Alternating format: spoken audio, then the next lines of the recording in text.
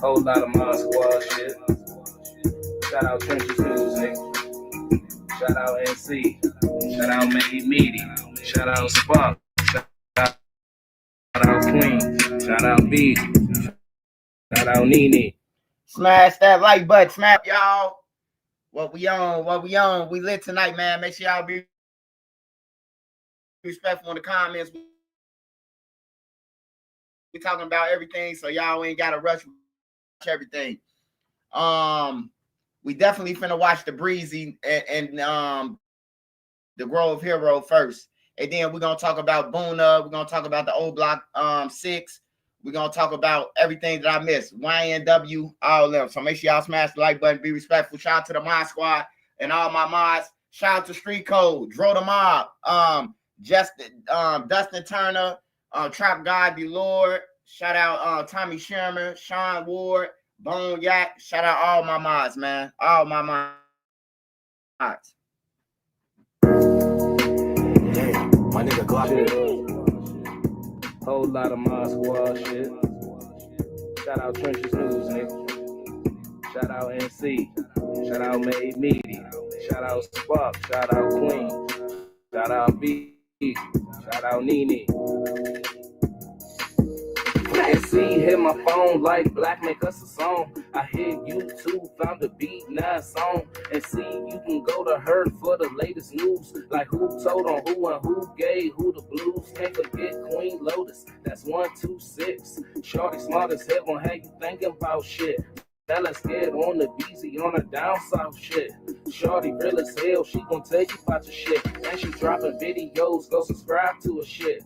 Sparks got the visuals of 99%. Made media out west, he a film mode nigga. Get that nigga, bring your chick, I bet she feelin' on that nigga. And shout out Savage Black, we gon' party on them niggas. Can't forget Nene, she catch bodies in the chat. It's that page faker real shit, shorty gon' check. She gon' come back to the chat, wipe his nosy out the chat. Can't forget Uncle Swipe, Mr. Miyagi to you niggas. You can call him Swiper Jordan or whatever, say you nigga. And to the ones that left, we ain't worried about shit. But make sure you like the video before you. Real my squad shit, yeah. Make sure you like the video before you dip. Real my squad shit, yeah. Real my squad shit, yeah. Real my squad shit, yeah. Make sure you like the video before you dip.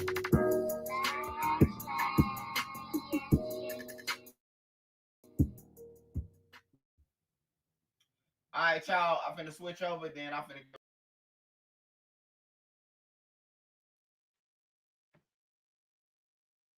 What's the word? What's going on? What's going on? What's going on? What up, Pressure? Man, I ain't been on this motherfucker, man. It feel weird, man. Jasky, what's up?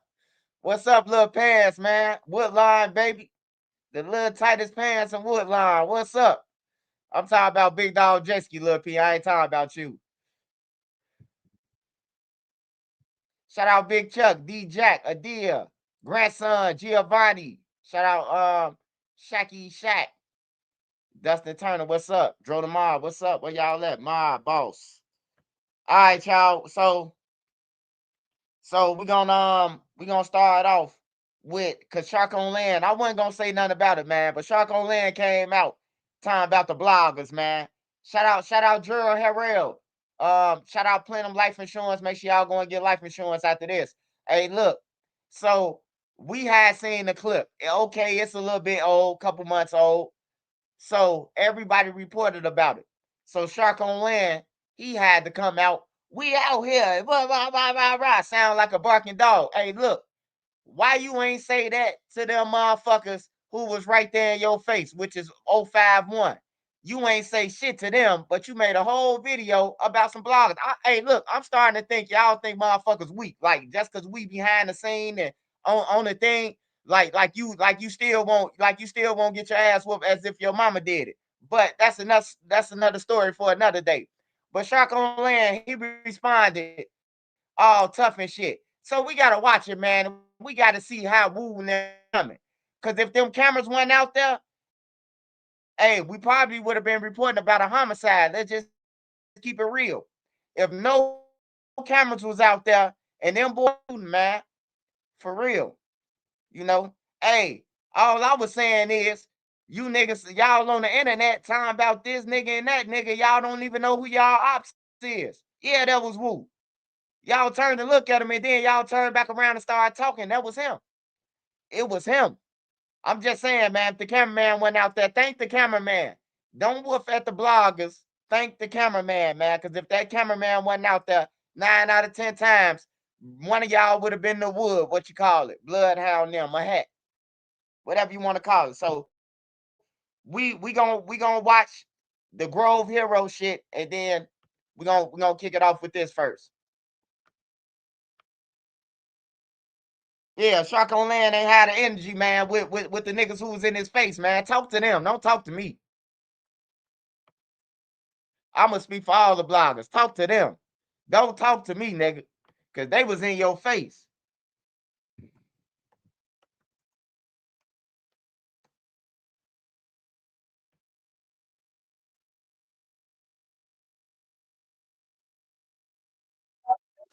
Shout out to Baby Duke, man.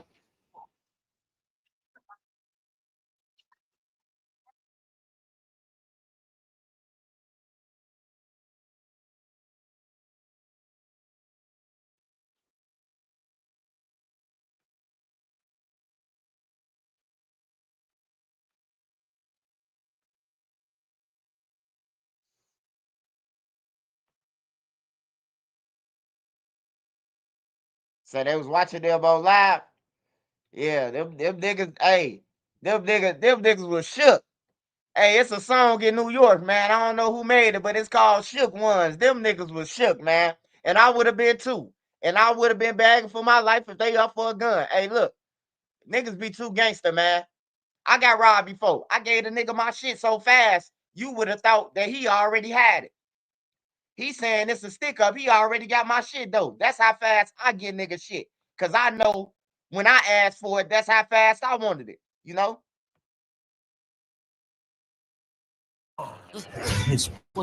Make sure you like and subscribe. Right back at. Hey, how you doing, man? Chilling, bro. Yeah, the right way, the right way. Keep doing your thing, bro. Yeah, for sure. Hey, mom, yeah, you look sad. They try to put fire out in the water with water. Put water. It's crazy. They try to put fire in the water. No, the water was on fire. You said the water was on fire? I swear to God. For real? On my mother. Man, they go to corral shirt. Looking at that little hand. I say corral. On me.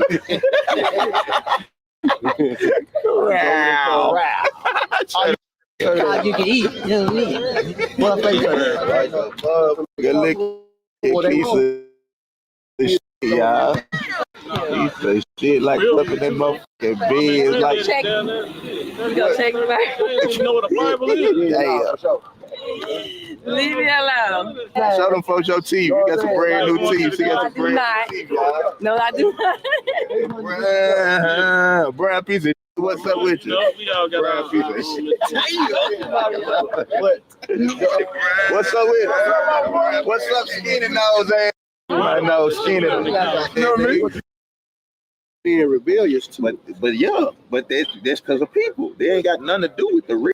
Hey, So hold on. So before the time, let's just say ancient time when they had emperors and kings. What about that? Before Jesus, what about the emperors of the That ain't the Most High. That ain't the Most High. Why we talking about them? I'm talking about order. That's white man's order. That same One black emperors. black evil in the world already. We ain't talking about the evil people. That's when like emperors and kind of came. It's like they gave us emperors. It was like it's like when they was talking about Larry when GD first started. At first Larry wasn't on what he was on. He was on this against the police and against everybody else. So he wanted to start his own to fight against the police. He didn't never start this for a gang. He started it for that. And then it became so big that everybody just was like, man, I'm GD, and it became a gang. They came out of being people being rebellious to. But yeah, but that's because of people. They ain't got nothing to do with the real. though, cuz they didn't have this shit first. Everybody was willy-nilly. But movies are facsimiles of life. What's cracking? What kind of juice and call this? I sure need that juice, fool. What's the deal, Shark on land, Chicago? We out here, man. You know what it is, man. You know what it is, man. 600 out here, man. You know what it is, man. Shout out to Real, man. Long live Dolph, man. Shark on land, 600. We with PRE, man. You know where we at, man. Outside, man. Hey, if you're not real, man, don't be popping that real. A lot of they in the house, they scared to come out. This ain't Iraq no more, bro. This Chicago. We ain't worrying about all that. All that motherfucking Chirac, all that, man. We killing that. We get into the bag now, bro. We changing shit up, man. Shout out to them on 51st and Prince just brought 1,000 out trying to get to a bag. All that Chirac, the war's dead, bro. We back to get into a bag now, bro. I'm talking about, man. You hear me? You hear what he just said? Get to this man, black need to wake up, man, start killing each other. Fuck this shit, man. We ain't arguing all this shit no more. Everybody against us. What the fuck we stay doing? Motherfuckers locked up, getting killed, man. That's over with, man. Ain't no more. That's right dead, man. Ain't no more going against our own people, man. You hear me? Out, man. We know we rocking with PRE, man. You know what I'm saying? Dog did with Memo, you know what I'm saying? Shout out 600, man. Don't know we on the way out. Got a lot of popping, man. 3 sex everything. We ain't no more. Come on now, Shaw. We been out there and goddamn it, the A-10 down street is ex fucking with folks, no man. Ain't no bad 2 Chainz, never with PRE folks. Like I said, let me show them folks. We got them in Memo 600, goddamn it, dog did, bro. You gotta know what time Let me show them folks boy. the real Shaw. We in the south side right now, nigga. Yeah, look like a real Shaw. Free chips. Look at that. Trent, what's going on? That boy ain't look like a garage. Look at that boy. I'm about to have a mirage. I just met the brand new garage. that one, you know, you motherfucker. Doing that with y'all. You feeling good. You in a nigga hood, man. Like that. No cap. He know he good. No cap. Booking.com has all kinds of stays because a city hotel is. Hey, it's all good right now. It's all good right now until them boys walk up. Oh, that's what's the name deal. Hey, man, they was shook. Like I said, anybody could get caught off guard.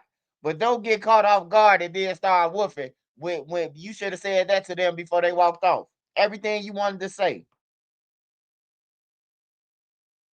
It's right for some, but Right back at it again, man. We are Raleigh, Egypt. With it. Egypt. For my people tour, man. Who we doing this shit for, bro? For the people, man. You know what I'm saying? It's like when I made it for the people that motherfucker do. You know what I'm saying? I make the bullshit. Get it bad shit up. God damn, man. You look like Steele. That's Tony Steele right there. Bro. Non-drinker, big thinker, here rich. I'm trying to tell my nigga, I be on his already, but he don't listen to. He just like Ed them on the truck. Ed don't. I'm gonna tell you who the most hard head on my tour. Ed, Giant. Jay, how much money you got saved down there, bro? Ask him how much he had saved last tour.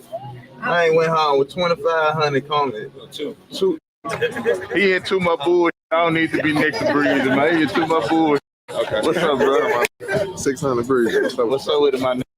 God damn, that's wrong in the mouth. Man, I broke my only arm. What's up with you though? Y'all cool? Yeah. What's up with the city and shit? Yeah. Trying to give them a problem. I told them they ain't got nothing. I already handled that. They good. Yeah, no, because they just texted me and saying like, oh, they trying to make them more. No, they already took care of that shit. Real, appreciate y'all for sure. Yeah. Now I know how these streets work. Now I don't need to be too close to you if you know, say all this bullshit. I got a this. I got mine too. Get right here on the shot. Now it'll be like him that'll get a dog. Look how he dressed. I ain't worried about it. We don't know what that means right now. It's just a little piece. What it supposed to be? What you want me to throw up? What I throw a BD? You throwing that, my lord? No, I don't think you can't. You can't throw that invite, I don't Lil. really know how that go. Well, how to throw a Yes, video? You can't like this. I wish I could throw GDO with them in the video. I can't do It's good to see y'all in the city, though, man. Yeah, look, I saw PRE, because I love that one. Hey, you know what song that I really love of yours that you really need to redo? Nah, what I need Breeze to do a poster. That's what I need him to do. Bring them hoes out here, Breeze. God damn.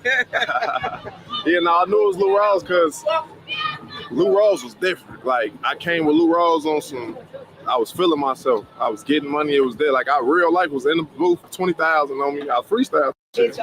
I shot the video in the, like, we was already doing that. Had the mansion, had the cars, all that. Then, but you fucked me up. I went to the joint for 2 years as soon as I dropped. I didn't get to see this. I didn't get to see how big it got or nothing. I'm in jail. They telling me on the phone, like, man, they in the club all the time. I'm like, man, bro, sick. Them people was me over. So you out here by yourself? I'm saying, of course, pops out here. My pops. All these softball team, this family. Like, and I'm a gangster, bro. Like, we beefing with all these. The whole 51st Young Money 051, all this, all that. I'm sick. It's all out down that way, but I'm comfortable. This my shit.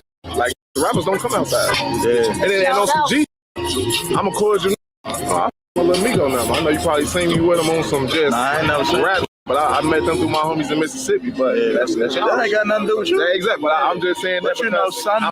Be on it though. Yeah, I ain't bro, you nah, I don't be on it like. But yeah, I'm a thousand. I listen to Dope, you know. Y'all shit like Chicago. Y'all got what y'all got going on. You know what I'm saying? What's up? What's up? Are you turning that down? What's up, Plea? What's how you coming? What you on? How you coming? I'm chilling, buddy. I'm chilling. And them people sat me down. They like, oh, this trying to turn up, sit that down, man. That's how that. Man, I don't know if I need to post him right now because you know I don't want to be in this motherfucking politics. But if y'all come for playing, I'm gonna have to get on one of you stand. You know what I'm saying? You see this motherfucker? I'm a button boy. I'm a button boy. This is my hood. We in the trenches. You live from you in Washington Park.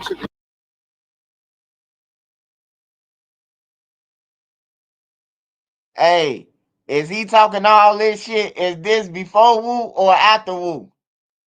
I just hope Woo already came. Why is he talking all this shit, man? I just hope he already came, man. This crazy right here.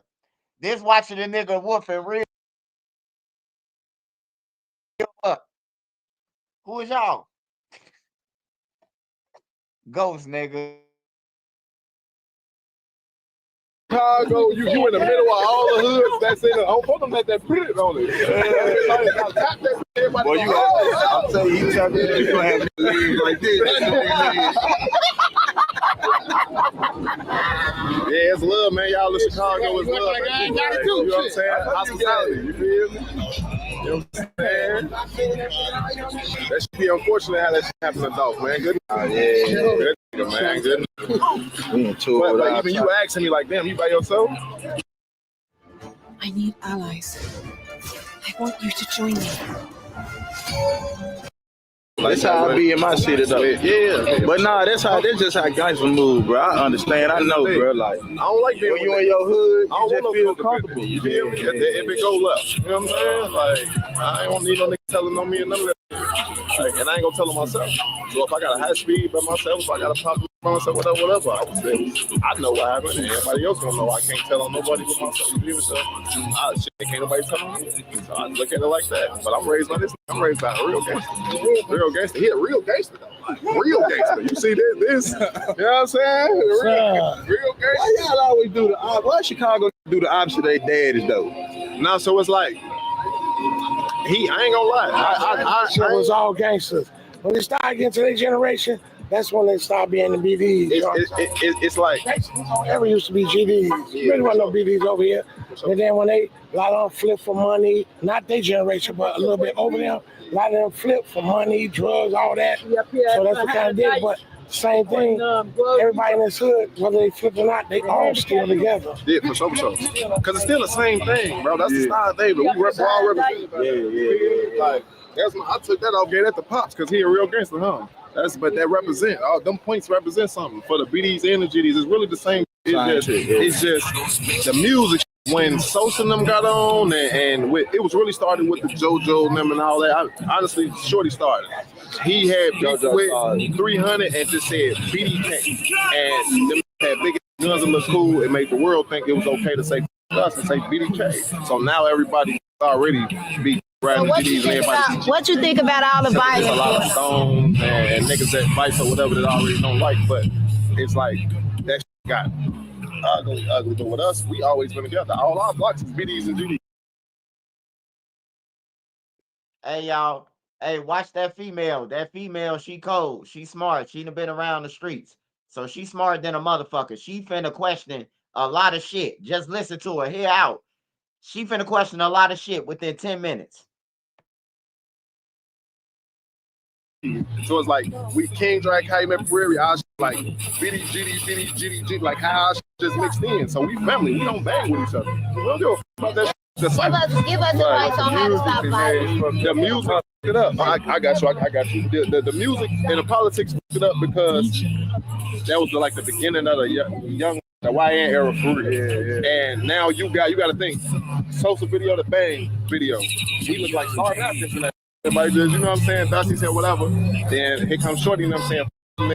Big ass guns. Yeah. Now people feel like they gotta choose sides. Because you know, Dirk and Reese got signed before Keith. Keith just took off before them. You know what I'm saying? I didn't even know that. Yeah, they signed the Def Jam before Sosa ever came. So it's like once that happened, like they need to choose sides, like, and that's just really what happened. A lot of people flip BD because they Chief Keef and they don't even know. I don't consider them real BDs. I don't consider them real GDs who don't know they and that just say they GD because of the war and they don't respect none of that. We real gangsters. We been doing this our whole life, but this shit is together. Like I just had one of the big BDs telling me, like, yeah, bro, I like how you be speaking because really the GDs. It's one. We won. That shit was one. Before my time, it was one though. But I still understand because I got like him. Yeah, boy, for sure. My pops, a lot of these ain't got no dad, bro. But my pops, he a real gangster, so I know what I know. That is mad as hell when I became BD. Because you gotta think, when I was a shorty, 13, 14, 15, I was screaming GD because yeah, I started.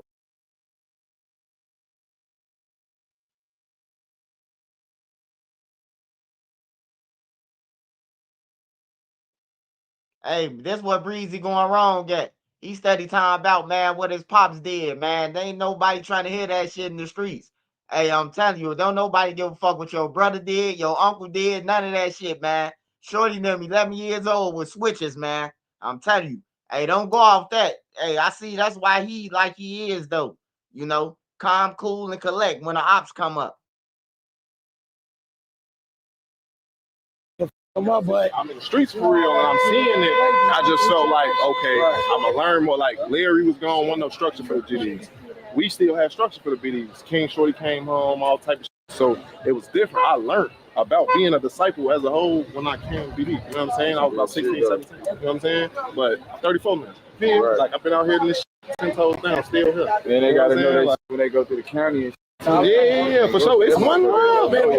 So how are the other niggas getting caught up like this? How do you get caught up like this? What you mean? Like how are the other like what like they get in the mix of it? Like they getting caught up out here. Time I look around, there's another nigga got shot or something, got caught doing this somewhere over here. Cause don't know how to move, man. Like y'all know in Memphis, y'all know how y'all supposed to move. Yeah, but I small though. I is big. That's what I'm saying. So how getting hit in this big ass city? Because we don't be everywhere. We be in our areas. Yeah. So this area from here all the way. This part go from here to 60th.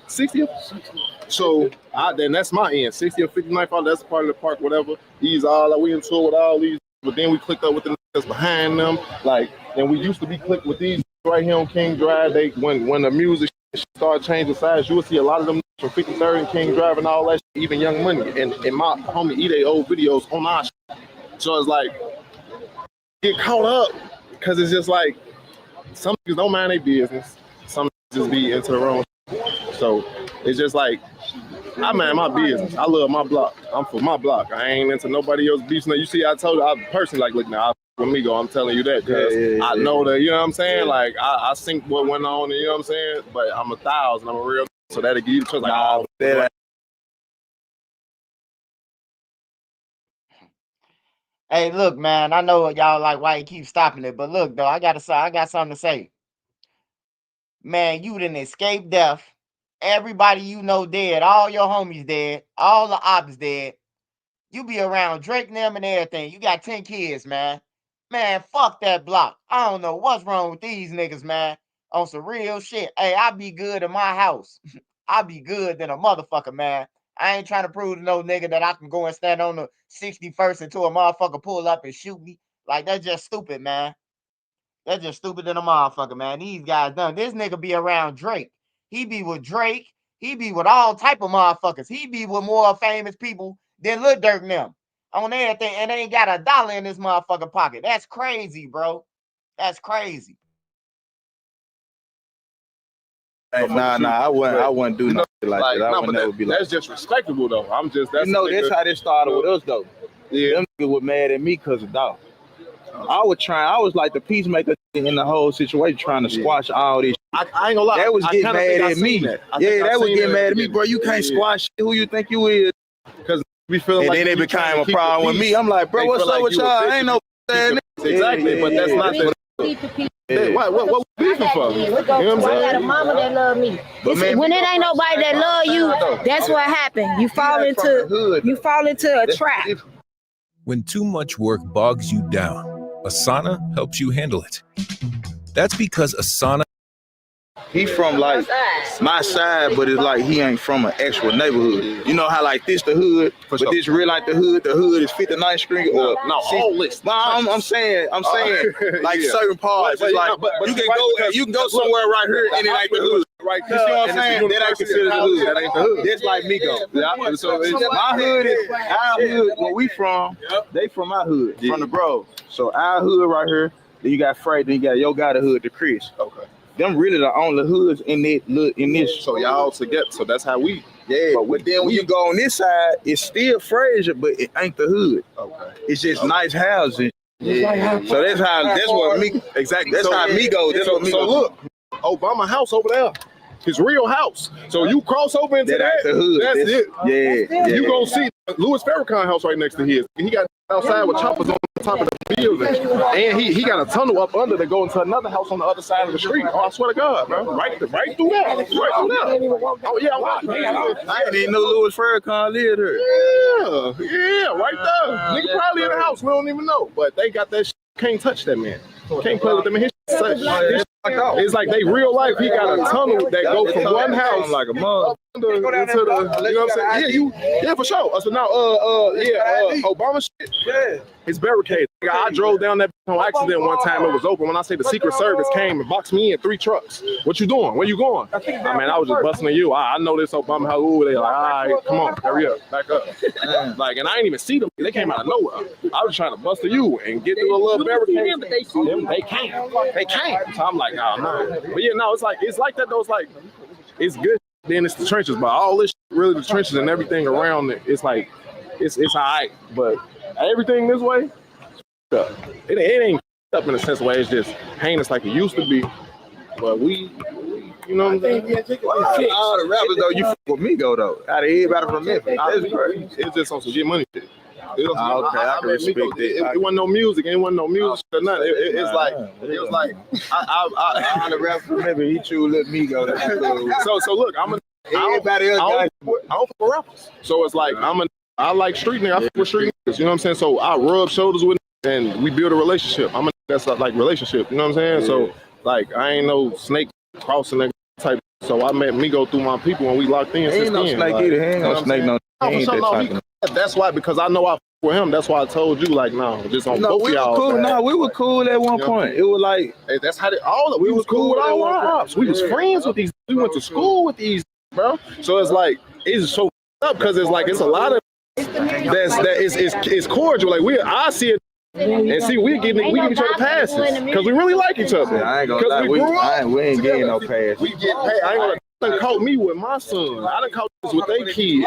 And we, what's up? You cool? You good? What you on? Like, if I seen Migo right now, it ain't no pay. See, he ain't gonna give me no pay though. But this the thing, ain't though. it's no pay. And it's different with y'all. Y'all had a real personal, you know what I'm saying? Y'all camera. I seen that from the airport. You feel me? So y'all got a personal. But I'm saying not over just him. Everybody over there ain't no pay. But y'all, you know what I'm saying? Y'all nigga can't see nobody. Like, that's how we lost LA. They took LA. So is that on forever? We lost about 3-4 to these niggas right now. So that's on. It's on with them forever. You know what I'm saying? 05 Young Money. I ain't never heard of them. 51st College Grove. You know what I'm saying? Like that station 50 of all that. That's this station. You know, that's station. Respectfully, that's they. But you see, we on the other side of they down here, right out here with us right now. That's what I'm saying. That's why I want to ask you, what's your input on stopping violence? Because you're not just anybody in our city, and you see what's going on in our city. Hold on. Did she try to warn them that Young Money was out there? I think she tried to warn them. Hey, yeah, he talking that good shit. Hey, it sound good, man. Until them killers pop up, man. Whether they was gonna kill you or not right then and there, hey, it wasn't that same temperature. You hear me? He was just saying they is ops and all this shit. That shit irrelevant. You know you on their side. You supposed to just be chilling. Yeah, I'm over here with Grove Street. I ain't know nothing. You hear me? Like mutual. Like that's crazy, bro. But this girl right here, she trying to tell him, warn them, whatever.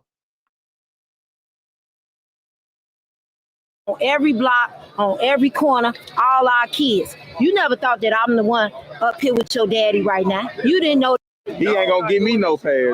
See nobody. What a feeling. He is believing.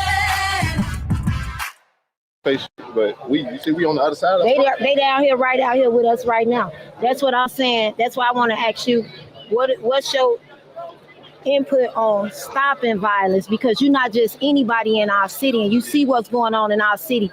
On every block, on every corner, all our kids. You never thought that I'm the one up here with your daddy right now. You didn't know that. You don't know that these people. To me too personally. My cousin called me and told me you was saying like, man, Grove, you got a war. My people is your daddy people. All y'all really be kin to each other in Chicago. I'm gonna tell you how this works. 100%. We really come from the projects, right? Everybody kids, like most of their kids come from 39th State, 39th State, 39th in the Wells. This is where their parents come from, migrate from. So then when we get to these blocks, now our kids from this block, that block, and everybody they into it with. When they tore the buildings down and spread it through the city. Because like Duck wasn't an Duck from the project. When he came to 63rd, that was the issue. Because you walked into a beef that we already got going on with these, and then you became the face for them. So we don't give a that you from down there. Like being that black, he from Welsh World. He from where Tay Savage from. Tay Savage one of our homies. But we don't with black because you basically left us to go to that side. With Tay Savage. You know what I'm saying? Tay Savage, he street, real street. Like he from Welsh World, low end and shit. You know what I'm saying? He beat a couple bodies, all that shit.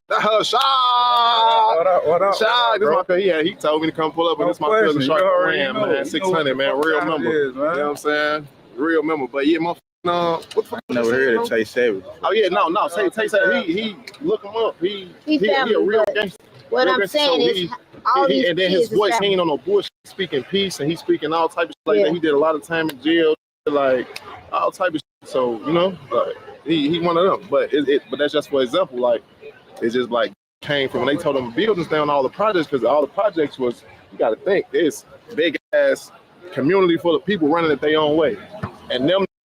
They mindset is this our shit, we take over, we sell, we do whatever, and they push them into our hoods. Because see, we've been in the hood going 50, 60 years. Yeah.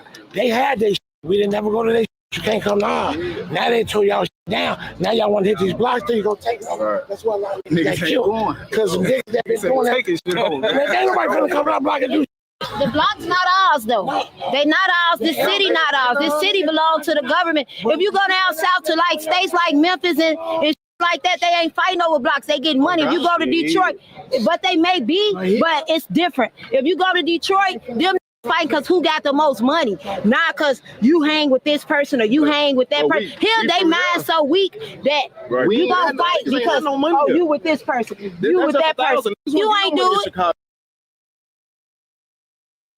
Hey man, stop cutting her off on everything. She keeping shit 1,000. Niggas' minds is weak.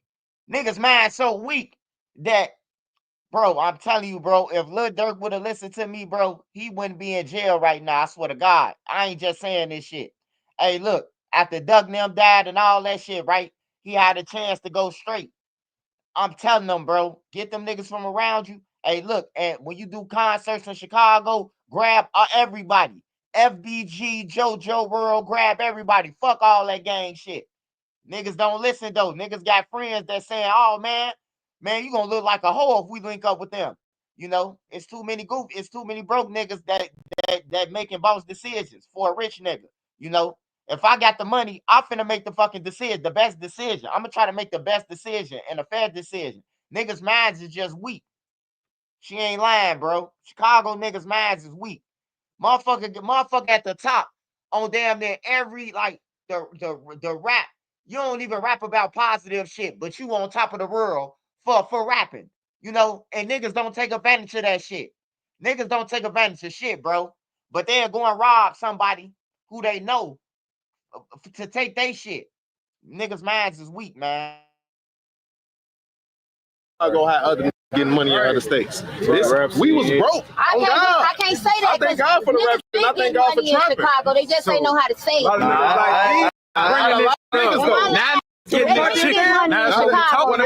Now we started that shit getting to the money now, bro. Because now trying to take other neighborhoods, it causes war instead of. Niggas don't know. Yeah. Everybody is using their swag and get paid off. Everything Chicago do, everybody do. Every other city. Except I can't really say Memphis because I was born in Memphis too. We got our own side. They always been the capital of everything. Memphis been the capital of the pushing, the shoving, everything except that fatty. They ain't been the capital of that. They just getting up on that. But what I'm saying is down south been different. Gang bang all this shit. Chicago, this shit weak because it's weak minds. You got people doing mass shoots, massacres. Come on now, who move like that? These people, we don't even play like I'm that. a parent. I seen my son get 30 years and nobody sent him nothing but a few family members. You get what I'm saying? I seen me go through 8. Hey, I'm glad somebody got on this motherfucker and said something. Hey, shout out Queen too. Queen's son was locked up too. She could tell y'all can go and follow her on her page about her journey with her son. But look, her son got 30 years. His rappy got 45 years. Ain't none of the niggas sent them no money. Hey, but look though, you can hear these niggas saying their names in a lot of raps though. You hear me? But her son doing all the time. But all the niggas doing is, oh yeah, my boy will chase you down and fuck you up and all that shit.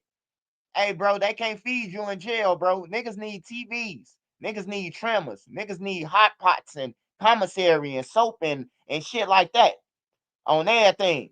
At least if they was out on the block standing on all 10s, man, send them $25 a piece, man. Like you niggas is just heartless, bro. Ain't no need to be in no gang, bro. You could dictate your own pace. You could do what's best for you on your own. You don't need no influence. Years of having to get him back and going through appeals and all that. His co-defendant is still in there with 45. He went at 18 years old. So when you talking about killing this, I don't really be with that. You got to really done something physical to me, that person though. Like you don't just go get nobody because you with them or they with you or all us. No, that's weak, man, because a lot of them is popping them pills. They are the new dope fiends. Niggas kin to each other. That's what I be knowing. We ain't got dope fiends that used to walk around back in my day with the swollen hands, look like boxing gloves and all that. You don't see that no more. You know why? Because their generation is the one, they the dope fiend. Everybody that pop pills and all that, they dope fiends. The perks, all type of crazy. I never seen. So you don't see it. But they out there around you all day. I've been drinking drinks since I was 13. Every time I walked in the house. Limu, I drive. You help people customize and save with Liberty Mutual. Like, man, down, man. And that my kidneys live up. I can't drink no drink at all. That shit was killing me. So because I was drinking it for so long and so much of it. You know what I'm saying? Like, so but he was telling me like, oh, but now I know what I know, and now I gotta live my life healthy or I ain't gonna make it because I fucked myself up. My homie Fredo died from that shit. Oh God, I was in the joint when he died, and when he had his first seizure, he personally got me on the phone and was like, man, bro, this shit killing me. Don't with it when you get out. You know what I'm saying? But we cope with shit like that, like with drugs and because we go through so much.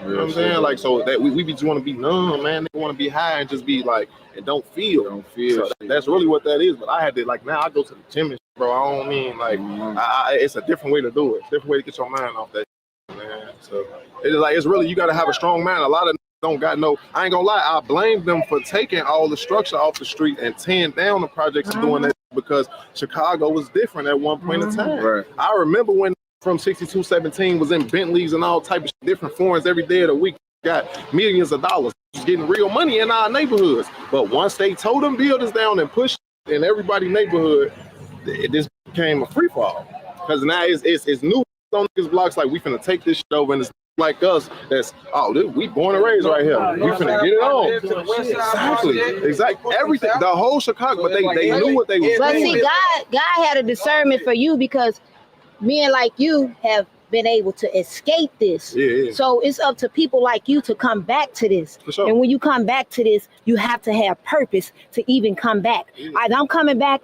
to introduce you to some of these labels. I'm coming back to get 5 or 6 of these little and we gone, keep it moving, and so I can make 30, 40 million, and y'all put $1 million in each one of my artists' pocket so they can provide for their families. Yeah. You have the power to do it. You just might don't know it because when your name hit the blog, it's all negative. It's all about women. It's all with your kids, your personal things. Yeah. But what's the real you? Who are you? Exactly. Who are you? Are you a leader or are you a follower? You gotta know me to know me, though.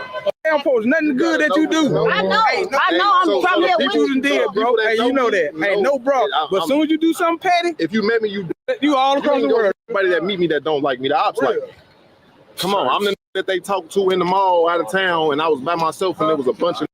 It's a respect level, cause I'm a slug. At the end of the day, I'm a fighter, so I'm cool. Whatever, it's whatever. Yeah, didn't disrespect me, talk to me crazy, nothing. You a man, you a man. At the end of the day, cause it's like people have respect levels for certain in the streets.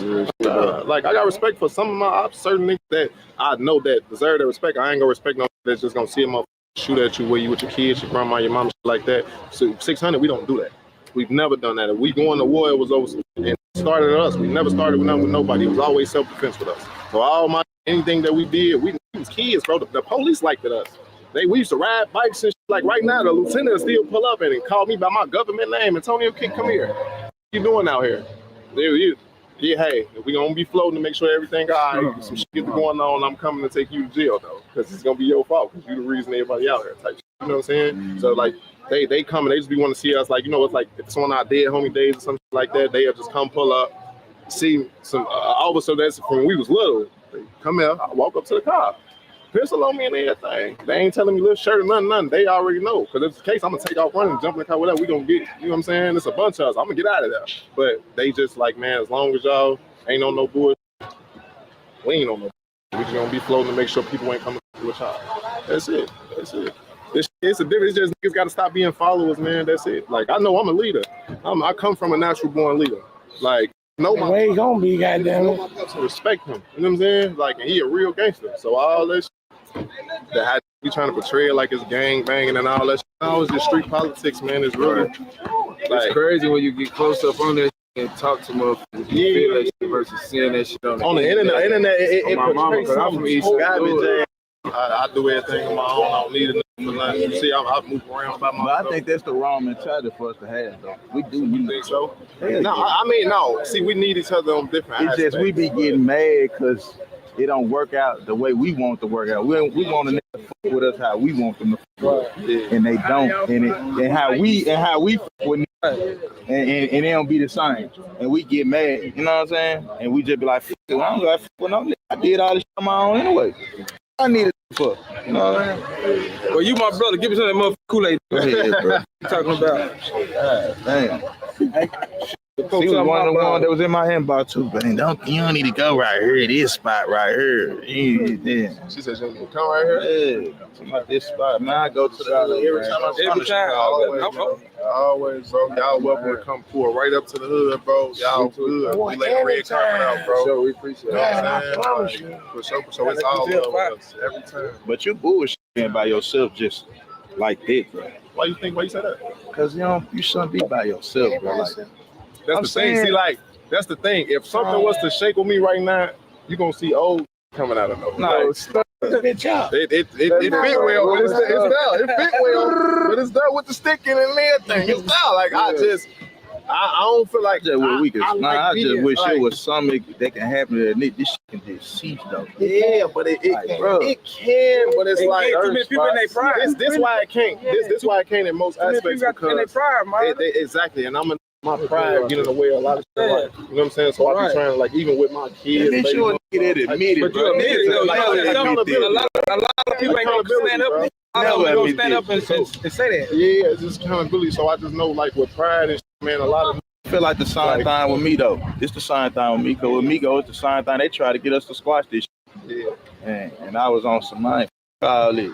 Like, I should have been. I ain't gonna like lie to y'all. Like me, personally, I say y'all shit far too gone. You know what I'm saying? I don't think it's far too gone. I'm gonna be honest. I think with me, it ain't far too gone. But with some of them, it's far too gone. So that's. But I feel like with me because I wanna be a nigga that don't wanna be in tour with. I don't got time for this.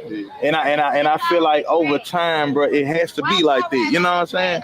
Over time, somebody got to be the nigga that step up and say, man, bro, I'm through with this shit. You know what I'm saying? And I got a big following. I got a list to me. Like, Glock them a list to me. All them a list to me. Like, do I really want to do that, though? Because I feel like it's evil. I don't want to be cool with an evil person. You know what I'm saying? So that's how I look at it. I want to squash it, but at the end of the day, for evil, why I'm squashing it with an evil nigga. See, what I look at it is like, I don't even be calling self like squashing it. It's just like stay out each other's way. Gotcha. That's how we don't be in each other's way though. I know it's like it's some niggas that's gonna always feel some type of way about a nigga that's dead. Going like, you got to think lost their brothers, cousins, best friends, shit like that. So say you that didn't lose somebody that close, but you telling another like, man, squash that stood over your brother and killed him, and then diss them on the song. You can't do this. It's like, why you gonna ask me to do some shit like that? But it's like. You know what I'm saying? Your pride, that'll say the kid. Hey, old girl already knew they was coming. She already been told them. But Breezy so busy running this fucking suckhole that he ain't even hear her say it. Man, look, the lady said they here already. You hear me? She telling Breezy that, but Breezy steady. Yeah, them my ops and all that shit. He ain't listening, man. That's why I don't hang with niggas, man, who don't keep their ears open, man. Just steady talking. We in the streets. You ain't gonna hear Trenches News say too much in the streets. I pay attention. I observe motherfuckers. Especially in Chicago, I got on fake headphones as if I got on my AirPods. I ain't listen to no music. I'm watching your ass. I'm waiting on you. On some real shit. I ain't got on my pockets flipped inside out. That's how I'm coming in Chicago. I'm gonna make sure a nigga don't think about robbing me. Damn, his pockets are already out.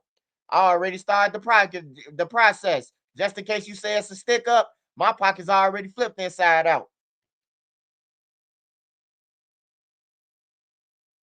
That's pride, though. That's pride, and it got to think further than us. It's next generation that's going to come from this shit, and they going to follow our footsteps. Because it's going to take all the change. Because Chicago was cool. We had rappers like Common, Twister, Kanye West, like that Lupe Fiasco, wasn't no gangster. I do think you is gonna have to tuck your pride though.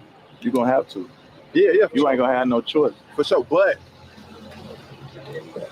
it's just with certain like, what's up with you know them?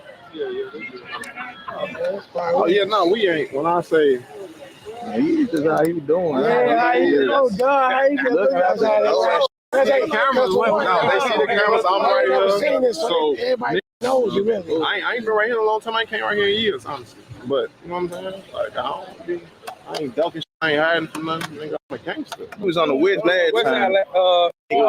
Garfield Park, and then Douglas Park. Yeah, I ain't gonna lie, that shit was. And then That's an out west shit. That's some whole different shit. That's one of them spots that's busting out there. Like them get money over there. Yeah. Like them got dope lines. They do different shit. You know what I'm saying? Like, you feel me?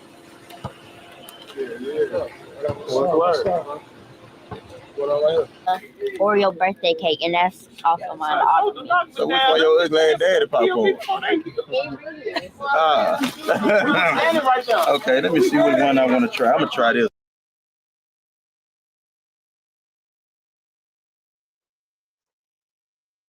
Hey, I don't know what happened to the video, man, but it looked like they took that out. But yeah, man, that's why it's just safe to say, man, just push peace, man. Just push peace.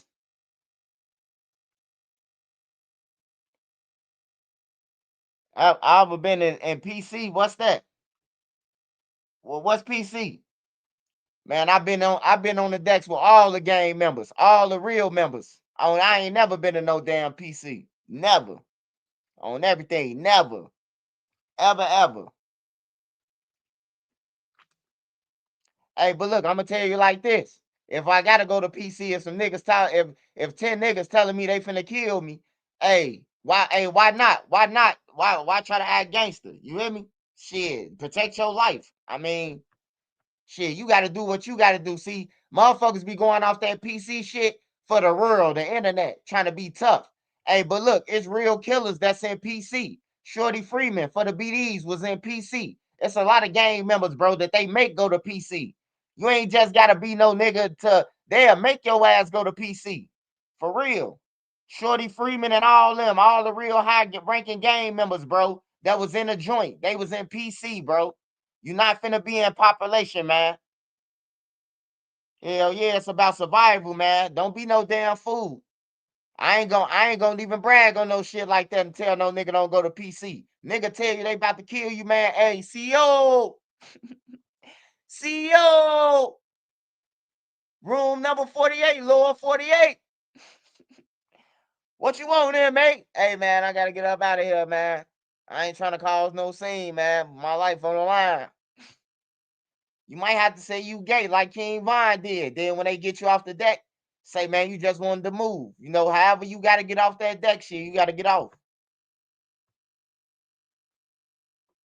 I ain't coming back over these niggas. Y'all know the AB. They AB. It's called AB. AB something, right? They told you come there. They wouldn't even go on Stony, bro. You got to south for something. You got to think about it. 147 and though. And the AB. 147. Biggie said that first. Come on. Come on, my juice, bro. It's on my juice. This is right here. I gotta have juiced up. I gotta have. Come on, man. We gotta share this. We can't share this. We gotta share this. Give me a little. We got one good Wait for a juice, right? How you feeling? Yeah, man. You know we juiced up like a. Man, You know what I'm saying? Everywhere they never there. No, we definitely come on, man. You know the really popping up every motherfucking time. Miss perfect attendance. Stop playing. Yeah. Don't miss ever. You talking about My real homie. All right, man. Hopefully them guys will start pushing more peace, man. Use their voices for more than bullshit, man. Because anybody could get caught. Anybody could get caught, man. You could talk that. You can talk that bullshit to the internet, but anybody could get caught, man. You just got to see them first. I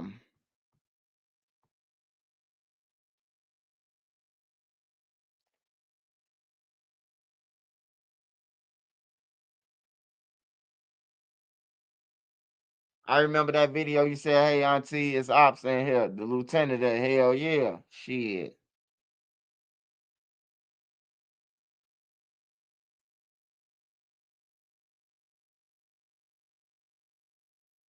No. Woo popped up. I just seen Woo pop up. They cut it out.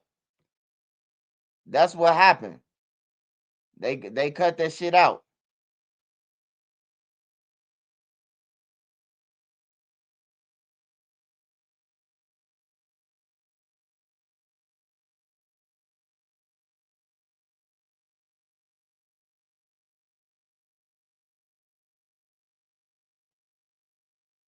You know what I'm saying? Like, I ain't ducking, I ain't hiding from nothing. Nigga, I'm a gangster. He was on the West last time.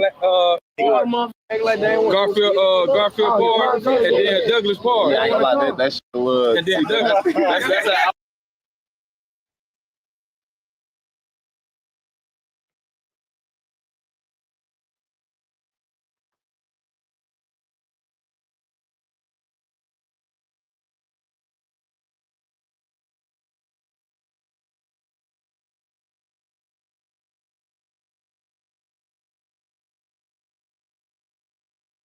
Build a website you love with Wix. For your words. Hey, man. Hey, I gotta say this, man. Hey, look. Gunna ain't do shit to hurt them, bro. Gunna ain't have to take no stand or none of that. This common sense with the people anyway. They already know y'all ass a gang already. Y'all done said it in a million videos.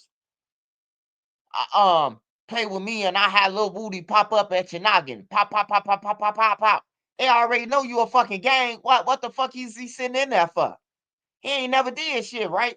You niggas some cowards, man. Hey, that's why Young Thug going through what he going through right now. Cause it's this shit right here. This why he going through everything he going through. Hey, I ain't gonna lie. That's why I hate interviewers, bro. Like this guy right here seemed like a straight cock blower, bro. You hear me? And study. Now, this Young Thug first interview, right? He know that the audios of Young Thug came out, right? He know that Young Thug told the police to close the door, that he gonna tell him everything he need to know, right? So why the fuck is we talking about Gunna still when he was in a police room in 2015? Why is we talking about Gunna? Like the interviewer, man, if I was the interviewer, I'd get straight down to the shit. Man, what's up with them tapes, man? What's up with the interrogation video? That was the first thing I would have asked, man. He studied going around playing with Gunna name and shit instead of asking this nigga about his interrogation videos. Like, come on, bro. That interrogation video was about Lil Wayne tour bus and more shit. So that was way before Gunna even said yes, YSL the game.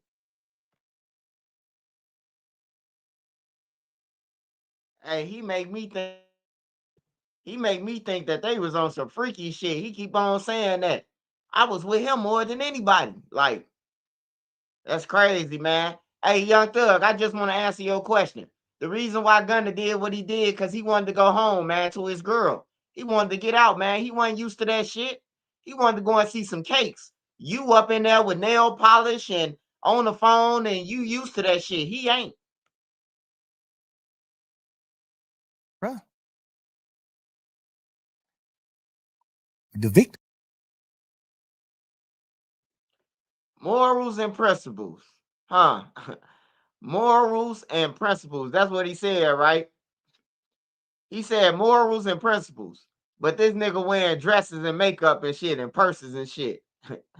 A real nigga. He a real nigga. He wears skirts and shit. But he talking about Gunna, man. Get the fuck out of here, man. That's why I say, man, all these gang leaders or supposed to be gang leaders, they make their own rules, man. Like he make his own rule. He making up his own rules as he go.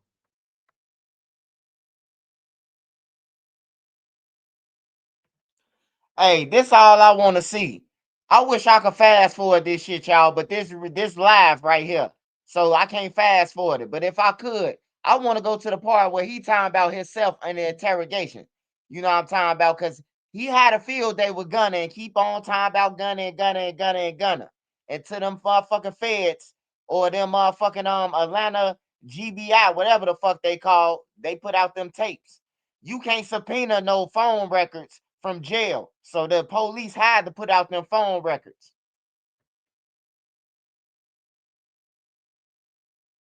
A point of view. Hey, bro. In that interrogation room, bro, you weren't trying to get them out of trouble, nigga. You was getting them in trouble, nigga. You ain't, saying that he know Wayne them and all that shit, man. You don't know if he told the police that he ain't know Lil Wayne them, man. You told him they serving weed in there, motherfucker thing. Ain't nobody trying to hear that bullshit. Hey, They crucified Trenches News. Crucify this motherfucker, man. On everything. He just tried to get us, slip his way up out of there like a football player. Oh, man, I was trying to help him out. Ain't shit you did help that man out, bro. Like, come on, man. Like, we gonna stop this shit, bro. If y'all gonna get on everybody, you gotta get on everybody, bro. If not, then just shut the fuck up on everything, bro. You gotta get on everybody. Hey, I know y'all ain't about to let this nigga slide. And goddamn it, y'all chased me for 5 months straight. On everything, I ain't going. On there, I'm not going. That nigga sat in there for 2 hours, 2.5 to be exact, goddamn it. On everything, man. Ain't shit he said help nobody.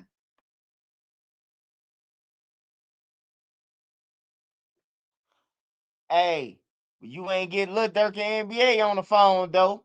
But you on the phone with NBA YoungBoy now that Lil Durk in jail. You a sucker on everything, bro. Hey, y'all say I hate Lil Durk, but I think the niggas who around Lil Durk hate him way more than Trenches News. I can tell you that, man. On some real shit. He got Lil Baby and 21 Savage, right? They both from Atlanta, right? He got them on the phone, right? But now he trying to talk to NBA YoungBoy now that Lil Durk in jail now. YoungBoy say, fuck that nigga. He ain't trying to holler at him. YoungBoy ain't trying to holler at that nigga, man. On everything. Everybody who was on Durk's side, now they trying to holler at NBA YoungBoy now.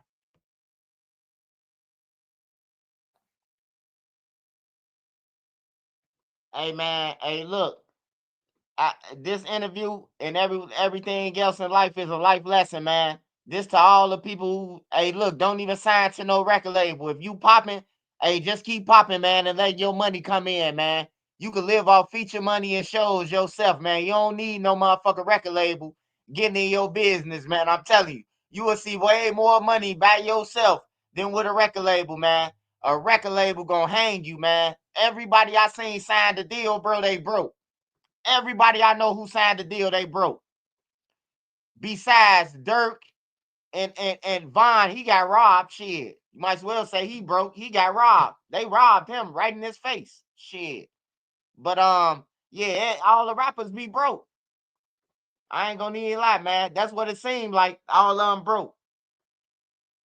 The jeweler come out and say that they owe them, that they ain't pay for the jewelry, all type of shit. They cars getting repoed, like shit crazy. Niggas want all your rights, your life rights, basically, bro, to sign the deal. You signed for $100,000 and they own all your rights, bro, for 30 years. Like, fuck that. Hell no.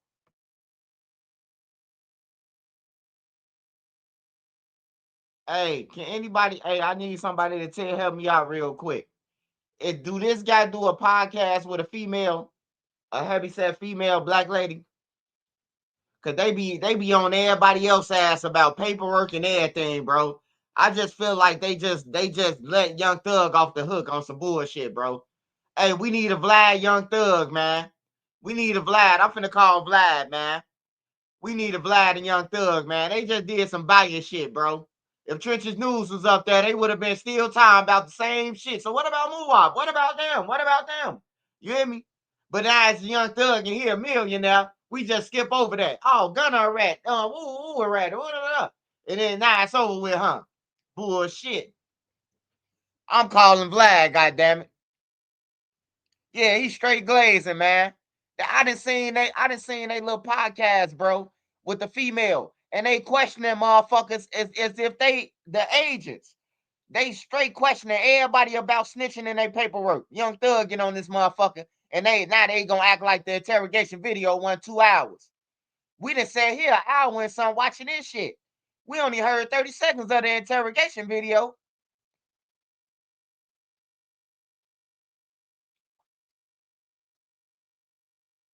Yeah, man. They be some biased motherfuckers, man. Yeah, they paid Big Facts and them. That's what they podcast called, Big Facts. They be questioning motherfuckers. And now he act like he fanned out on Young. Don't worry. Don't worry. Vlad gonna get them, y'all. Vlad TV will be getting them.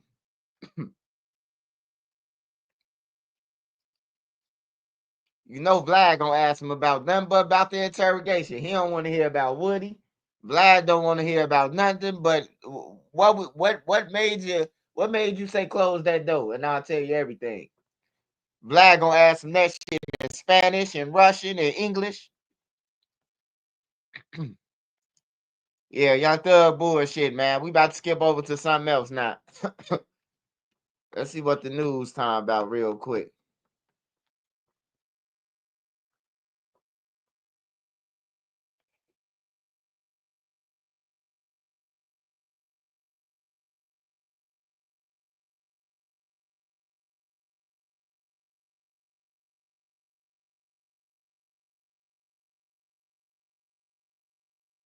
Yeah.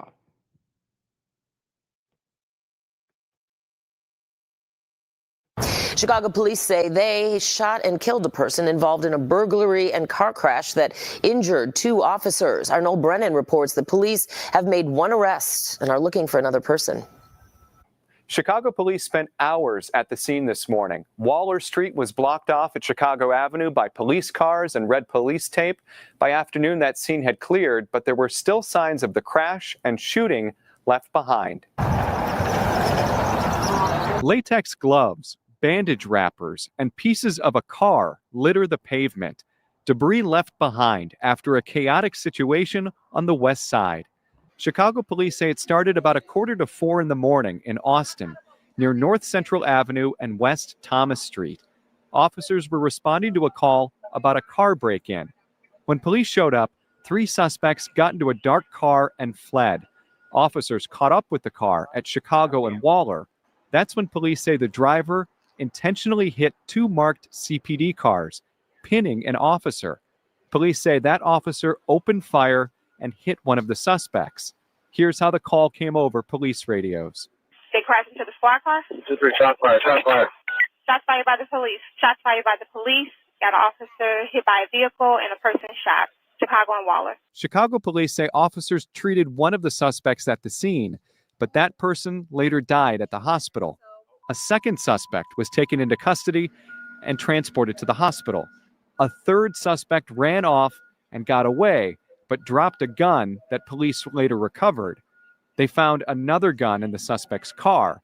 2 officers were also taken to the hospital with non-life-threatening injuries. It's unclear if more than 1 officer opened fire. Chicago police say any officer involved in the shooting will be placed on desk duty for at least 30 days. The Civilian Office of Police Accountability, or COPA, is just beginning its investigation. Reporting WREG in Memphis. This is News Channel 3 at 4. Topping your news leader at 4, the mother of a 16-year-old charged after a shooting on Bill Street during 901 Day festivities speaks with News Channel 3 after her first court appearance today. Thank you for joining us. I'm April Thompson. I'm Alex Coleman. Santria Stackins is accused of trying to hide her son from law enforcement. And today, WREG's Jarita Patterson was the only reporter to question the Memphis mother, who says what happened was a case of miscommunication. Santria Stackins sat quietly in court Friday with her arm propping up her head. The 49-year-old eventually headed up to face the judge, where she was arraigned. Accessory after the fact. That charge carries 1 to 6 years if you're convicted. Do you understand? Instead of saying she understood, she told the judge she was dealing with, quote, a lot of mess. The judge stopped Stackins before she could say too much. But outside court, she was ready to share with your news leaders what landed her here in the first place. She told us what started off as an ordinary Wednesday, with the only thing spicy being what she had for lunch. So I ate 3 wings and I get ready to go to work. But she never made it there as things took an unexpected turn.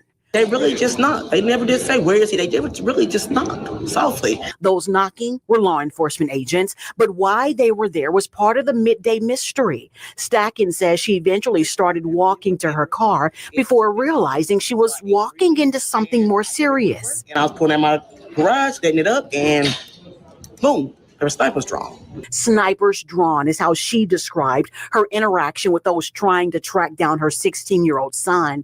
But she claims she was under the impression an earlier argument with someone else is why she thought detectives were there until they asked for her son by name. And then they asked me, who is Josh? And I said, that's my son. And they said, could we speak with him? And I asked, why?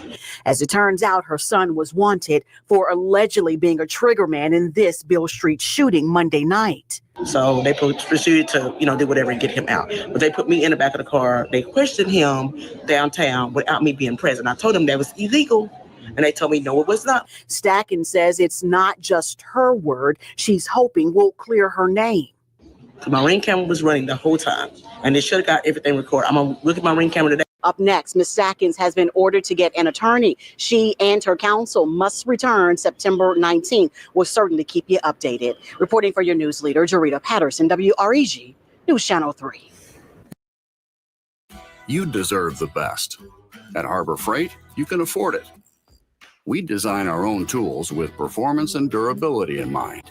And when I looked at it and I seen everybody with their phones out, I was just like, wow. Lil Woody ain't no rapper, wow, man. You know what I'm saying? That's what today came to. And nobody called for help. I seen the look in the police eyes. They had more sympathy for me than whoever had their phones in their hand. Well, it's an accident that left involving a dirt bike that left musician Lil Woody lying in the middle of the street until someone came and picked him off the ground. The musician, who gained notoriety during the YSL RICO case in Fulton County last year, survived with stitches and has a lot of pain. Now the artist says he won't make music anymore because of the state of the industry. He sat down with Fox 5's Judea Murray to explain why and discuss what he learned from testifying during the Young Thug trial. Man, Woody ain't no motherfucking rapper, From taking man. a stand in Woody the be YSL finessing. trial to silly dances on TikTok, rapper Lil Woody has grown his following since 2024 to Man, I thought Butter be finessing, man. Woody got butter. Woody got butter faded, man. Man, Woody ain't no motherfucking rapper, man. I don't give a fuck if he do got one video. He ain't no motherfucking mute. I'ma stop rapping until the industry change. Man, get the fuck out of here, man. Woody, hey, I love Woody, man. Woody finessing the fuck out this shit on everything. He doing his one too. They say Lil Woody couldn't rap until as if this motherfucker Garth Brooks or something. Like he Phil Jackson or some shit. Michael Jordan ain't playing basketball until the NBA change. Like, get the fuck out of here. to over 1 million people. But one thing you won't see the rapper doing anytime soon, making new music. 100K, hit the club, I threw a dub up. Kenneth Copeland, whose stage name is Lil Woody, was supposed to be the star witness during the Young Thug trial. I recall. I'm sorry, I don't recall. I don't recall. But despite a 2015 video of him speaking with police detectives, Woody received some praise for his testimony, or lack thereof. You asking that? Detective Thorpe, that you and Kel have been in? I have lied. I made things up. I have got my life together. Man, y'all pissing me off. Woody sat down with Fox 5 outside the Peace Tower at Freedom Park this week to discuss how he's been working to. Bro, I ain't know Woody was fucked up like that, bro. He look like RoboCop. It look like Woody down there got on the helmet right now. Hey, Woody, you watching this, man? Be careful, brother. You out there doing dangerous shit, man. I don't even like to be touched, bro. I ain't gonna even lie, bro. Pinched or scratched or none of that shit. Just leave me the fuck alone, man. I don't like to be harmed, period, bro. Just to be on the bike and doing wheelies and crashing and shit, bro. Like, it's crazy, man. But Lil Woody is a top 10 rapper now, so. To do better since getting off the stand in August of last year. Sammy, I had no control. I was just, like somebody was just pushing me in the back and I was just going. I was afraid. I ain't know who was who. I just knew that, I'm gonna do whatever to protect myself. Going through that process, I didn't trust the state. I didn't trust the defense. I didn't trust nobody. That's why I take my life more serious now. And, you know, I hold myself accountable. Woody has since disavowed gang violence. He wrote a book called Books Up, Guns Down, and he plans to make a documentary about his life. And while he does all that, he's working to keep kids out of gangs. Walk away. You got to tell yourself, okay, today I'm done. That's what I did. Woody said walking away also means an end to his music career because of the state of the rap music industry. Me personally, I don't want to put music out because they don't change the hip hop culture where they make you want to have to be a certain type of person to do music. Woody says the industry pushes musicians towards gang life and getting street cred, something he wants to see change. Once they get the music scene back on where it need to be, I'd rather support those, you know what I mean, and let the kids know that you ain't got to be a violent person to be a rapper, you know, a drug dealer to be a rapper, anything. You could be a educated graduate to be a rapper. You know, you can be whatever you want to. Somebody said they got a phone call. Somebody said that they got a phone call with Young Thug and 21 Savage when he was out of jail, and they said that they put spikes under Woody bike and made him slip. And they laughing about it. And they got so much damn videos coming out of him. Young Thug ain't gonna have no friends soon, man.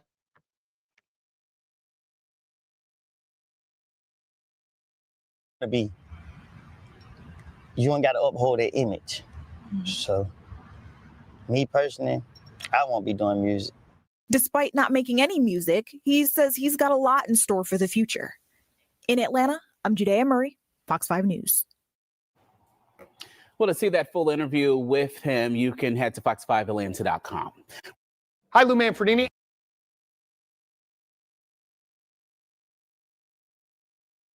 WREG in Memphis. This is News Channel 3 at 4.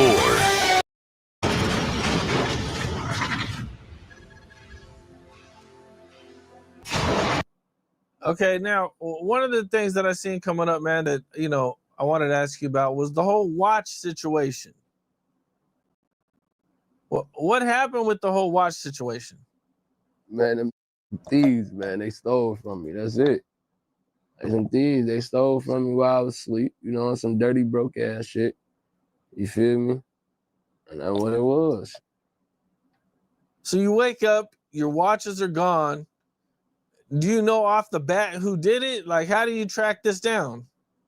Man, I know for sure one of my homie right here was in the room with me too. Like, I know for sure one of them wouldn't steal from me. You get what I'm saying? 100%. We don't do shit like that to each other, folks. You feel me?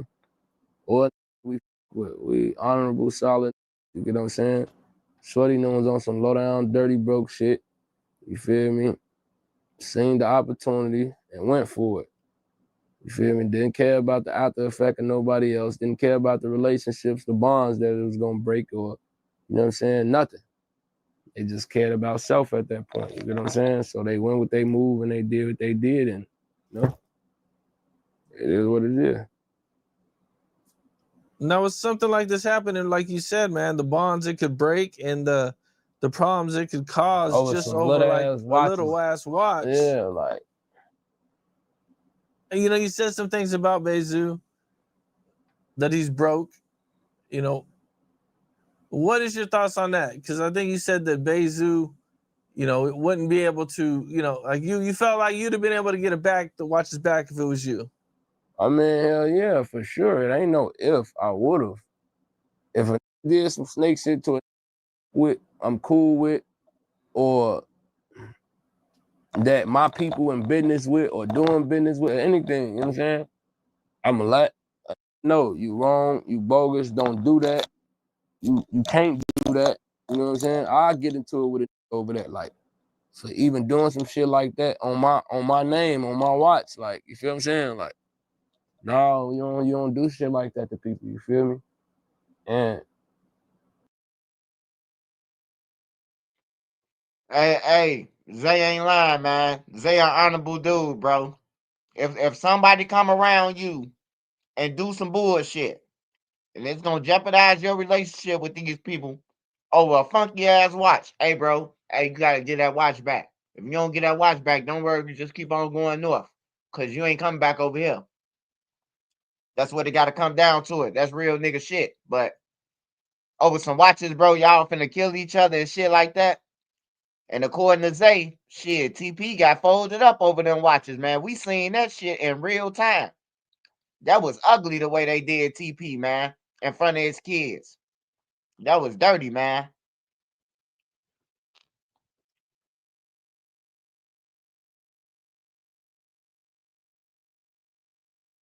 He could have stopped it. He could have went and got it back. Or maybe he couldn't. Who knows? Feel what I'm saying? But I was cool with folks. You feel me? We used to be talking. We used to be cool. You get what I'm saying? So I was expecting him to make that shit right so it won't be no extra shit behind it. You know what I'm saying? And he couldn't. I seen a post and they were accusing you of going on a high-speed chase. When? In that yellow Lamb truck? Yeah. Yeah, she was with me. No, I'm just playing. Yeah, that shit had happened, you feel me? They locked my mans and them up. We ended up getting out off that shit though. Shit wasn't about nothing. Okay. Yeah, Man, let me ask you, it was man, him right here. He don't want to be in the camera though. He don't want. Oh. Yo, let me ask you, man. How many times have you been arrested in your life? Man, that shit unbelievable. I can't even count on my hand, folks. 10, 20, 30? Hell yeah. Yeah. What's up? This is Cam Capone. We got more content like this coming soon. So hit that like button, subscribe, and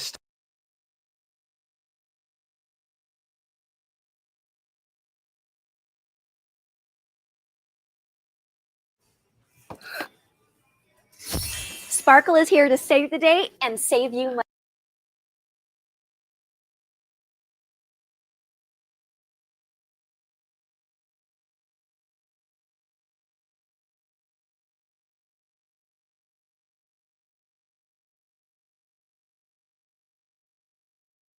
As to all the charges that you're facing, the maximum possible penalties are as follows.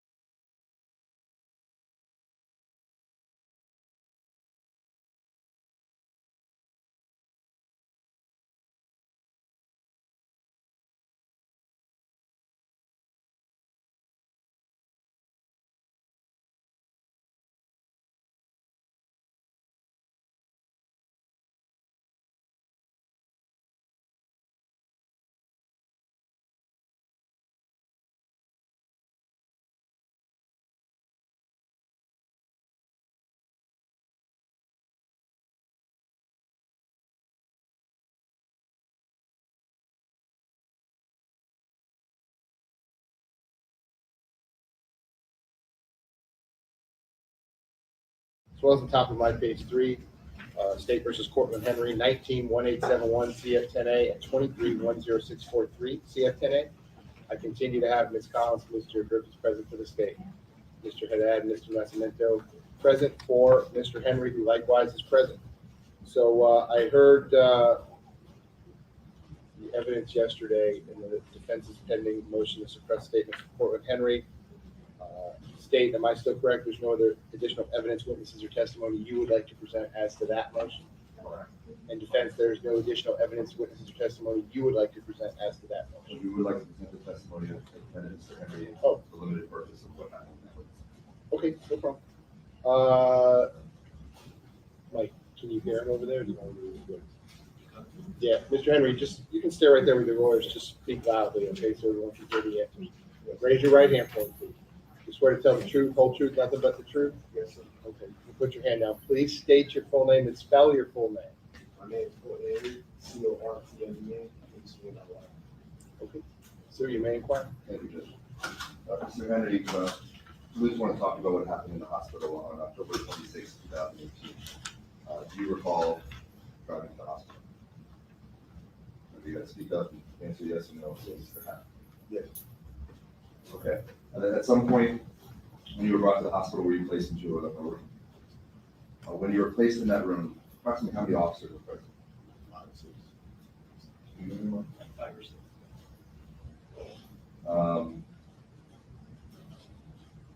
And approximately, if you can remember, how long were you in the hospital prior to the 2 detectives arriving and speaking to you?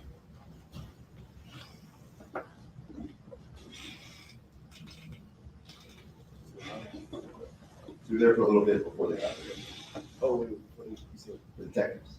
The detectives when you talk to me? And describe to me the room that you were in. Was it were you there by yourself with other people in the room? It was like a private hospital room, probably maybe like 4 different officers in the room. And they had some outside of the room. While you were in that hospital room, at any time were you placed in handcuffs? Yes. Do you recall who placed you in handcuffs? One of the officers. You're saying one of the officers. Are you differentiating officer versus detective? Yes. One of the officers that were standing with the room. Okay. And while you were in that room prior to giving your statement, was there always an officer in the room? Yes. And at any time were there any officers in the doorway? Yes. What were they doing? They were just standing there. At any time prior to giving your statement, did you feel as though you had the ability to get up and leave? What do you think, in your mind, what was your impression that would have happened to you had you tried to leave? They wouldn't let you go.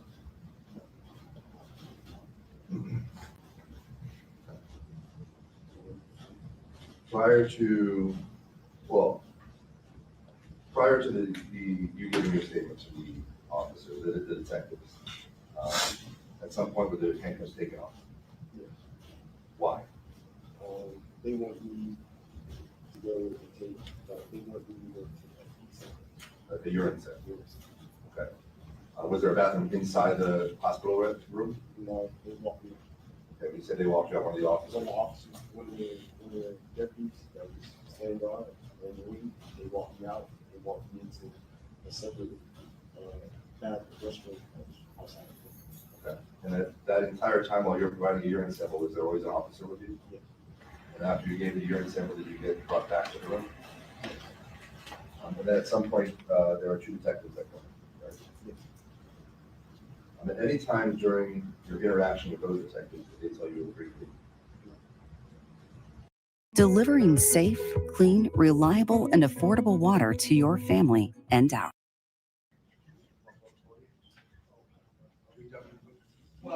Well, at this time, Your Honor, the state would move what has been already provided to Your Honor. He's already got it. That's how they hold up there. All right, let me go back on the record. This is State versus Cortland Henry, 19-1871 CF10A and 23-10643 CF10A. I continue to have Ms. Collins, Mr. Griffiths present for the state. Mr. Haddad present for Mr. Henry, who continues to be present. State, yes. As a formality, state would move at this point what has been provided to Your Honor previously in reference to State's Exhibit 1. It's the 2 that Your Honor already talked about on your files that State already discussed, that Your Honor reviewed by stipulation of the parties. No, man. No. Without objection. This Melly Rappy right here. State's A for identification is going to be in evidence only for the purposes of this hearing That's State's Exhibit 1. I had talked to the state. I had got a key to do that they might go kind of do stuff about doing arguments tomorrow. We have no objection to that. That's fine. And I may put them on, That's fine.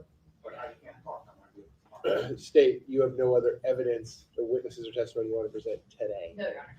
And Mr. Haddad, whatever evidence, witnesses, or testimony you want to present, you want me to do that tomorrow. All right, that's no problem. I also, with the state motion, between stuff. Oh. He said, you know, I don't know. We filed the state's motion for relief from the trial order. Yeah, to file your motion in limine. Correct, but I think we agreed that that's moved because he doesn't intend to call.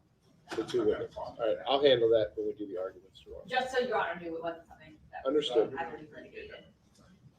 Yeah, that's fine. So the only thing I'm going to press pause on the all pending motions. And again, we're going to resume tomorrow at 9 o'clock. That's the defense motion to suppress. I'll give you a ruling on the state's unopposed motion for relief from the trial order, as well as the state's motion in limine. But I'm going to let each side continue to present whatever evidence, witnesses, or testimony they'd like to do before that. So I'm going to pause on the evidentiary portion today. I do want to have a quick conversation with Mr. Henry. I'm going to put him under oath. Talk to him about the charges, make sure he understands the maximum possible penalties, make sure he understands the state offer. I think that's something else that defense wants to speak to him about.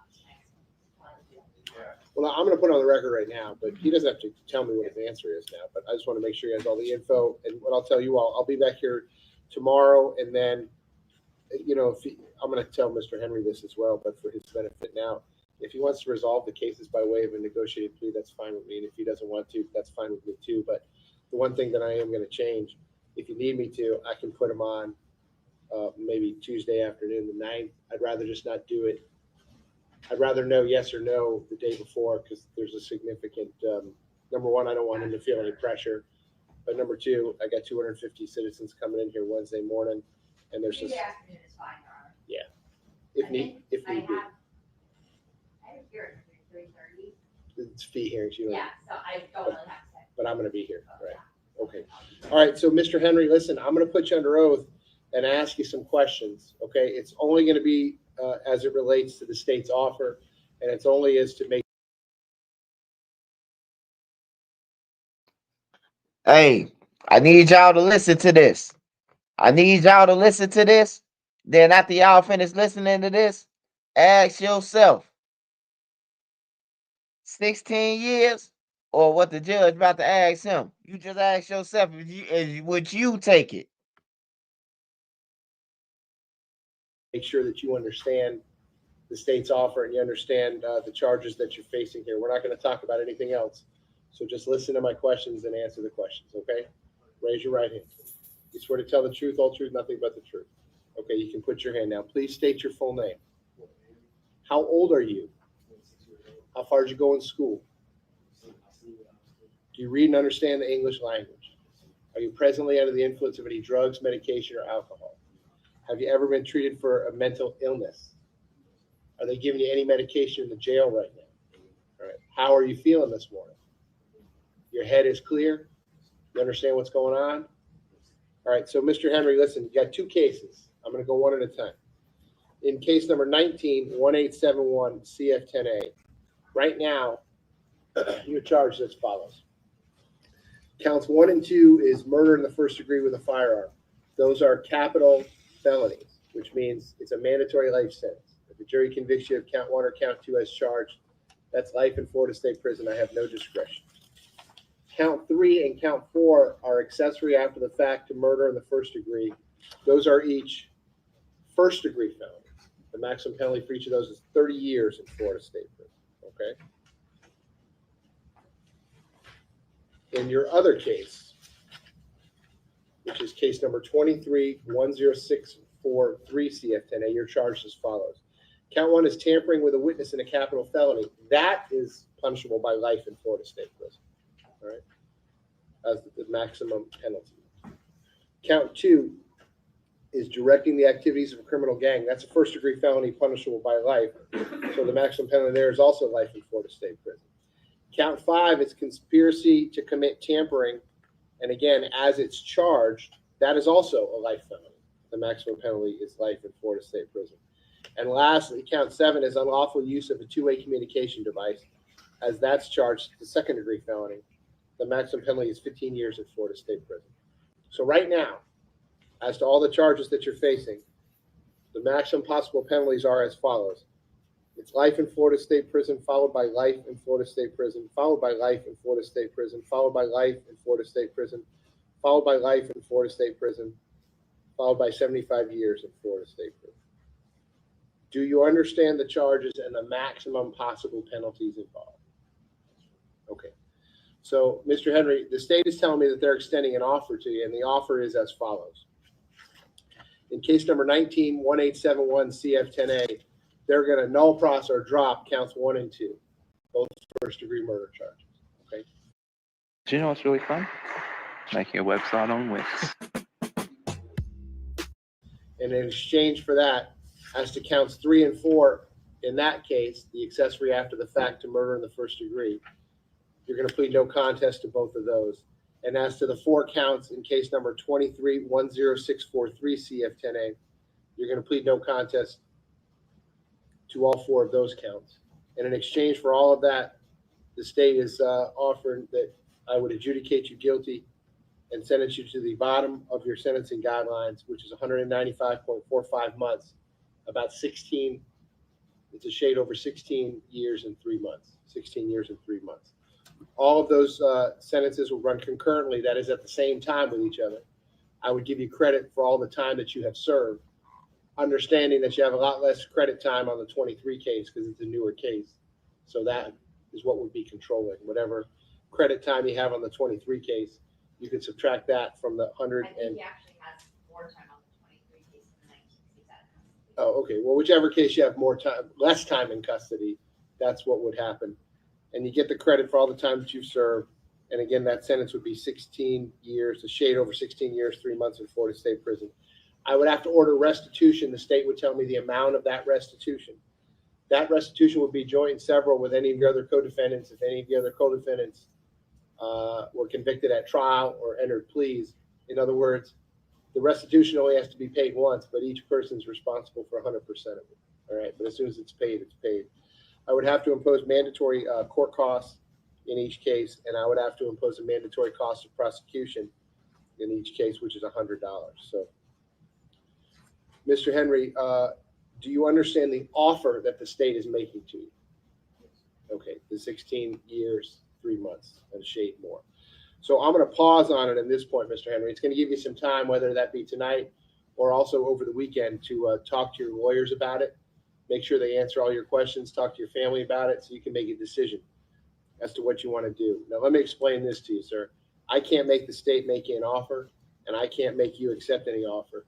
I'm just the referee, okay? This is a business decision between you, your lawyers, and the state. And if you want to accept it and resolve both cases that way, that's fine with me.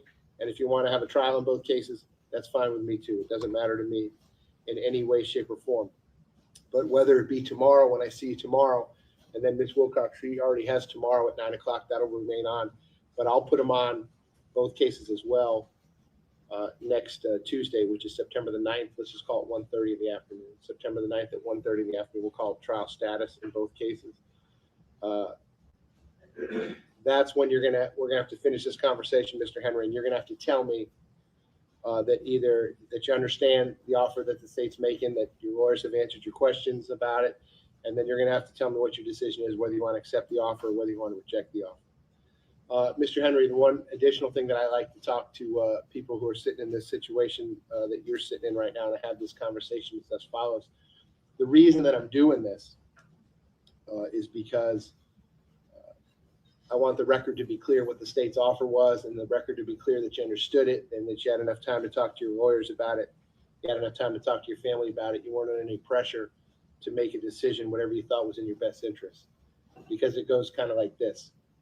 And I'm sure your lawyers could speak to it better than I can. If you accept the state's offer, that's fine. And again, if you don't accept it, that's fine too. But if you don't accept it, and one of these trials doesn't go your way, and you end up with life in Florida State Prison, which is a mandatory sentence on a lot of these counts, usually people in that situation, then they'll file what's called a motion for post-conviction relief, and they'll say, hey, Judge, my lawyer never told me. I didn't know that I could resolve all this for 16 years and 3 months. And if they would have told me that, I would have done it. And now I'm sitting here with a life sentence. So that's the reason I'm having this conversation now. So the record is going to be crystal clear on that issue. If it doesn't go your way, that argument's not going to be available to you to come back and say, hey, my lawyers didn't tell me about this, or I didn't know about this. So that's why I'm talking to you about it now. So, Mr. Henry, do you have any questions for me about the maximum possible penalties involved and what the state's offer is to you as we're talking about it right now? Okay. All right. So I'm going to pause on that part of the conversation, and we'll finish that other part of the conversation either tomorrow or next Tuesday afternoon. I'm going to leave Jan for tomorrow, all pending motions, which is September the 5th at 9 o'clock. I have one other matter that I need to handle prior to that with Mr. Gibson and Mr. Curcio. I don't imagine that's going to take too long. And then I'll be right with you all tomorrow. And then Ms. Wilcox, we're going to put both of Mr. Henry's cases on Tuesday, September the 9th, 1:30 p.m. We'll call that trial status, and he remains set for trial in both cases on Wednesday, September the 10th at 9 o'clock, understanding that if we go forward with the trial, it's going to be on the murder case, the 19-1871 CF10A. State, is there anything else that you need me to do regarding Mr. Henry today? Mr. Haddad, anything else you need me to do regarding Mr. Henry today? Okay. All right. So we'll press pause at that point, Mr. Henry. I'll see you tomorrow at 9 o'clock, which is Friday, September the 5th. Ms. Wilcox, does that otherwise conclude the FT docket for today? Okay. So the FT is otherwise going to be in recess until tomorrow, which is Friday, September 5th. At 8:45 a.m. I hope y'all have a good rest of your afternoon. All right, Mr. Court Reporter. That is it.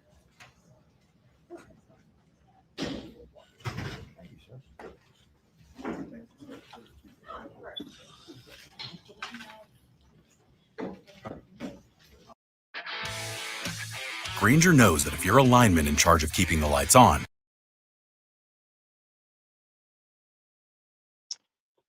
I ain't gonna lie, man. That's hard. That's hard for that young brother, man. Cause look, if you look at it this way, say he stand tall, like Dustin Turner saying. He stand tall, but he get hit over his head. Now he got 5 life sentences when he could have took the 16 years. You hear me? But it's like a gift and a curse, man. If he beat it, if he get the life sentences, the internet gonna say he's stupid. You know, he dumb than a motherfucker. He should have took that shit. You know, it's like you could lose for winning, man. But one thing I can say is they don't want him. That's all they saying. They not saying that they ain't got no evidence. They just saying that we don't want him. We know you drove around with the dead bodies in the car already. You already admitted to this shit. That's how we let you out on house arrest.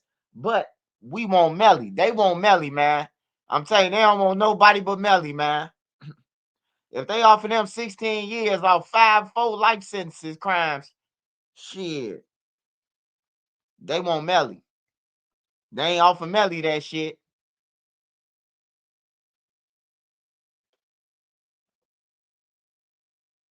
They been sitting in that motherfucker for 7 years, man. 6 years.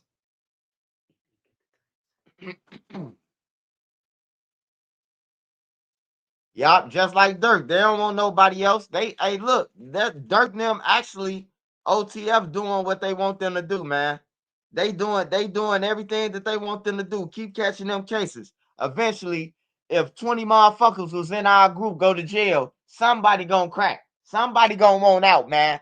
And every day, man, OTFs, I see a new member going to jail. They just caught the other person. Speaking of that, the other person who killed the dude with Boona, they call him.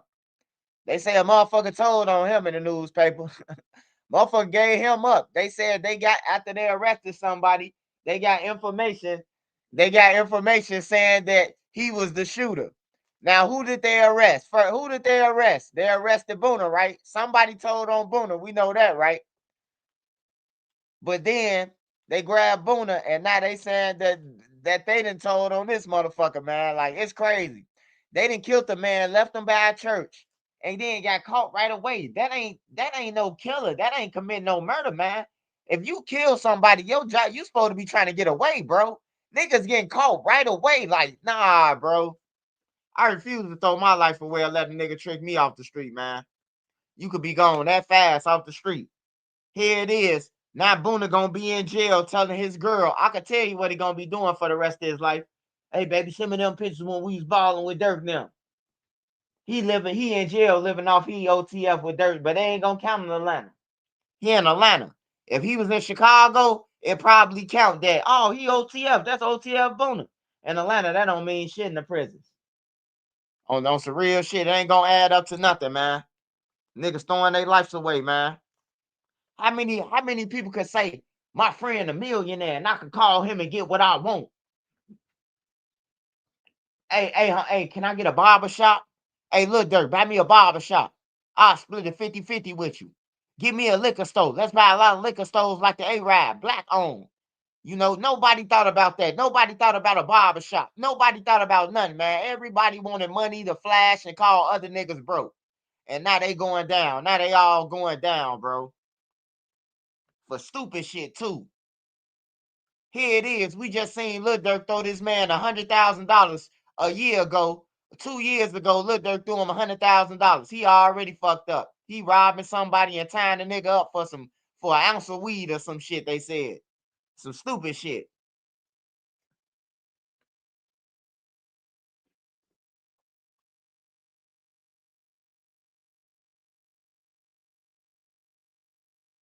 Yeah, they on the Fence Records now. They ain't only the family no more. Ain't no family.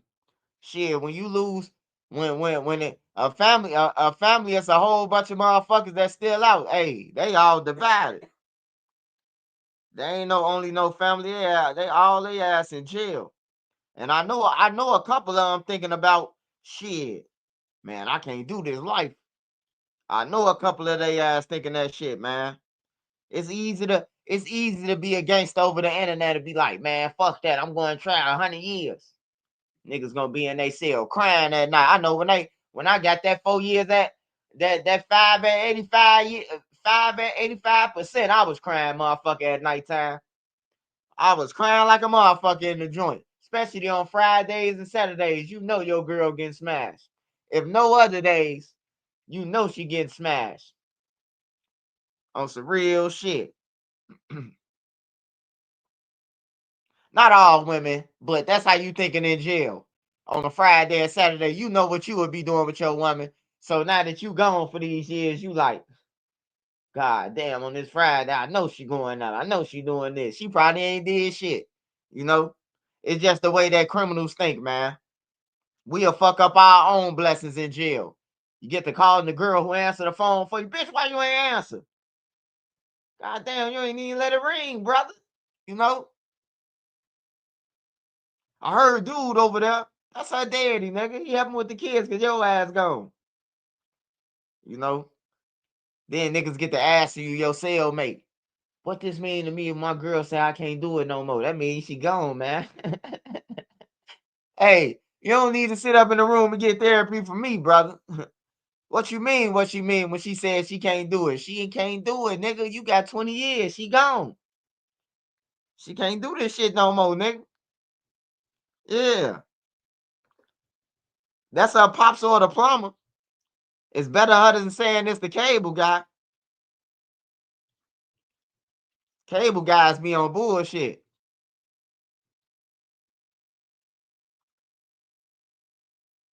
They be trying to get your girl to bend over and you know what it's said, so she can grab. Can you move these cords? You know they some perverts, them motherfucking cable guys.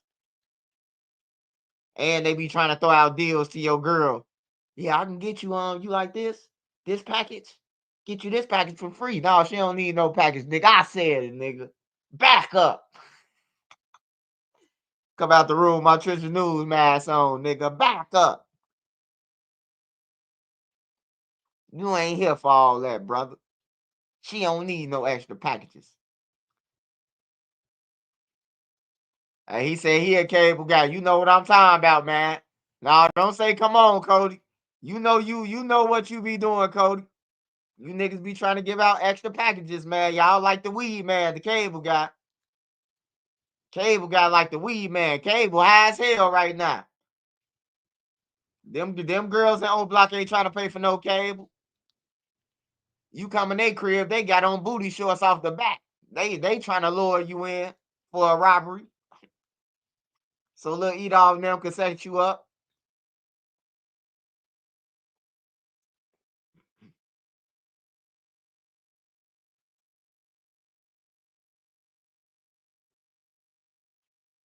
Damn, I said E-Dog. I just threw him under the bus. I ain't mean E-Dog.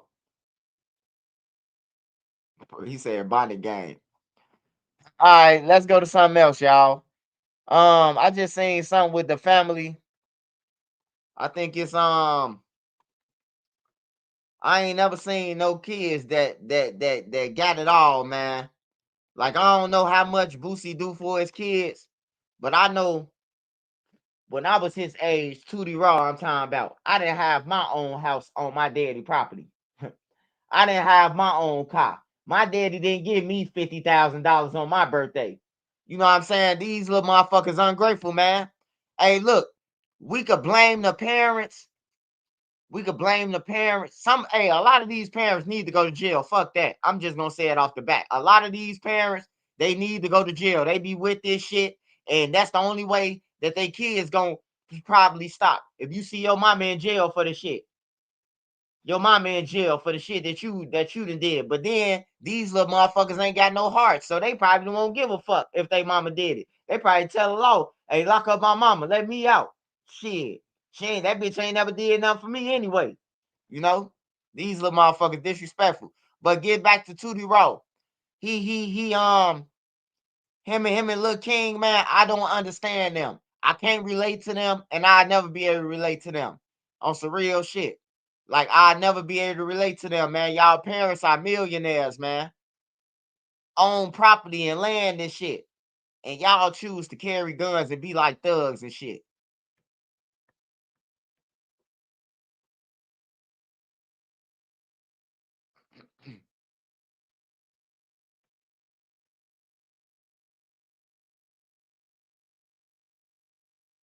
Hey, did anybody ever find out what happened to that little boy in who got through by the graveyard? Detroit police ain't shit. I ain't heard them have an update about it. Motherfucker got found in the cemetery. We need to know what's going on. Do Trenches News need to come to motherfucking the police station in fucking Detroit and start up some shit? Dope Celebrity Records, Baton Rouge Records. And Doug. Are you here for Tracy? We're here for everyone. Limo and I help people save hundreds by customizing car insurance with Liberty Mutual. You ordered a limo, not a limo. Oh yeah, we do that too. Rouge representative, Mr. Really be doing them things. Good evening, everyone. Andre Morrow, 9 News. You're looking at live pictures outside District Courthouse in Baton Rouge, where the jury has returned a not guilty verdict. I'm gonna smoke my. You're gonna have to pull me over every day. I'm ready. As Torrance Ivy Hatch Jr. pleaded guilty to a charge of being a felon in possession of a firearm. Hey, TMZ, Tootie Raw, Lil Boosie's son, I just put his ass in jail. I told his baby mama don't be talking that goddamn shit to me. I knew that boy had that switch in it. Cause you know they get him over there. They get him 10 years over that bitch. Yo, boy, Tootie Raw, breaking news. Hey, y'all, smash that like button. Hey, man, you know who?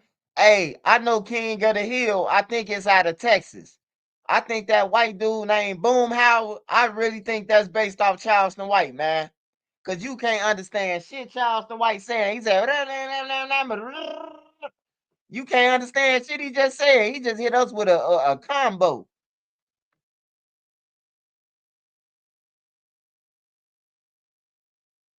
Nine News. You're looking at live pictures outside District Courthouse in Baton Rouge, where the jury has returned a not guilty verdict. I'm gonna smoke my.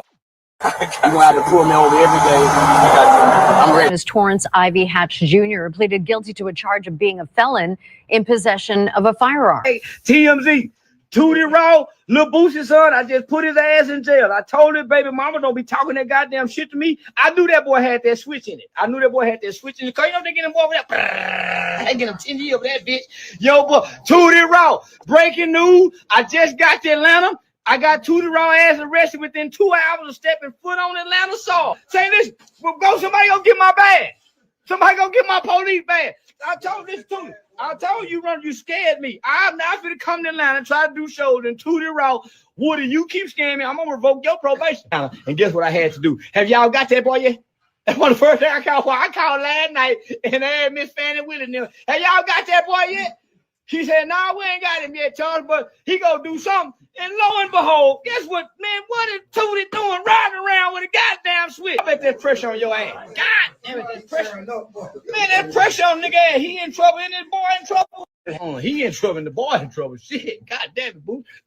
Ooh, this is the best time of my life. Hold on, we gotta wait for Tootie bad ass. Tootie, come on. Part 2, they got a 2 of me. The rapper we talk about today seemed to can't get a break if we paid him. I mean, receipts don't lie. For almost 20 years, this rapper was the center of attention for a Baton Rouge split that's been in the middle with the North versus the South. Trail Entertainment versus Dope Celebrity Clique. Some say Lil Boosie versus Nussie, with NBA YoungBoy headlining his first arena tour, dropping a track titled Nussie. That alone have the fans who wasn't aware of the beef with Boosie now speculating for answers. Who the whole city blamed on? Nussie. Who homicide getting real tied up? Nussie. And for those who don't know, some say the beef between Lil Boosie versus Nussie is a beef that started back in the early 2000s in Baton Rouge with music that bled into the streets, ended in bloodshed, and followed Boosie into the courtroom. Fast forward to 2025, just weeks away from a federal sentence in a gun case. This rapper's son has been arrested for a firearm and allegedly with a switch. And for those who don't know, if you get caught with a switch, that's an automatic federal prison sentence for 5 years. But you know what they say, fam? 1 + 1 = 2. Some say this ain't a coincidence, this a pattern. Tonight, we're gonna break down this Louisiana rapper, trouble with the law, dating back to 2005, now to 2025, having so much weight on his shoulder with a sentence. Now having to see what's going on with his son in hopes the feds don't pick up this case. Today we go over every detail. The alleged beef, the alleged murders, the parole drama, the baby mama call that had him shook the year he was set to get off parole, the diss tracks, and the federal charges from Baton Rouge to San Diego. This is the full story of the Baton Rouge rapper, Torrance Hatch, aka Lil Boosie. Boosie badass, the come up DVD. Me and my artist Lil Fat, we doing this shit for Trill Entertainment, you heard me? Badass Entertainment, it's a movement, you heard me? We started off, you know what I'm saying, from crumbs, you know what I'm saying, the bricks, you know what I'm saying, we work hard, you know what I'm saying, I'm doing this shit 5 shows a week, man, at 15 to 20, all day, you know what I'm saying, eating, you know what I'm saying, as you can fucking see, you know what I'm saying, we doing this shit for real, 13-room mansion, palm trees in the backyard, theaters, you know what I'm saying, big studios and the real shit. So shit you'll be like, you'll be like, damn, I ain't know these niggas was getting it like this, you heard me? But we is, nigga, and they come from grinding, you know what I'm saying? It's the come up DVD. You had to get me on this. I'm on the come up. As you can see, I'm on the come up, nigga. You heard me? I'm on the come up, nigga. I come from a 1 bedroom and 1 kitchen, nigga. So you know I'm on the come up, nigga. And I talk as I bag it up. Everything we have consistent, nigga. Why even I ain't gotta talk about the hits we make. You know. Fan meet Torrance Ivy Hatch Jr., born November 14th, 1982, in Baton Rouge, Louisiana. He grew up in South Baton Rouge, an area plagued by poverty, drugs, and violence. His father died of complications from drugs when Boosie was just a teenager. May he rest in peace and love and condolences to his family. His mother, Connie Hatch, was a school principal, but the streets pulled at him early. The nickname Boosie came from his family, who called him Lil Boosie, badass, for his mischievous, rebellious personality. Growing up, Boosie idolized local street rappers like CeeLo and Young Plea, who put Baton Rouge on the map in the late 90s. I hear they holler how you do that, we don't care. At 14 years old, Boosie was introduced to Baton Rouge rapper CeeLo, who took him under his wing. He became the youngest member of the Concentration Camp, a Baton Rouge rap collective that also featured Young Bleed, Max Minnelli. Boosie made his first appearance on CeeLo's 2000 album, It's a Gamble. Shortly after, Boosie did his debut solo album, Youngest Out the Camp, released in 2000 at just 17 years old. The project was raw and local, but it established him as a Baton Rouge next talent. Say you bought that iron, won't you feel lucky? Still bucking, watch I steal something. Soon after, intention of Pimp C, may he rest in peace, of UGK, Underground Kings, who was working with Baton Rouge Trill Entertainment label. Trill signed Boosie, pairing him with Webby, another young BR rapper, and together they created a new Louisiana sound, street storytelling over Southern trunk rattling beats. Some would consider Shaq and Kobe, and on any given track they could rotate. They had joint projects dating back to 2003 with Ghetto Story, and then followed up in 2004 with Gangster Music that contained the underground hit "Give Me That." Girl, give me that. Girl, give me that. Little did they know that the music they was making in 2003 and 2004 would be timeless music to perform in 2025, but that's the case. That run back then built a massive regional buzz. In Louisiana, Mississippi, and Texas, Boosie became a household name before he ever hit the mainstream. Shortly after, Boosie had his rise to national fame. In 2005, he dropped a solo album, Badass, released under Warner Brothers with Trill ENT. Singles like Zoom, featuring Young Jock,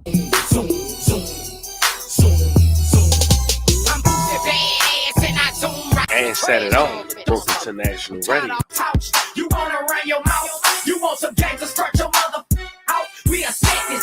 When it came to Boosie persona, it was raw, unfiltered. He was representing Baton Rouge trenches with no filter. Fans related to his honesty and poverty, hustling and lost. Now, during this time, it was the DVD era. And between 2006 and 2007, Boosie dropped Badass DVD. It was a street documentary showing his life, his hood, his rise, which became a cult classic in the hip-hop DVDs. His collaboration with mainstream Southern rappers UGK, Jeezy, and Jeezy CTE crew. And during this time, he had many iconic moments. One was counting a bankroll full of hundreds, quoting, "If you find a 50 in here,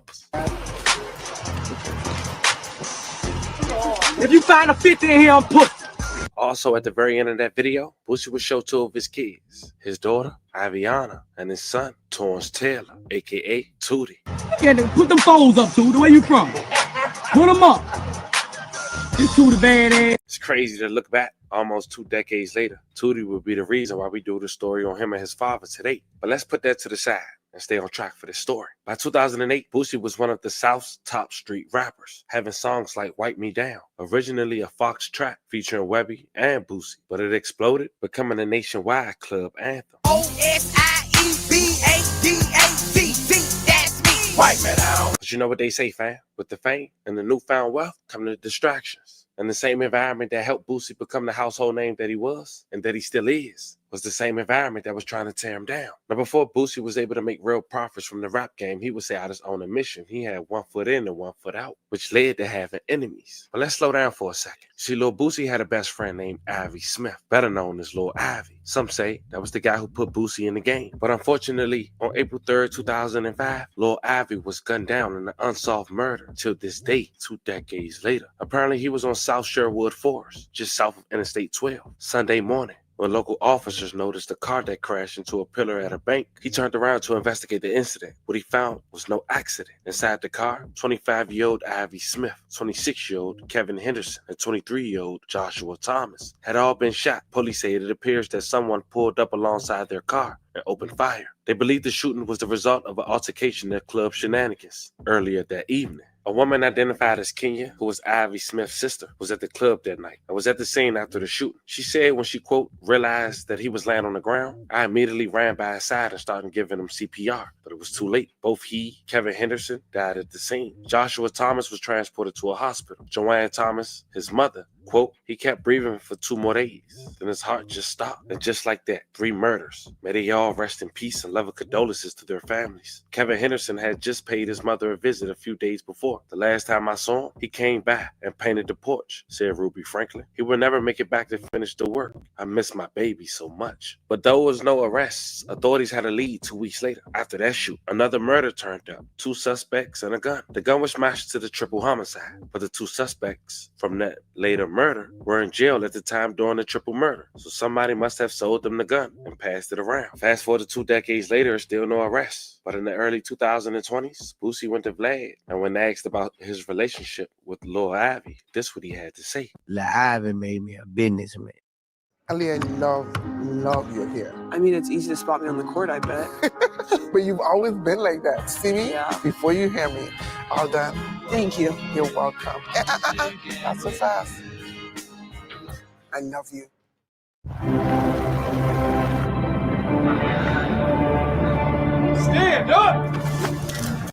Live and made me a businessman. Live and made me prep me to be a boss. You know, like from probably 17 to 15 or 18, I probably will Dickies and t-shirts every day. Started to save all my money. Will Dickies and t-shirts and Soldier Reeboks every day. Just to go buy, spend about $600 one time on the first. And get plenty Dickies. And so every day I'm right on the block. I was military. I was kind of like military trained. Military. Yeah. But Ivan made me put the clothes on. All my clothes in the cleaners. You got to be fresh. This going to bring more money. You got to go buy a mink. You got to put jewelry on, nigga. The whole bag and it worked. And I started when I put the jewelry on. It went from... Now, as you can imagine, the death of Lil Ivy cut Boosie deep. But on the north side, in 2005, you had Christopher Jackson, a rap hustler, a street figure, better known as Nussie. His crazy Nussie name was exactly like Boosie, except the first two letters. Nussie label was identified as Dope Celebrity Clique, or DCC. He came from Gus Young Avenue, a part of North Baton Rouge, with its own legends and its own code. But when Lil Ivy died, Nussie began taunting, mocking Lil Ivy's death in songs and freestyles that turned competition into a blood feud. I mean, every day, all day, huh? man. Look like somebody know where the table at, boy. Huh? Like somebody know where the kitchen table at. I mean, just like that, man. Around here, we didn't even know y'all was coming. This some everyday shit, man. Chris! Every day. You and the table ain't mad at each other at all, ain't you? Get that 6-3 Impala right quick. You gotta put that. What happened to you yesterday? 6-3 Impala, I had to flush out. All right. Leah. Leroy come up and say 6 o'clock. How he get 6 o'clock out? It's mine. How you like it? Fucking 327, the original 327, nigga.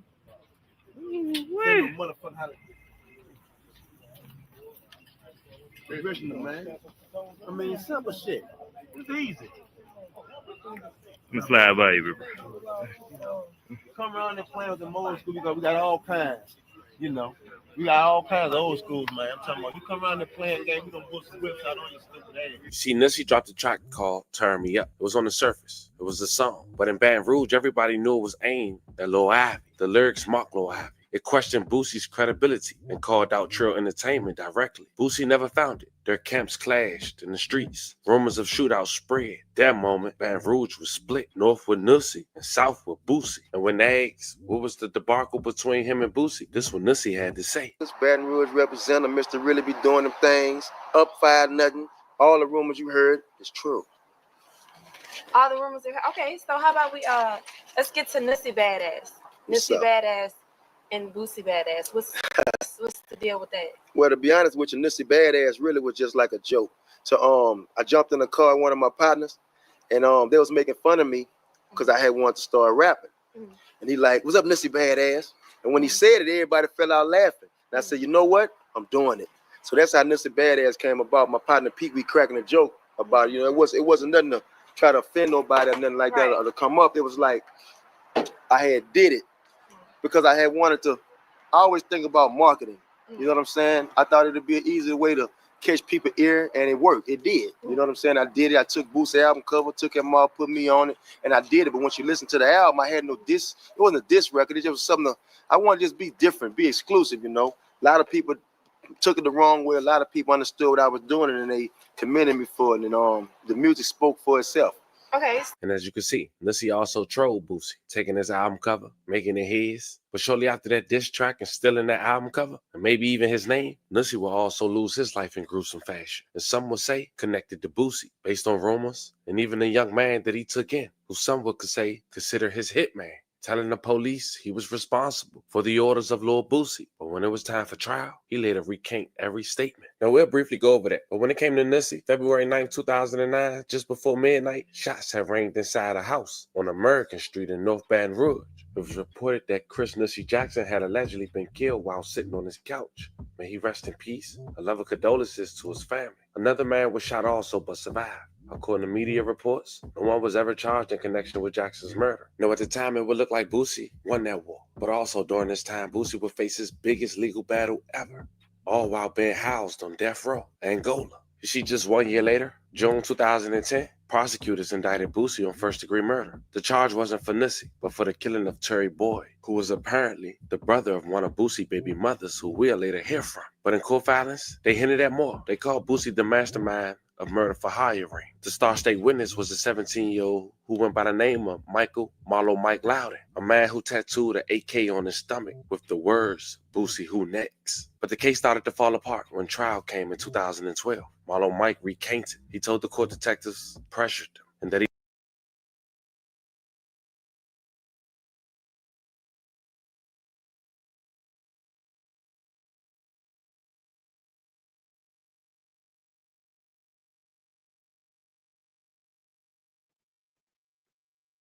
Yeah, Boosie need to be in jail, man.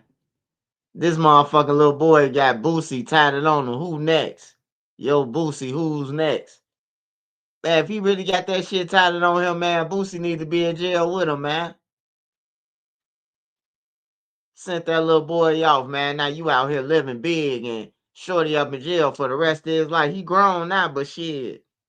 He been that motherfucker since he was 17, 16.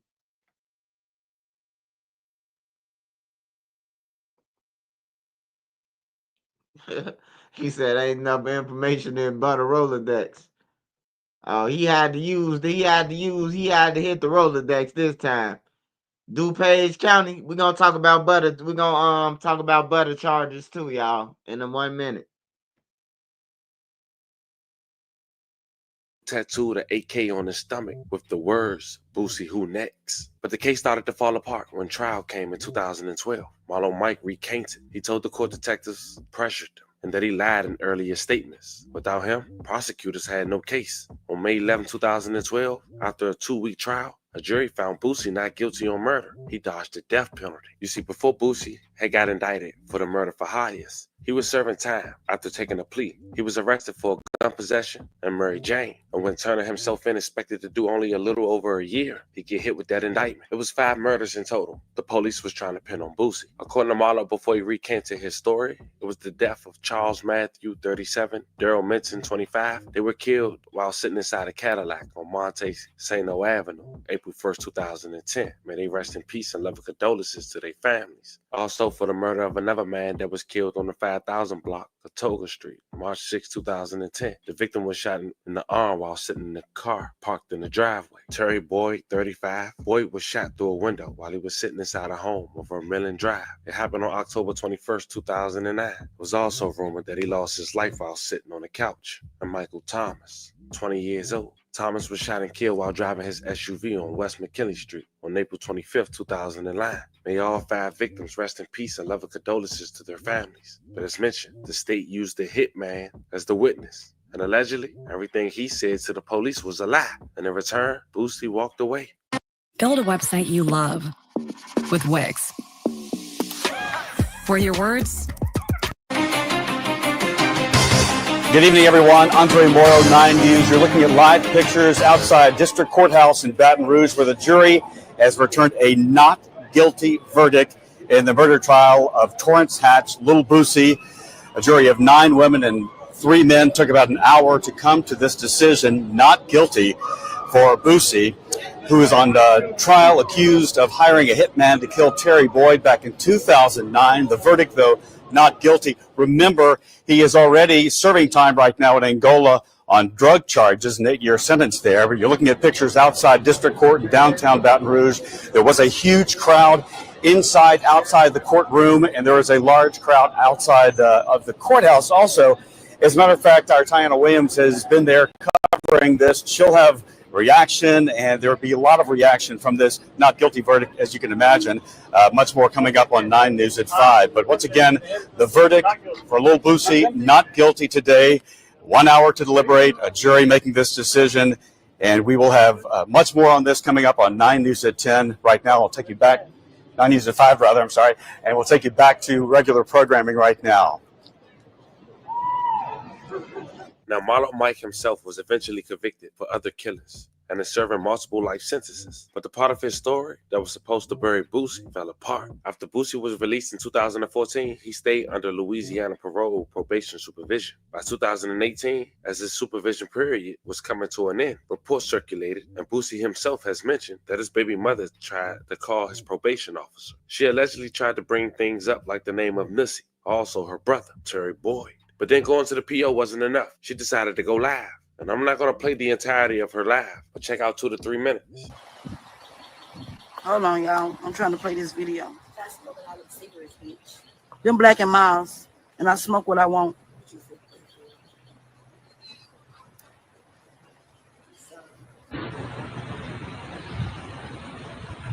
He's not the one to see the Black and ass.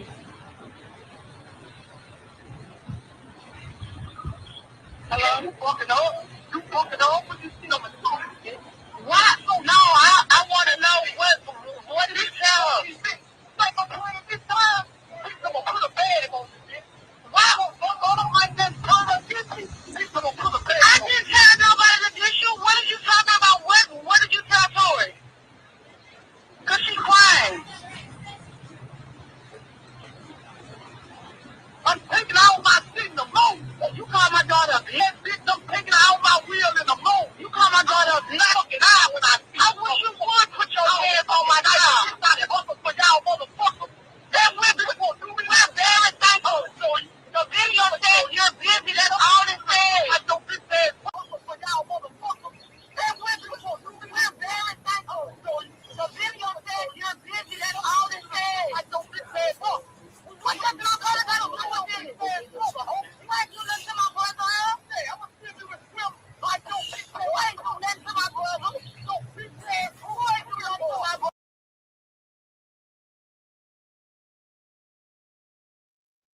Damn, I thought I heard that shit. Boosie always talking about he don't be snitching. Why you telling your baby mama what you did to her brother? You see what I'm saying? You bragging about some shit that you say you ain't even do. Marlo Mike in jail for it. So we know you couldn't have did it. We know you sent them off. But he on there telling his baby mama that he killed her brother. That's some goofy shit, man. Knowing that the female's gonna record if nobody else don't record. But the niggas, the new females, the females don't even be recording no more. The niggas record. I don't even like talking to niggas no more. Niggas call me, I be gone. Everybody record, man. Everybody trying to get some content now.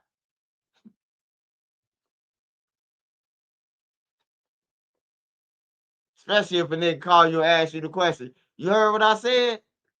You heard me? Try to make you answer some shit twice. Nah. Turn that red button off.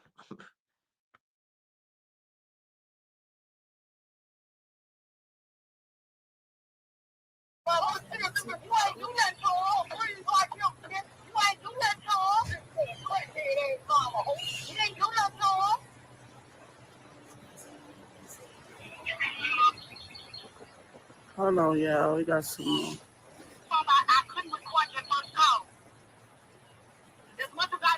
I like this. And then you talking about hustling hard for somebody. Who hustle hard for a flipper?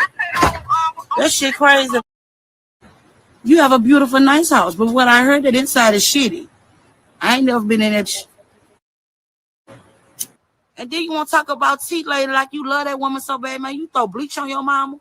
Matter of fact, let me go back. You put her out after I can't got my daughter because she was there. And my thing is, they had nothing to do with your mama. That was between me and you. You had to put your mama out for that. And then you want to come down here when that shit was going on between you and Taquari and that boy ain't steal your fucking money because IP addresses don't lie. But at the end of the day, that shit had happened over a year ago when that $300,000 came missing out your account. But no, you can't fuck with Capital One because you was broke. You needed that $300,000. You needed that. And then your mama still worked. Now, when Boosie got out of probation, he immediately went to Vlad to celebrate. He got a bag to talk about it, but he also talked about how his baby mother almost threw everything away. Check it out. I took care of my business. Congrats, man, because 10 years, that's a long time to not drop the ball ever. Yep. Yeah. Do you think that a couple times, if you had more of a kind of an asshole type parole officer or probation officer, that they could have gotten you for something kind of light and thrown you back? Oh, hell yeah. A couple of times, my baby mama were calling up there, telling them all kind of stuff to, trying to get me locked up, So, if I was in Louisiana, bro, they probably would have, tried to mess with me on some stuff. But, in Atlanta, they used to that stars.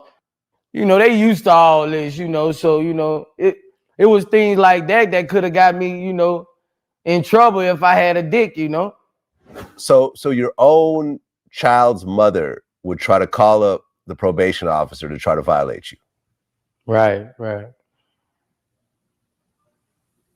It's not that, bro. Like she going too far, bro. Like, it's crazy right now. She going on camera lying about homicide. She's just straight just telling lies, just trying to bring me down. But I can't let that sweat me. I just gotta get my daughter in a better surrounding. That's all I'm trying to do. But of course, Boosie was already tried for boy's murder. He was found not guilty. And in 2018, he was let on probation. But then the year after, he got arrested in Coweta County, Georgia, on his way home during a traffic stop. He was speeding and authorities found marijuana in the car. But then that happened again in 2022. And at that point, they had to arrest Boosie. He was the driver, and they saw someone throw marijuana out the car. Boss man. What? Officer Dennis, Fairham PD, you know me. I know you. All right. You know why I pulled you over? Speeding. You know you were speeding. Okay. You got your license on you. How y'all doing today? Make sure everything's valid. We'll go from there, okay? Who threw out the marijuana? I saw it. I'm not blind. Who threw it out? I don't know. Huh? I know you couldn't have done it. However, you could do it, but it's one of these two.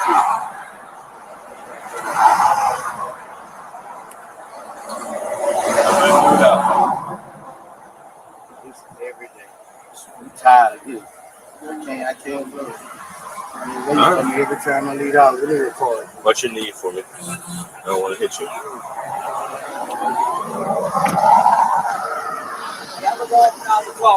Not yet. Stand by for me. I'm gonna shut the door again. Okay.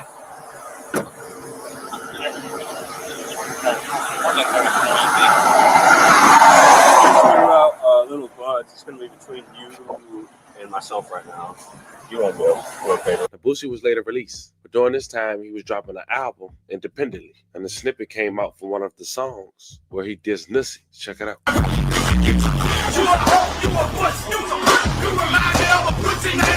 Now, Vlad later asked him about that in the interview just weeks later in 2022, and this is what Boosie had to say. Where you dissed a dude named Nussie. Yeah, Nussie. Who was dead at the time. Yeah. And a lot of people, felt some type of way about it because at the time he was dead. Right. Tell me about the song and kind of the thing behind it. The song basically is a song. It's just when I wanted to make one of them set it off records. I wanted to make one of them records coming out the gate to leak off the album. That was gonna be one of them records that was gonna stir up some shit. So when I heard the beat, I was like, woo woo woo. My partner was like, man, nah, don't fuck with that. Dude dead, don't fuck with that.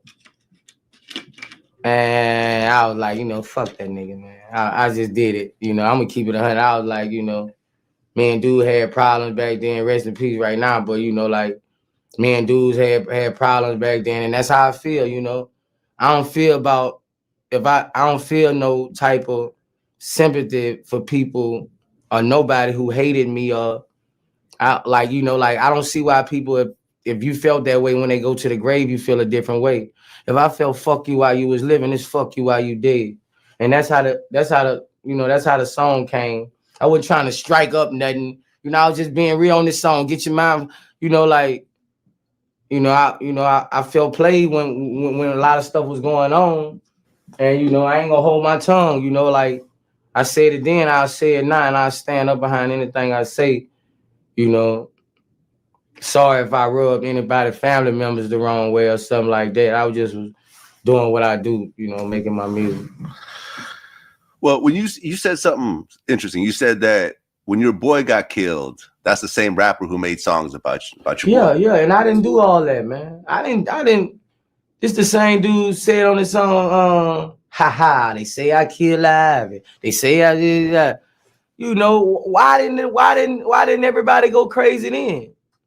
Why it wasn't a big thing then, but when Boosie do it, it's a whole different thing. But like I say, I take my lick, I said what I said, and that's it. It's a great song. It get the club lit, it did what it was supposed to do. Then come May 6, 2023, Boosie was in San Diego for a music video shoot and some shows. Someone that was in the crowd was on live, and they was watched by the feds. And in return, they saw Boosie in his back pocket what appears to be allegedly the handle of a firearm, at least the print. Police claim they saw the firearm in his car during the traffic stop, a black handgun. He was arrested by San Diego Police Department and charged at the state level for gun possession. In June of 2023, he appeared in San Diego Superior Court. And don't forget, Boosie is a convicted felon. A state judge actually dismissed the case, which usually means he'll walk free, but it was a catch. Though Boosie was temporarily celebrating, the feds had picked it up. Right after that dismissal, literally outside the courthouse, ATF agents, Bureau of Alcohol, Tobacco, Firearms, and Explosives arrested Boosie again. This time, it wasn't a state charge. It was federal, which carries harsher penalties and no easy dismissals. As mentioned, the indictment said he was a felon caught with a firearm and that they had video evidence, possibly Instagram live footage. And here's a snap still photo of their live. Not to mention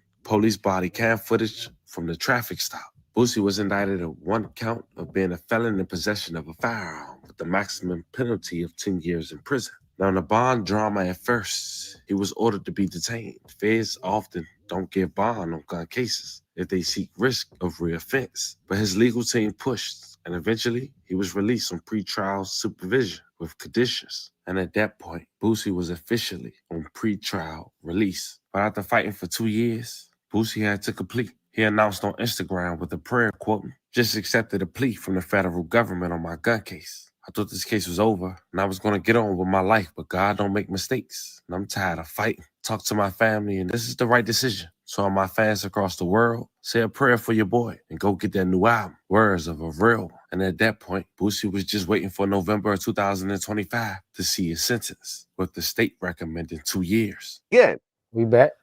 Lot to talk about, but the biggest thing right now was that you actually accepted a plea deal for your federal gun case. Yeah.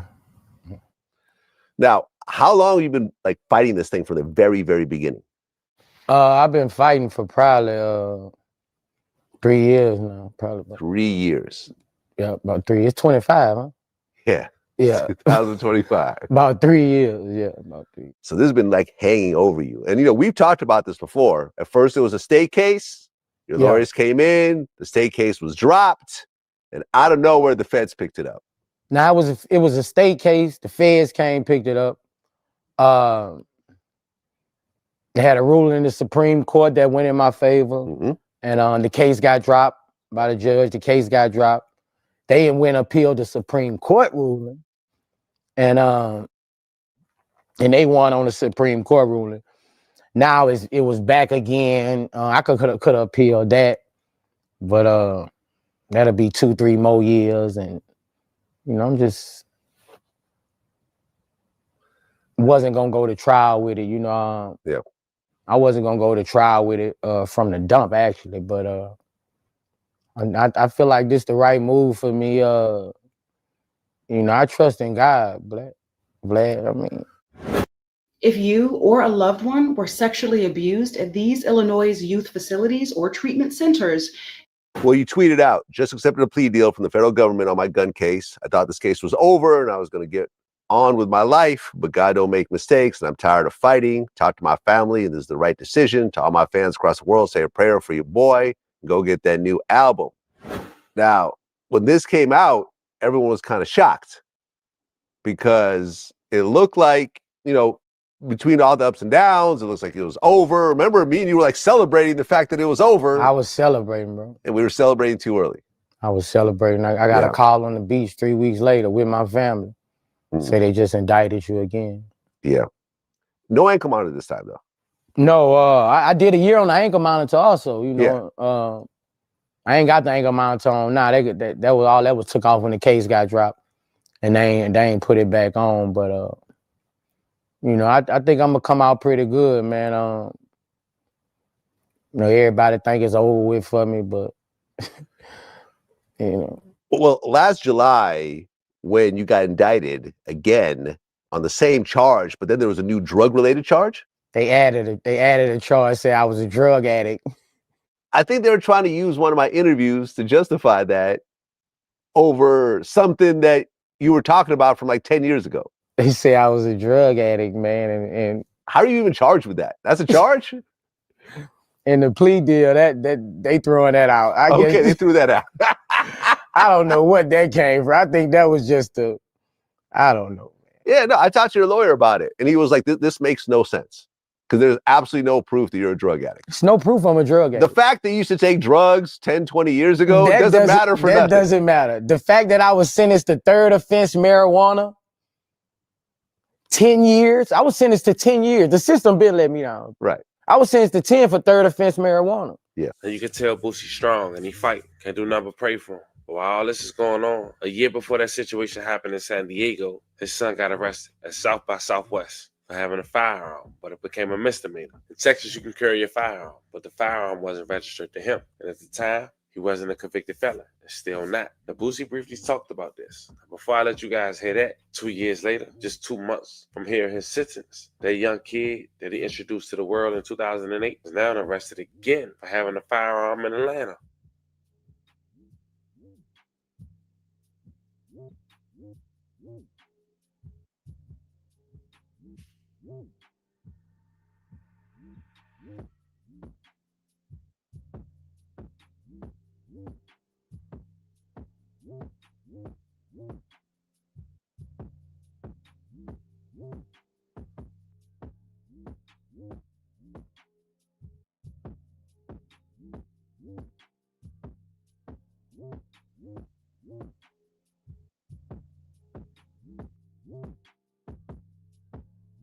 And you can only imagine what's going through Boosie's mind. I'm even going to send a prayer his way. Because now, looking back on everything in its entirety, he coming out just last month saying the Fed's been arresting Tootie friends, saying he's trafficking firearms.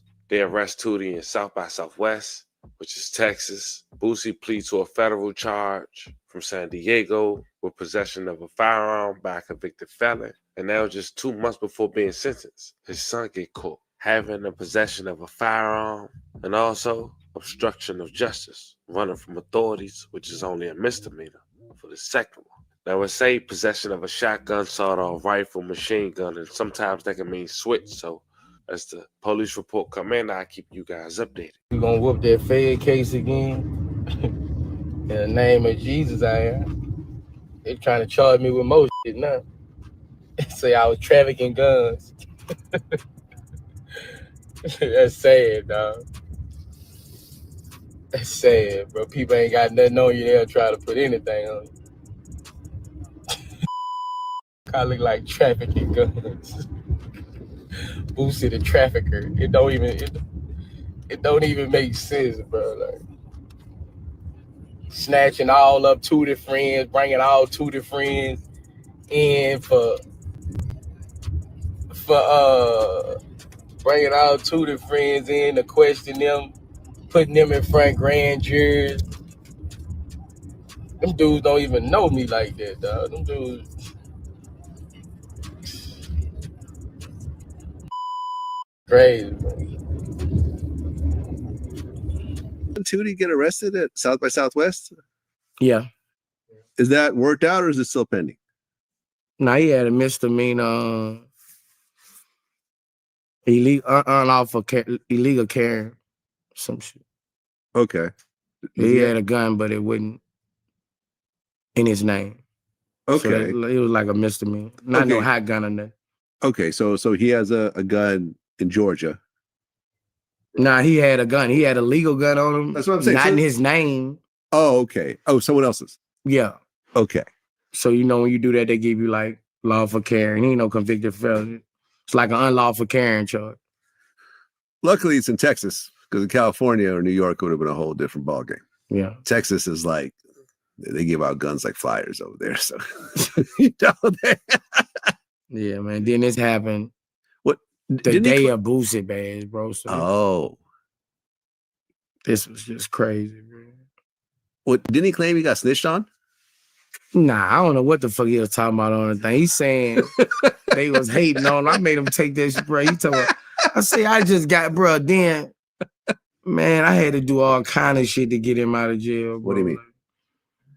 Man, I had to do some shit. Okay. Trader Truth helped me, man. Okay. Shout out to Trader Truth. King called me every damn 30 minutes. Oh, T.I. son? Yeah, bro. So we was good. Were they together when they got arrested? Nah. Oh, okay. They weren't together, but about 4-5 on went to jail. Was that the first time the Tootie got arrested? Yeah. I was, bro. Then, man, bro, I cursed him out on the phone, bro. Shit was crazy, man. This motherfucker, bro. I say, bro, you don't want to go to jail. This motherfucker called me, Daddy, come get me. I'm like, it's Saturday. The judge was not working. The judge. I say, it's fucking what you want me to do? Break you out? Yeah, get a helicopter. Get a helicopter. And he said, I'm talking to inmates right now. They say a judge can come at nighttime. And I'm like, oh, you really gonna leave me in this bitch? I'm like, boy, I'm gonna fuck you up when you get out. You talking shit? I'm like, nigga, talk shit now. I'm gonna fuck you up when you get out. I'll go fuck that nigga up when he got out, man. What'd you do when he got out? Nothing, I ain't doing it. He say, Dad, as soon as he saw, he say, I'm Dad, I'm sorry, Dad. I'm sorry I was talking to you like that, Dad. I'm sorry, Dad. He apologized. Okay. As we wrap this video up, fam, here's the thing about the feds. They don't move fast, they move smart. This missed case in the state can turn into a federal indictment the very same day, like we saw in San Diego. A gun found in the car, a video clip on Instagram, and a paper trail from probation. To them, it's all evidence. Now, with Boosie just 2 months from sentencing, his son just got arrested with possibly a switch. And the picture get bigger. The feds don't look at just one gun or one charge. They connect the dots. They build patterns. They turn family, friends, and entourage into exhibits A, B, and C. And that's the sad part. What might look like a traffic stop or a social media stunt can become the backbone of a federal conspiracy case. They build it slow. They build it silent. By the time it drops, everybody tied in is already trapped. I'm sending love and prayers to every victim we talked about in this story, and love and condolences to you guys' family. We also want to send love and prayers to Boosie and his family. This is something nobody will want to go through. With that being said, fam, this was the story of a Louisiana rapper who seemed to can't escape trouble. Let me know how you guys feel about this one in the comments. Don't forget to like and subscribe. Until then, I'll catch you guys. Let's fuel up, Limu. Lots of people to tell about customizing and saving with Liberty Mutual.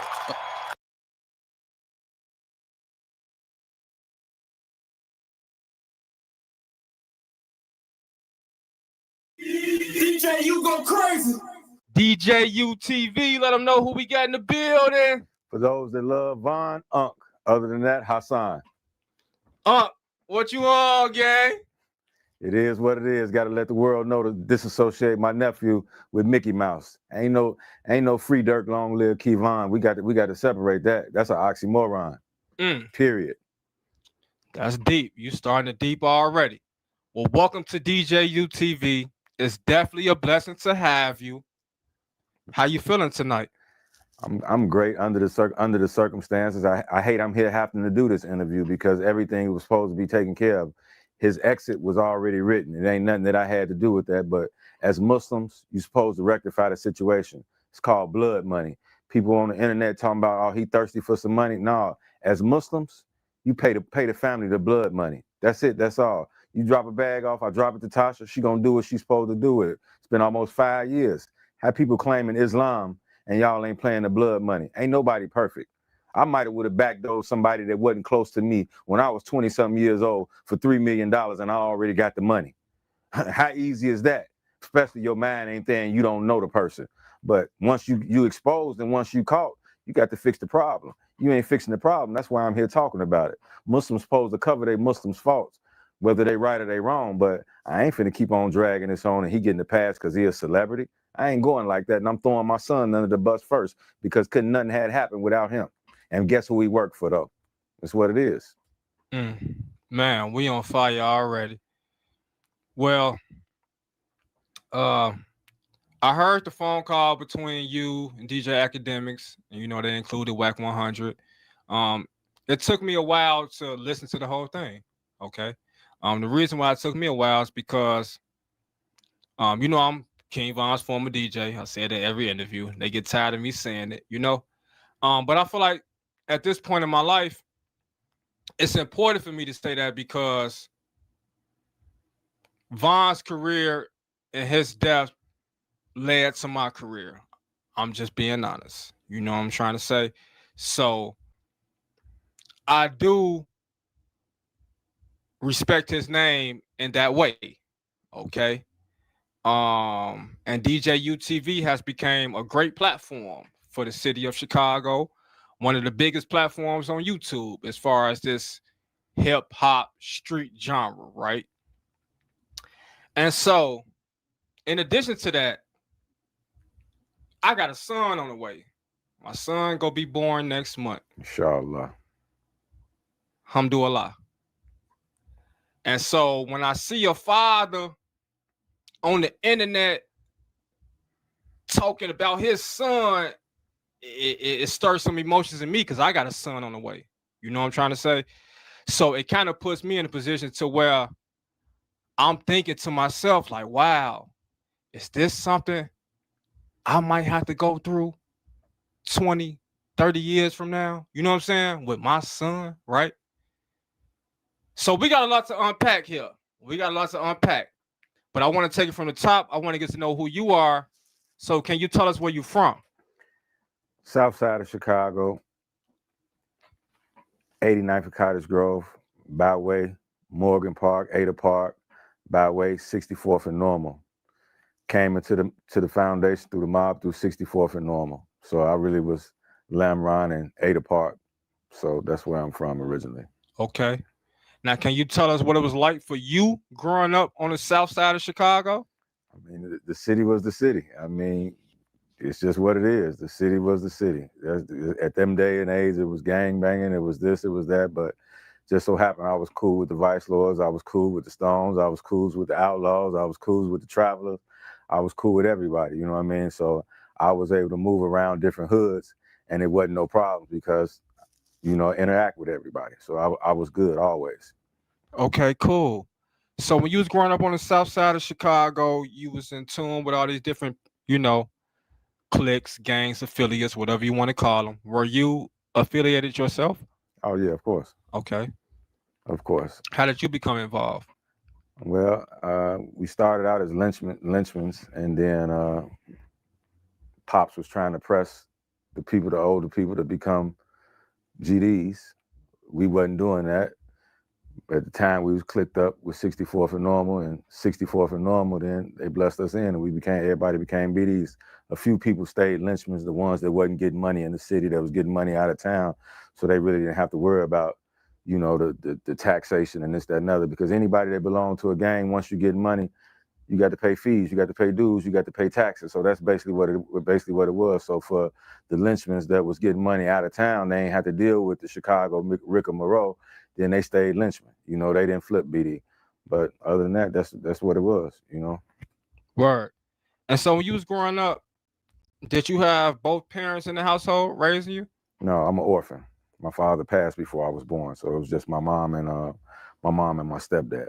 Okay, I'm sorry to hear that. I didn't know that. You know, we've had a couple conversations before this, And you know, I explained to you my situation, you know.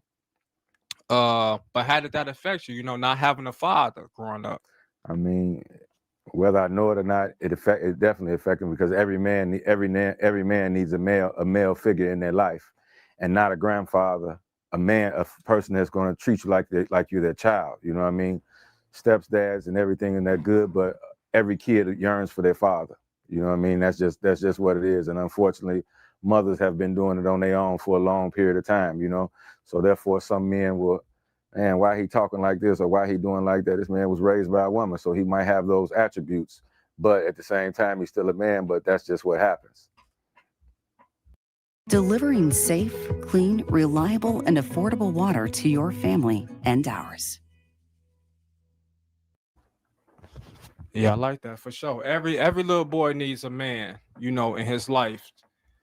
And so, preferably their father, you know what I mean? For Because sure. I had several men in my life, you know what I mean, that guided me and showed me the ways, the do's and don'ts and the ropes, but it's nothing like a father. You know what I mean? That's a whole nother level of journey of respect to have a biological father, but you're not in control of that. God is in control of that, and God looks out for the orphans. He makes sure the orphans gonna be straight. You know what I mean? At the end of the day, I'm Muslim now, so this is something that was written on me when I was born. I'm born September 28th, 1975. In the month of Ramadan. My mother's born April 1957. She's born in the month of Ramadan. No such things as coincidence, you know, so it's just what it is. Once you understand that, you have to take everything the way it go. Yeah, for sure. So when you was growing up without a father, who did you look up to, you know, as a male role model or father figure, however? I'll say stepdad, you know, and not so much grandparents, because they got an older way of thing. You know, you want to be in with the hip and be in with the ongoing. The grandparents, they just give you your morals and principles, and you know what I'm saying. But you really want to be like the younger generation. You want to be like the older people, the people that's, you know, right there. You ain't trying to be like your granddad, grandpa. You trying to be like your dad and things like that. So many different people in the streets. You know, there's real people that I come up around. You know, and that's what helped mold me and shape me. Okay, cool. Now I understand from my research that you actually had a good relationship with King Von's father, Silk. Can you explain to us the dynamics of y'all relationship? His mom, Silk's mom, and my mom, they grew up together. They went to elementary school together. And his dad and my stepdad, they grew up in Morgan Park together. So we've been together since birth, basically. You know what I mean? And that's just what it is. He was the only child to maybe like 83 or 84 when his dad moved out to California and married his wife and had other kids, but we were both only children. So we were all we had as far as brothers, you know what I mean? That's it, because he's the only child and I'm the only child by our moms, you know? Okay, that get deep. You know, the internet be real curious about Silk, King Von's father. You know, they want to know, where did King Von get this from? You know what I'm saying? And so the history behind Silk is kind of, I don't want to say a mystery, because those that know, they know, you know, but for the internet, it's been a mystery, right? I was actually working on a documentary about Silk, and I interviewed Regina. I didn't tell you that, you know what I'm saying? Regina, that was one of Silk ex-girlfriends, or, you know. But can you tell us about Silk, you know, the type of guy he was, and, you know, like, you know, where did King Von get this from, right? Well, first, I'm gonna give the most important. Heart big as Texas. And that's what it's about. It's about your heart. I don't care what it is you got going on. If your heart ain't good, your body ain't good. If the heart is corrupt, the whole body is corrupt. If the heart is good, the whole body is good. That's just it. A beautiful heart, beautiful soul. Didn't play. Maybe 125 pounds, 130 pounds soaking wet. If he see any type of aggression or anything that you finna be a threat, he gonna take off on you first. You know what I mean? And he just, that's just what he was. I mean, and it's just show you how DNA is DNA and how they look for bloodlines when they breeding dogs. I hate to use that as an example, looking for the bloodlines. Von wasn't around his dad that much. But when I tell you 100% his father, 100% his father, from sleeping in the car, from the ordering the food, from everything, the movements, the everything. So DNA is DNA. I mean, DNA is DNA. As my son, I got blood tests on all my children. My son was 99.9.9.9.9.9 me. Talking about Vonnie, point me. But his heart is not mine. You know what I mean? And that's just bottom line. You know what I mean? His heart is not like mine. But Silk, I had some friends come up from Jamaica, and I've never been the type of person to go out. And they wanted to go out. If I ever went out, it was because my cousins wanted me to go out. That wasn't my forte. And he took my Jamaican friends out. They called me. They said, the fucking guy Silk, he's a pimp. He's a pimp. All the girls, Silky, Silky, Silky, Silky. He got a big gun, the police chasing us. Woo, woo, woo, woo. He said, man, we coming back. I can't wait to come back. I'm hanging out with your cousin. He got all of the girls. He's a fucking pimp. I'm telling you, he's a pimp. And it's just what it was. His personality, his charisma, his movements, I mean, before Von even got to where he was at, I told him I knew how he was going to take over the world because I knew your father. I knew how he could captivate people's hearts and this, that, and other. And people got into it with him, and he only had problems because he's sleeping with somebody's girl, and they man got a bag. Why you messing with this dude and he ain't got no money, and I got Benzes, I got this and I got that, and you messing with this dude, he ain't got no money, ooh. So they mad because they digging him and giving him the bag. You good, you need something, not that he wasn't on it, they just want to make sure he good. He wasn't never no pimp, but it's just the women wanted to make sure that he was okay. You know what I mean? That's just the charisma that he had. That's who he was. You know what I mean? That's just who he was. Beautiful person. Man, the first thing you said instantly stood out to me. You said he had a heart big as Texas. Because that's how Von's heart was. You know what I'm saying? And then you mentioned how, he was a ladies' man. I've heard that from other sources that he was a lady man. Von was a ladies' man. So that DNA is strong, right? So when Silk died, there's stories on the internet saying he was shot by a sniper from the top of the roof. From the railroad tracks at the roller rink on 87th Street. Yeah. What are your thoughts on that story? Is that true? Is that false? So, I mean, that's very true. And the sniper that was hired, I knew who hired him. The whole city knew who hired him because Silk allegedly broke into a house and took some money, and the people had cameras or whatever the case may be. And I later found out who it was. And I didn't know him from a can of paint. They like, man, you got to know him, and so I don't know him.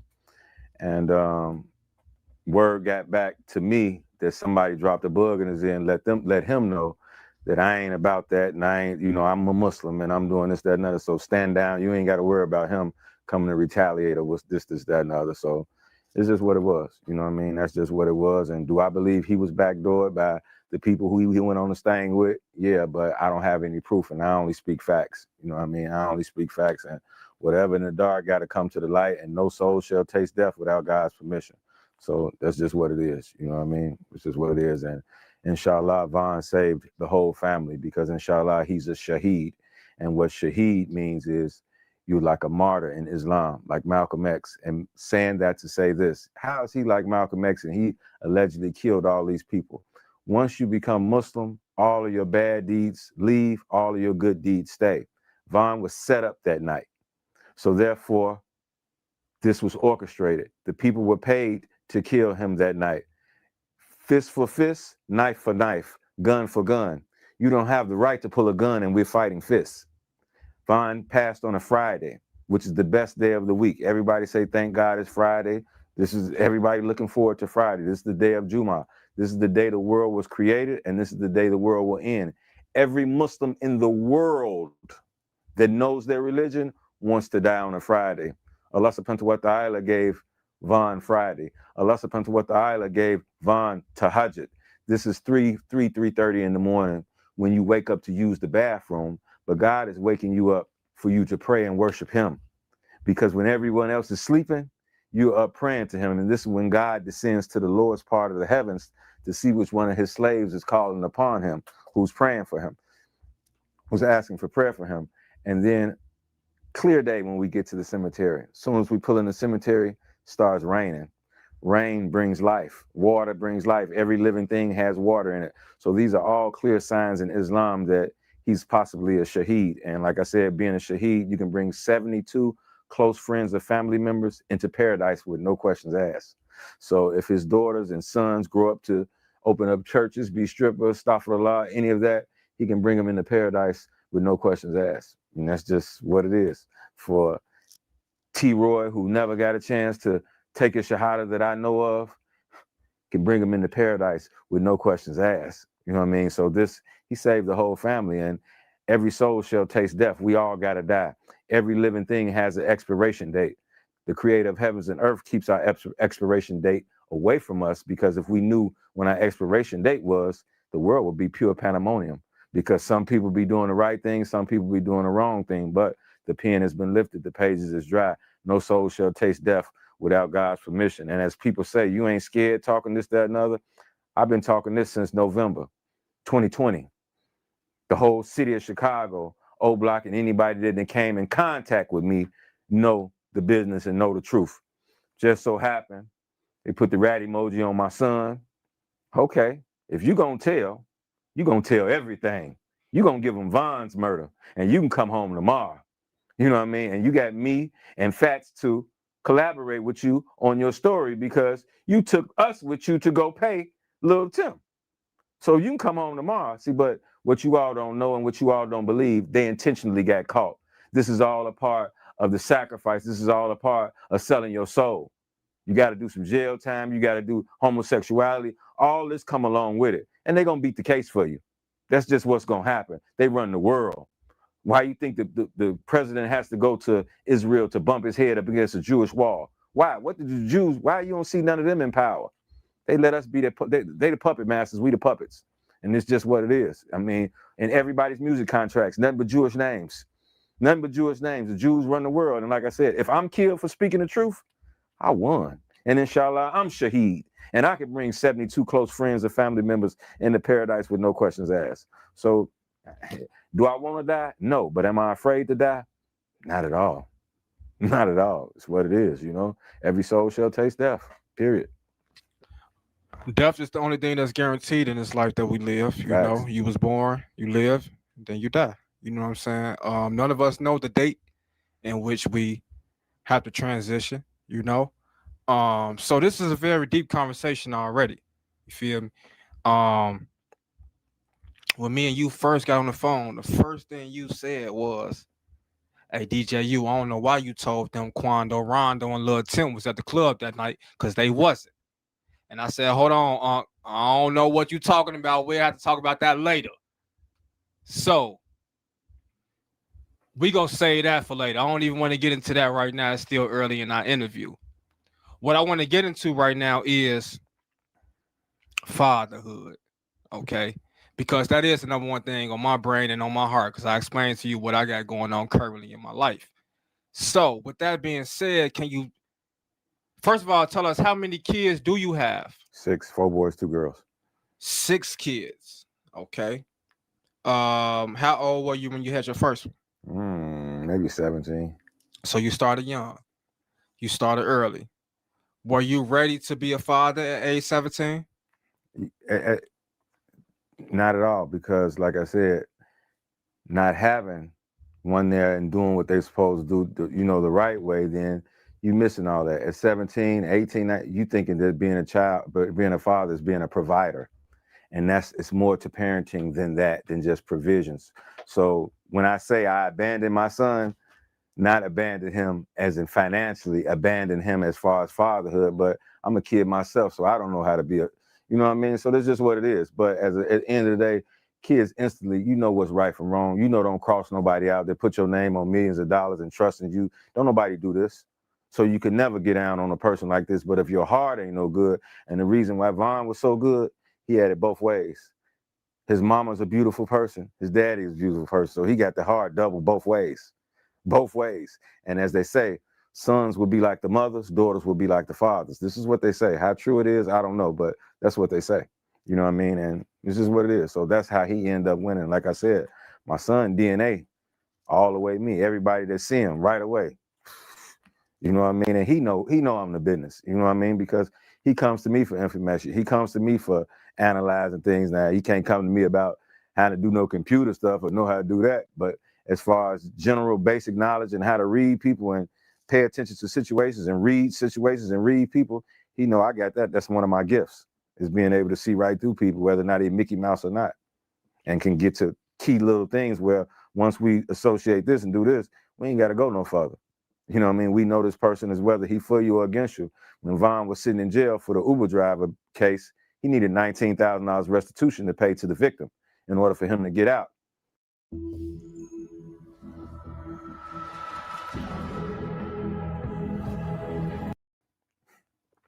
We got to go back to the label, huh? Your evil twin wipe his ass with $19,000. What we got to go back to the label for $19,000 to get out of jail? But that's how 100K Track came into play. Track put that money up with no paperwork. Vaughn gonna be loyal to the people that come look out for him and get him on the end. So that's how they finessed that and got him into the play. You know what I mean? And maybe dude was mad because Vaughn ain't signed with him. I ain't getting him $19,000. He ain't signed the OTF and da-da-da-da-da.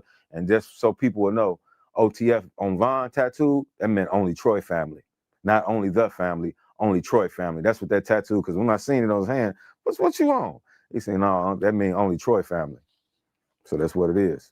Okay, cool. Now you just kind of revealed to us how Vaughn became part of 100K Track management, right? Because at that time, everybody is like, who is Track? You know what I'm saying? He from Florida, right? Yeah. Why Dirk manager not Ola? That's the same manager that Dirk had. Yeah, you know what I'm saying? Why his manager not DJ Bands or anybody from OTF? You know, like how did Track become his manager? And so you saying it's because Vaughn was locked up and Track helped him out. Yeah.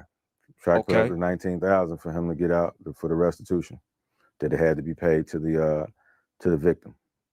Okay. Now that's some information I didn't know. So we learning something today. Okay.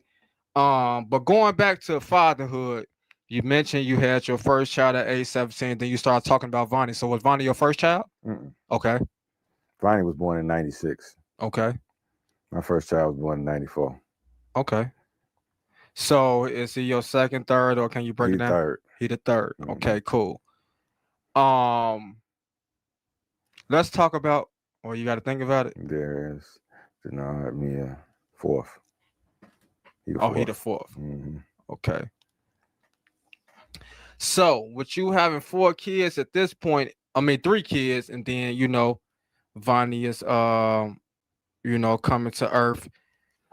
April Fool's Day, 1996. Even that's though when he was born? Yes. You thought it was a joke?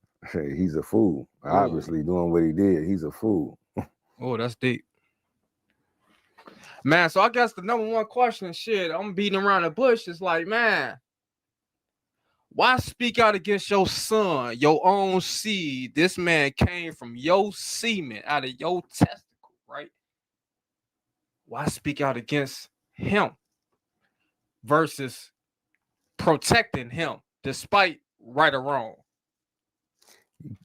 Just because a person is born into the family, don't leave them family. You remove yourself when you violate and you broke the code. Check it out. For whatever reason, you ain't got to mess with your daddy. For whatever reason, your mom, whatever reason, you ain't got to mess with your daddy. But guess what? You got 5 other brothers and sisters. Vaughn had brothers and sisters. You got a grandma. You know what I mean? None of this would have took place. Silk come from our family. Silk don't come from his mama family. Silk come from our family. Your grandmama need things. Your sisters need things. Your brothers need things. If with you faking it, whatever you do, this can't be just benefiting you and your mama, and you say F everybody else. How? You ain't no good. I can't embrace nothing like that. You got out on family. Somebody that I know would have died with you. And Vaughn would have never did that to him. Ever would have did that to him. So you wrong. You wrong, and you did this for, like I said, me at 20-something years old, 23 years old, crossing out somebody, even though my mother said, no, you wasn't raised like that, I wouldn't do like that, but just keeping it real. I already got the millions. I just met this man over a cheeseburger. We ain't grew up together playing, and I ain't got to pull a trigger. All I got to do is orchestrate something, and I already got the money. I ain't got to wait till he died to get the money. And 20-something years old, millions. Come on. I mean, that's just being logic. And no Islam, not being a Muslim, not understanding, not raised as a Muslim, knowing that you can't take it with you. God gonna catch up with you on the other side. Everything gonna come to light. But it's just what it is. And like I said, you're gonna tell it all. You're gonna tell it all. Go on, come home tomorrow. You're gonna tell it all. Don't just tell or what they instructing you to tell. You're gonna tell it all, because this is killing me. Seeing my nephew's killer and can't cut his head off. Can you imagine looking at your nephew's killer every day and can't cut his head off? I don't care about Lil Tim and Quando Rondo them. They did what they was paid to do. Only a real person don't care about them. You want the people that paid them. You want the people that sent them. What you care about them for? What you care about them for? You a fool. You worried about the people that paid them and sent them. That's it. That's it. Care about them for you did what you was paid to do. And guess what? You got to have a plan A, a plan P, a plan C, and a plan D. Because if it was solely upon Lil Tim, his mission failed, because Slutty bust him, it was over with. So Von wouldn't have died if it was just solely on Lil Tim. He got broke down right away. Mission failed. But we got Atlanta police, we got the sniper, and possibly we got whoever's in the car pushing drugs into his system, into his wounds, whatever the case may be, when he's bleeding out on the way to the hospital. This is just an assumption. But for me to listen to an audio and a person says, ain't nobody drugged him. I never said somebody drugged him. He took it on his own. Okay, yeah, I know he took it on his own, but where did that come from? I never insinuated that someone drugged him. Are you telling on yourself? Did these 8 different drugs get put in his system by a pill that he thought was X? Or did, and as I said, this is the biggest night of his life. Von was not no fucking junkie at all. At all. So I don't even know if he even took something on that particular night, because he called me. Unc, where you at? So I'll be there tomorrow, inshallah. We going to Juma. That's it. Next thing I know, I'm getting the call. Von just got shot. Talking to him on the phone, but I'm talking to Islam. I'm talking to Islam because I'm hitting him. You know, he's shot. I'm talking to Islam, and he trying to tell me something. He trying to talk to me, but I don't want to hear that. I'm talking about Islam. So it's what it is, though. You know, it's what it is. The creator of heavens and earth said that there will be no greater test to mankind than dealing with woman and your children. So this is a test. As Noah alayhi salam from Noah's in the ark, he let his son know, you are not of me. His father instructed him to get on the boat. He didn't get on the boat. I'm gonna climb up the tree, and this, that, and other. So he drowned with everyone else. So children will be a test for you. That's just what it is. Yeah, and going back to the night, you know, Von died. This was a big night in hip hop history. You know what I'm saying? Obviously, we're still talking about this 5 years later. Okay. This is a sensitive subject to myself, because I'm the one that coordinated the album release party. Okay. Von released Welcome to O Block on October 31st, 2020, Halloween. And so I'm like, man, we need to have an album release party. Because at this point, we was all living in Atlanta, myself included. King Von, Lil Durk, your son, Vonnie, and all of the other OTF affiliates. You know what I'm saying? So I know at the album release party, I saw what appeared to be Quando, Rondo, and Lil Tim. Now, when I say what appeared, it's because I saw some niggas dressed in all black with some handicap necklaces on. Okay? The handicap sign, that's what the Crips use. You know what I'm saying? Them Crips down south, they use the handicap sign.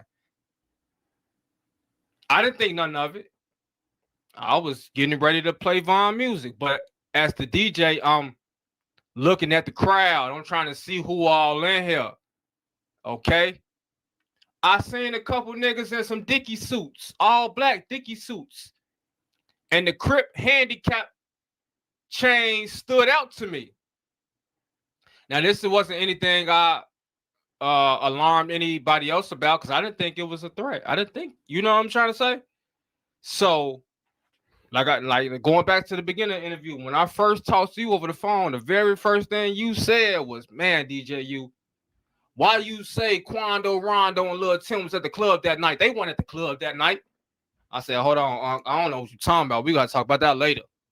Ain't that what I told you? That's exactly what you told me. Because I didn't want to talk to you about it over the phone. I wanted my reaction to whatever you saying to be genuine. Because a lot of shit I've been hearing you say on the internet been having me, goddammit, wiping my forehead like, damn, what he on? So let's go back to that night. I know you wasn't in Atlanta. You said you was somewhere else. And, you know, you got a phone call from Vaughn. He said, Uncle, where you at? You know? So if you can replay that night from your perspective and the phone calls and stuff you was receiving, what happened the night Vaughn died? I can't speak on what happened because I wasn't there, but I know I was prevented from being there. I was sent to go pick up a Hellcat in Champaign, Illinois. I got the key way beforehand, but they didn't send the people who had to sign the car out of pound to the day of. So they know that I'm not going to make it there in time for the album release party because I can't be there. I'm on point. I see everything. I pay attention to everything. And as Muwap said, Unc, where you was at, when you tell Vaughn to move, he moved. And we're going to get to the Quando, Rondo, Lil Tim inside of the venue situation that you say you appear to have seen them. That's not the only handicap sign made, not only Dickie suit made. Reason why I'm going to tell you 100% for sure it wasn't them, because they were paid to kill Vaughn. So therefore, they're going to be at the location where they have snipers, where they have police on their side, where they already have their exit plan set up. Why would they take chance on seeing Vaughn in opium and accidentally bumping into one of Vaughn guys and everything go up from right there when Vaughn them is possibly armed there and armed outside? Little Tim couldn't pull no gun on all his people if everybody was disarmed. He knew everybody would be disarmed because they let him know you can't take no guns in the club. We're going to blow our whole bag. We have to fulfill our mission. So we can't jeopardize on getting into a fight with Vaughn them at the opium when we know the hit has to take place at the Monaco Hookah Lounge, because this is where everything was originally going to be done at. But by the time a shooting happened at the Monaco, so therefore the Monaco was not even supposed to be open. And it may have just been patrons outside, because we have to make it seem like that this club is open because Vaughn is coming here, but inside the club may have been hollow. This is public record. The place was illegally open. And then when video came out, the guards that were outside, they said that Quando, Rondo and them had already been sitting there waiting on them to pull up. So this is a simple assessment. Why would I jeopardize my bag and go bump into somebody somewhere else where I'm not already set up at and everything kick off and jump off here? I'm not going to do that. Not saying you didn't see black Dickie suits and handicap signs, because they probably sell them in the gas station like they sell Obach chains at the gas station. So that's possibly so. But to actually have a visual, never in a million years did you see them, because we can't jeopardize our bag. We have to be at the location where we were paid to kill them at. And how I know this is location? Because I went there. Prior to, after we dropped off the bag to Little Tim, I went there with my son to case the place out. Okay, yeah. Now that's when we go start, goddamn it, having some back and forth, because you just told me you wasn't there. So now you telling me you dropped the bag off. So when were you in Atlanta? We talking about in April when we took the bag to Little Tim. After we took the bag to Little Tim, we went and cased out the place, and my son's driver, Fats, I'm in the back seat laying You down. talking about April? April 2020. April 2020. That's when Lil Tim got the bag for Vaughn. My son's driver / whatever he is, he overdoing it in the driver's seat, like he got a top flight mission. He got a top flight assignment. He punching and doing all type of goofy stuff. So I raised up out the back. Man, where we at? He said, we're at the Monaco hookah bar, soul food and everything, da-da-da-da. And I pay attention to monuments and to structures. And once I seen it, I said, I've been here before. Once I seen this, I've been here before. You know what I mean? So that's what I mean. I cased out the place. And my son called me once the place got shut down due to a shooting. Said, man, I say, have it somewhere else. But he's panicking and going into a frenzy because this is where everything got to take place And I tell them, right, man, so what? Have it somewhere else. But later on, everything end up playing back. Okay. Yeah, now this one we go have some back and forth, because this shit sound crazy to me. You see what I'm saying? You saying Monaco was illegally open. First of all, at this time in 2020, from 2018 to 2020, I was an active DJ in Atlanta, working at these different clubs. Okay, I never knew Monaco to be closed or illegally open or whatever. But I do know that Monaco was open every motherfucking night. You feel me? So now you're saying that he was looking for another place because it was closed. I don't know nothing about that. And I can show you my ID. My shit still say Georgia. You see what I'm saying? Another blogger, he put up the paperwork because it's public record. Inactive is what it says. I actually have it in my phone to show you that the place was inactive at the time of Von's Georgia ID. The place was inactive at the time of the shooting of Von. The place was inactive. This is 100% for sure. Everything I say out of my mouth is going to be the truth, whether you get it now or get it later. I'm not going to open my mouth unless I speak the truth. This is a fact. This is a fact. So what you saying is... Oh, and let me correct this because I said Dirk was signed to Coke Boys. I did my homework. No, he wasn't signed to them or whatever the case may be, but he was a slave for Def Jam and everybody else, and probably was in 360 deals, everything that Von was. We ain't talking about Dirk yet. We talking about the night Von died. You know what I'm saying? Because I was there. I wasn't at Monaco. I was at Opium. I was the DJ, right? What happened at Opium, the promoter of the night, shout out my nigga Kales, the Diamond family. They from Detroit. That's who booked King Von that night. Okay? Listen here. These same people booked King Von back in September 2020. Okay? I was DJing that night. We was at Miami Lounge in Norcross, Georgia. They booked King Von for $10,000. I secured the bag. Took the $5,000 deposit to Von. You see what I'm saying? And so after we did a good job at that September event, they wanted to book Von again.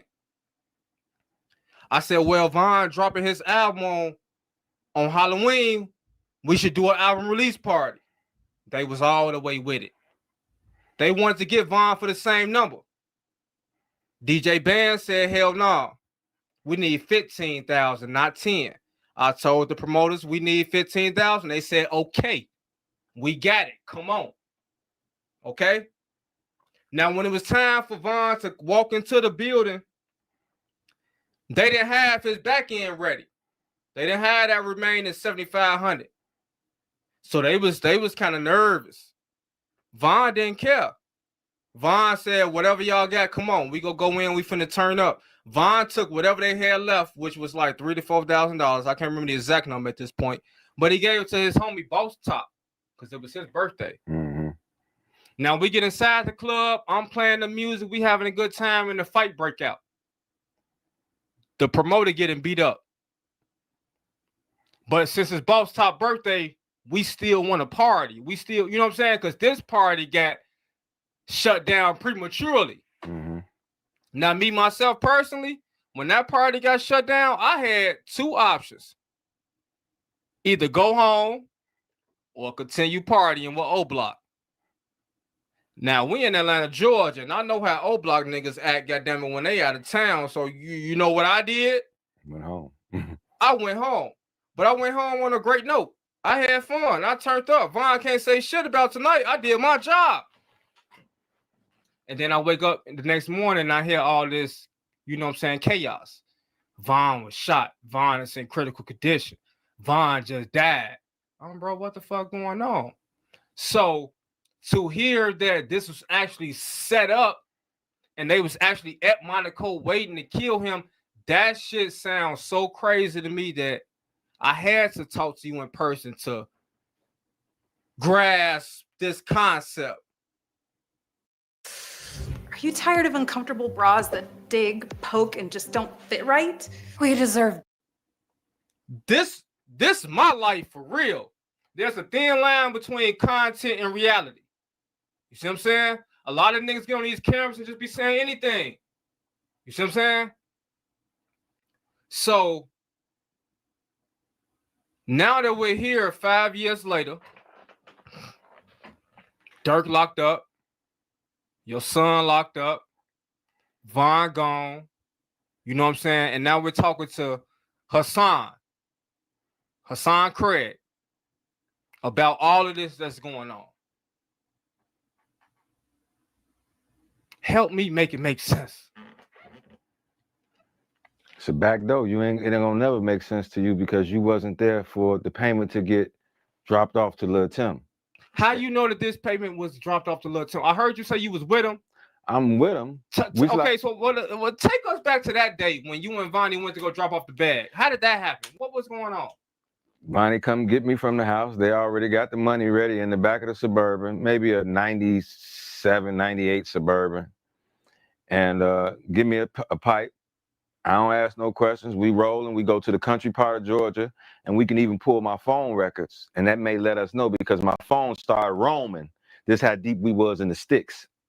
My phone was roaming, and we sitting on the side of the highway in a neighborhood, though, a little 2-lane highway, sitting on the side of the highway. Lil Tim come flying past us on a 4-wheeler. I didn't know who he was. I didn't know the name. But prior to that, let's go back. Prior to that, we pull up on Quando at Quando's crib. My son tried to get money to Quando. Quando say, no, I don't want nothing to do with that. You got to go take care of yourself. Like, you're not finna put nobody else's money in my hand and they say it was short or whatever the case may be. You take that to him. You understand? So we end up taking the money to the guy. But I'm not knowing what it's for. I don't know whether or not they finna get some weed later on or what they finna do. I don't know. You know what I mean? But by him saying, Lil Tim running from the police on the 4-wheeler, and like I said, it's like we're in the middle of a drug deal. So I know I Googled my phone because I got a partner named Tim from Memphis. He got caught up running through the woods with bags of money and everything. You can Google it. You know what I mean? And it's the same situation. So it played in my mind because like I said, it's like we're in the middle of a drug dealer. We got money. We got pipes. My man Tim, he got caught up running from the police in the woods. Matter of fact, I'm gonna just say his name, Timothy Woods. You can Google it, Memphis, Tennessee, running from the police and he got caught with 200,000 in the woods and all this type of crazy stuff. So the situation reminded me of that. And then for this to be the same person that ended up shooting Von, this is what that money had to be for. And as when I talked to one of Von's people, he said he couldn't have took none of one of us because we know that he's not supposed to be meeting up with them. You don't know that these people are ops. So that's why he had to take you. He couldn't take anybody else because everybody else know that we ain't supposed to be having contact. It's just like somebody from O Block taking me to go meet somebody from the other side. I don't know that they ops, so therefore they can do it. You know what I mean? But if I know they ops, what cuz doing meeting up with them for? They on the other side. You know what I mean? So that's why he had to take me in. Plus he knew I'm gonna give my life for my son. You know what I mean?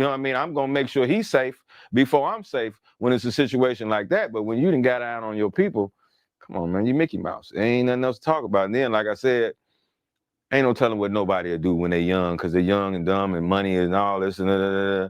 But for you not to make sure none of your people is good, you know what I'm saying? All right, grandma, somebody selling the Benz. It's worth 80,000. They selling it for 20,000. Stop lying. Ain't nobody selling no Benz for no 20,000. It's worth 80,000. Who you think you talking to? All right, grandma, I'm gonna take my 20 and go get it. But when I bring it to you, you better give me my money. You better give me my money, grandma. I'm telling you, I'm gonna go get it, bring you the title and everything. All along, he put the other 60 with it. You know what I'm saying? And gave his grandma a Benz that's worth 80,000. She only had to pay 20. You know what I mean? So you finessing the way you can do it ain't just about you and your old girl. And like I said, you don't come from him. Silk don't come from y'all. He come from us. And for it to only benefit y'all, you got to be stupid. For it not to benefit none of Von brothers and sisters, this, that, and other, all Von sisters and brothers, they look at me as Unc. It ain't not a time, they ain't nan one of them from Kayla on down been able to pick up the phone and call me and ask me for anything. If I got it, they got it. No questions asked. Period. That's just what it is. They all Unc. And even with Kayla, I forgive her. And the reason why I forgive her, it's my niece. She ain't never had shit. So a motherfucker tempted with money, she was baited in. You want the person that baited her. Even though she's supposed to know better, this is my family and da-da-da-da-da-da. But anybody can be tricked with money, man. Anybody can be tricked with money. You got these. My baby mama told me Biggie and them was gay back in the day. In the 90s, she told me that. She was in them freak offs. She signed them disclosure papers. I'm telling her, who finna think Biggie gay in 96? Who finna think that? Nobody. Nobody. I'm telling you, but she ain't finna go back and forth with me because she done signed them paperwork. She was in them freak offs with them. Because she was in Atlanta in 92, 93. She was down there. So she literally was a part of it. You know what I mean? This Vonnie mom, she was a part of it. But she telling me this, but I'm not knowing. You know what I mean? I'm pushing her on the rug. You don't know what you're talking about. You know what I'm saying? But all along, it's just what it was. And like I said, she knew the industry better than anybody because she was there. The whole world feel like the King Von situation was a fluke. Like it was fluky. Like, you know, like he walked up on Quando Rondo, started punching him, and Quando Rondo, homie, popped out the cut and popped him. Like any real homie would do. Mm-hmm. You know what I'm saying? That's how the whole world, including myself. All you have to do is read the play. Just read the play. Little Tim is sitting back, driver's side, behind tent, directly across from where Von will be exiting the vehicle at. Quando Rondo is leaning inside the passenger side front. So therefore, as soon as Von gets out of the car, Little Tim can let Quando know, action. And as soon as Von starts walking, well, all of a sudden, not Von catches him at the passenger door, leaning into the car. He catches him walking. He walks to meet him. You understand me? Stand your ground law. This is what this is. Everybody was disarmed. This is so easy. It's so easy. It's clearly a setup. And then when my son is picking up Von up off the ground, when he pulls up to get him, Little Tim and them are bagging out in their white truck. You see the Hellcat hit brakes to allow them to leave when if you were on our side, you're going to ram this car so they can't go anywhere. But you see a hesitant so they can bag out and so they can leave.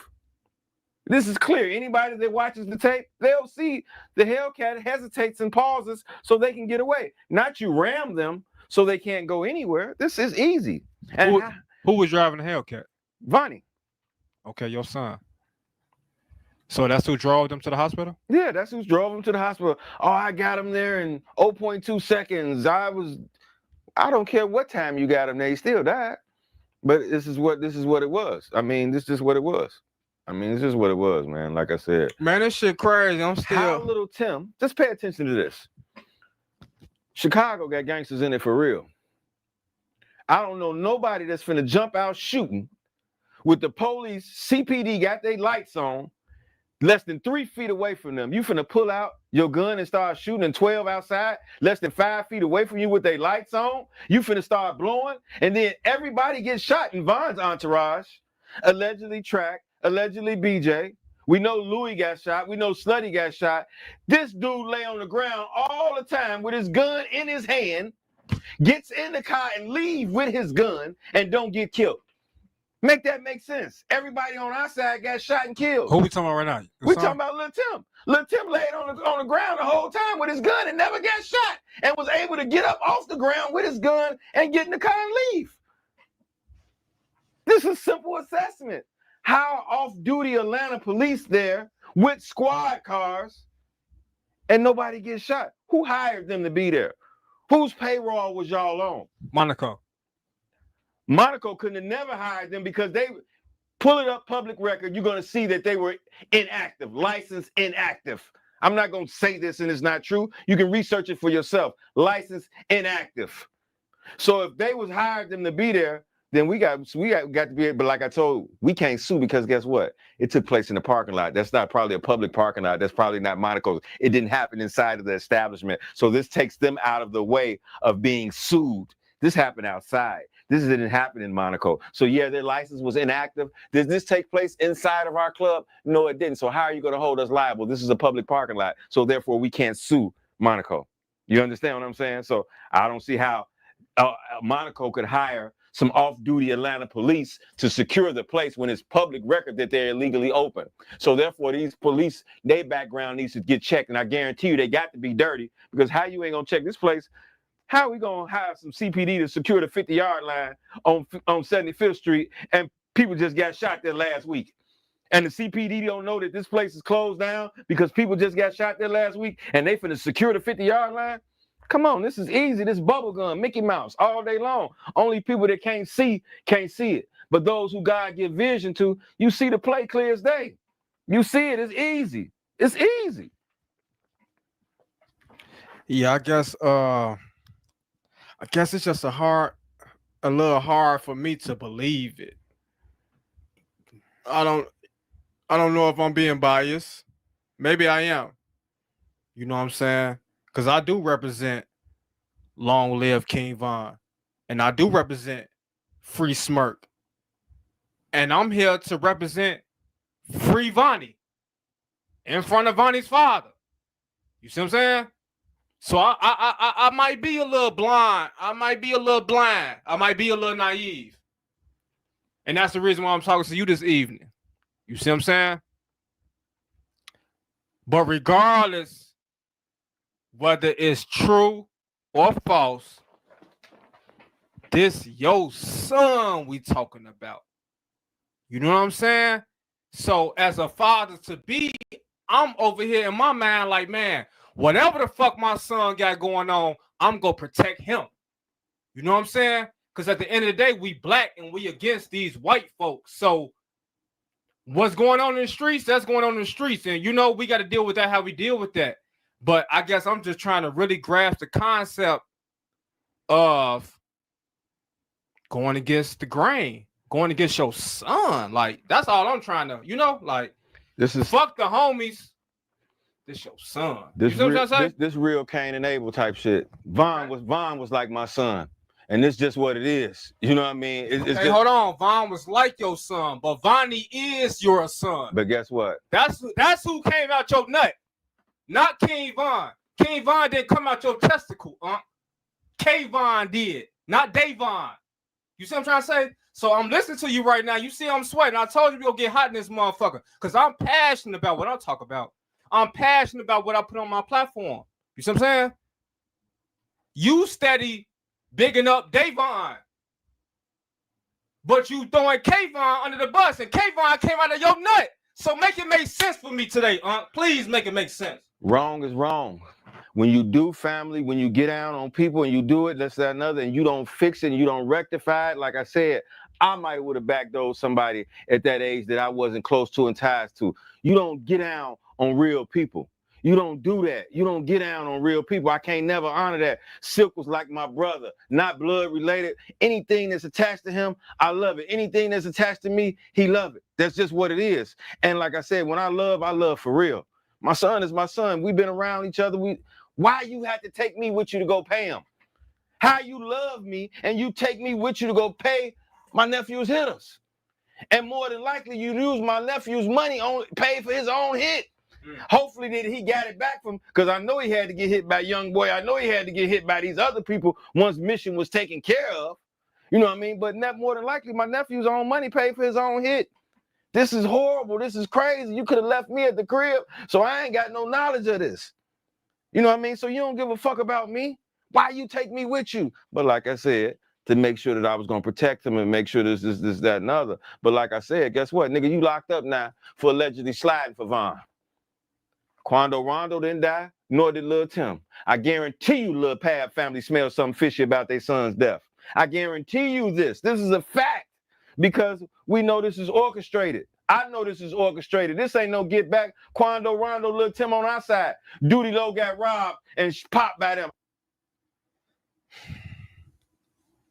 You know, when Von got his stardom, his rap fame, you know, it came via Lil Durk, okay? And, you know, from listening to you, I hear claims that Lil Durk had something to do with Von killing, okay? What's your thoughts on Lil Durk and his involvement? Know this. The industry is behind everything. My son works for Lil Durk. So everything got orchestrated through my son. So for Durk to ask my son after we dropped the bag off to Lil Tim, was it open? And Von, my son answered to Durk, it's off the hinges. So that lets you know that he knew what was to take place and what was going on. And he asked him, was it open? Meaning having you take care of the business to make sure that back door is open on Von. And my son answered, it's off the hinges. So that lets you know he was a part of it. And whether it's not the industry, the main culprits behind it, the industry being reason, we just gave this man $4 million. We don't got him in a 360 deal. He owned his masters. He owned all this. He ain't had to get drugged through. You brought him in, Mr. Banks. You introduced him to us. We can't control this guy. Your career is going to go, and his is going to escalate if he doesn't die. Your career is going to be done because guess what? We're going to make sure this paperwork gets out to show that you told about a murder that Von went on, and his person he went on the drill with, they got killed. So the only person that could tell on the murder is the person who paying for the hits and the person who did the hit. So the person who Von went on the drill with, he got killed, so he can't tell on it. So the only person who know about it is the person who paid for the cars, this, that, and other. So you telling about murders. So we're going to bring all this to the light. This is what we're going to do if this person don't get out of it. So I'm not going to solely put it on him. So the industry is the main culprits. The industry is the main people because they're capitalizing off of us and this drill music. They're profiting. They're giving us little chump change and they're getting trillions and trillions and trillions and trillions of dollars. And as I said, they're coming home. And reason why they're coming home? Who pays the politicians? Sports, music, entertainment. This is $1 trillion industry. Who's paying the judges? The Jews run the world, whether you want to agree to it or not. Cat Williams ain't crazy. Kanye West ain't crazy. Everybody's saying the same thing. Michael Jackson, everybody's saying the same thing. Now you got somebody coming that's not in the industry, myself, and I'm telling you the same thing. So when y'all gonna wake up? And as Von said, if somebody killed me, it's gonna be from the inside. Now he putting cap in his raps, so y'all gotta listen to something else. Now he lying in his raps. When this is a person that's known for not lying in his raps, and he literally told you if I die, the ops know not to play with me. This happened from the inside. This is simple assessment. When he put that OTF chain on that boy and that gray Nike tech suit, this is simple. I would have bonded you out. You could have stayed in my house. When Von was fighting his body in 2 attempts, he didn't even have a lawyer. He didn't have a lawyer, a paid lawyer. When Dirk was on the Breakfast Club and Angela Lee said, whoo, you went to trial. That must have been pretty expensive. How you beat it? With a lawyer? What you think his brother gonna be sitting here with $300,000 worth of jewelry on and he not have a lawyer? Von had a public defender. Matter of fact, Balo had to change one of his public defenders and get him another public defender because the first public defender wasn't doing a good enough job. Even though a public defender is a real attorney, they just have to take so many cases pro bono for the state. You know what I mean? But he didn't even have a lawyer. You know what I mean? So just let you know, regular street dudes that ain't got no change piece together and put up money so they guys can get lawyers. How his so-called brother, but like he said, evil twin. Evil twin, pay attention to that. Evil twin, and then Back in Blood. The same, you know what I mean? Come on, all this, it's easy. It's easy, just read and pay attention to the signs. It's easy. I know y'all don't want y'all favorite rapper to beat and backdoor his man, but this is just what it is. And it's straight facts. It's straight facts. Do I hate it? I hate it. I hate that I'm here having to speak about this. I'd rather any of his ops got out and killed him because this is what come along with the street shit. Not his own people setting them up to get killed. This is insane. It's insane. It's insane. Many enemies he got, he just said somebody gonna get him, but we ain't gonna pay the people to get him. How I'm mad at Quando Rondo and Lil Tim? Never. But as I said before, my message to Quando Rondo, because he's Muslim now, inshallah, your heart has changed because anybody can become Muslim. You got to scan a person's heart. The heart is what makes you a good person. If your heart ain't shit and you Muslim, you just Muslim by name because your heart is everything. Quando Rondo, no, a Muslim paid him to kill a non-Muslim at the time because when he got paid to kill Von, they got paid to kill Von. Von was a Muslim. Von didn't become Muslim till August 6th. This is when he became Muslim and took his Shahada. So anything that he did after that, God gave him a clear slate. But just so Quando know, you know a Muslim paid you to kill another Muslim. Once he found out Von became Muslim, he was supposed to call that hit off. So Quando Rondo, don't be fooled by Assalamu alaikum because everybody that say Assalamu alaikum to you is not your brother. This is a simple. Yeah, you getting deep. So let's just go back to the beginning of your response. When you was referring to the lyrics from King Von's song "When I Die." He said, "Don't let them goofies touch my casket when I die. And when you leave my funeral, you better slide. But if they kill King Von, then something is not right. The ops don't play with me. That happened from inside." See, I'm just saying, Von don't be playing. And if they kill him, that shit was planned. See, I'm just saying, Von don't be playing. And if they kill him, that shit was planned. This is what King Von rap in his own song, in his own lyrics. A song called "When I Die" on his grandson album that came out after he died. Me as a DJ, I listen very closely to lyrics. You know what I'm saying? Because we live in a time where if you rapping about it, you gotta be about it, right? You can't be rapping none that ain't going on. Otherwise, we ain't gonna feel it. So when I listened to this song after Von died, I said, damn, you heard what he said? So as I'm listening to you repeat his lines, you know, you kind of breaking it down. He said, man, if they kill King Von, that shit happened from inside. This shit getting deep, because I can tell you this, man. I done talked to some of King Von ops, right? I done interviewed the real ops, not no Quando, Rondo, and Lil Tim. I'm talking about in Chicago. Mm-hmm. Specifically, I'm talking about K.I. Mama. I interviewed K.I. Mama. It's on my channel. You can go watch it. I want everybody to go watch it while I'm mentioning this right now. May Allah subhanahu wa ta'ala have mercy on her daughter's soul. And shout out to Mama K.I. Shout out to Miss Brown for sure. I'm going to share something with you that she shared with me off camera. She told me, she said, I salute Von. This is what she said. She said, because Von was the only nigga that was gangster enough to do that to my daughter. That shit gave me the chills. I said, hold on. She said, yeah, I give it to him. He was the only nigga that was gangster enough to, she said, them niggas was scared of my daughter. You know what I'm saying? So we getting deep right now, you know? And we talking about murders. We ain't supposed to be talking about this on the internet. But nowadays, like I told you, it became a thin line between content and reality. And the reality has been hovering over into the content. You know what I'm saying? So I heard you speak about, you know, how King Von became Muslim. And how once you become Muslim, that, what you say, it erase all your bad deeds leave, all your good deeds stay. All your bad leave, all your good stay. Now so you're a newborn baby. Now that's as far as the religion is concerned.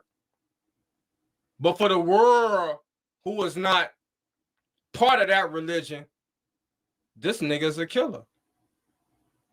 Fuck what religion he done became, no offense, right? But I can't forget what he done did in the past, even though Allah can. You know, you got people out here hurting. You got people out here suffering, right? So what makes King Von so special that we're still talking about his death 5 years later? When there have been 100 niggas in Chicago that have been killing and have been dying, we ain't talking about them no more. Is it because he was a rapper? It's because God, the creator of heavens and earth, he put a special light in him. He put a special nur in him for him to still be lingering on and for it to still be going on. As I say, who cares what the world thinks of you? It's about where our final destination is going. And like I said, for any Muslim that knows their religion, all of them going to tell you that Von won. So this is what it is. This is just, regardless of what, the human being can hold on. As I told a person before, he said, so if a person become Muslim, then you got to forgive them. I said, let me tell you this. A person kill your mama, rob her, she gave him her pocketbook, and they still got down and killed your mama, and they become Muslim, yeah, you got to forgive them, but guess what? You don't got to look at that person every day. You be over there, I ain't gonna do nothing to you. You Muslim now. You be over there and I'll be over here. Because you don't want that temptation. You know your mother was a sweet lady. You didn't have to kill my mama. And if she gave you her pocketbook, you still killed her. And because you become Muslim now, I got to forgive you. Yeah, I'm gonna forgive you because God tell me to forgive you. But guess what?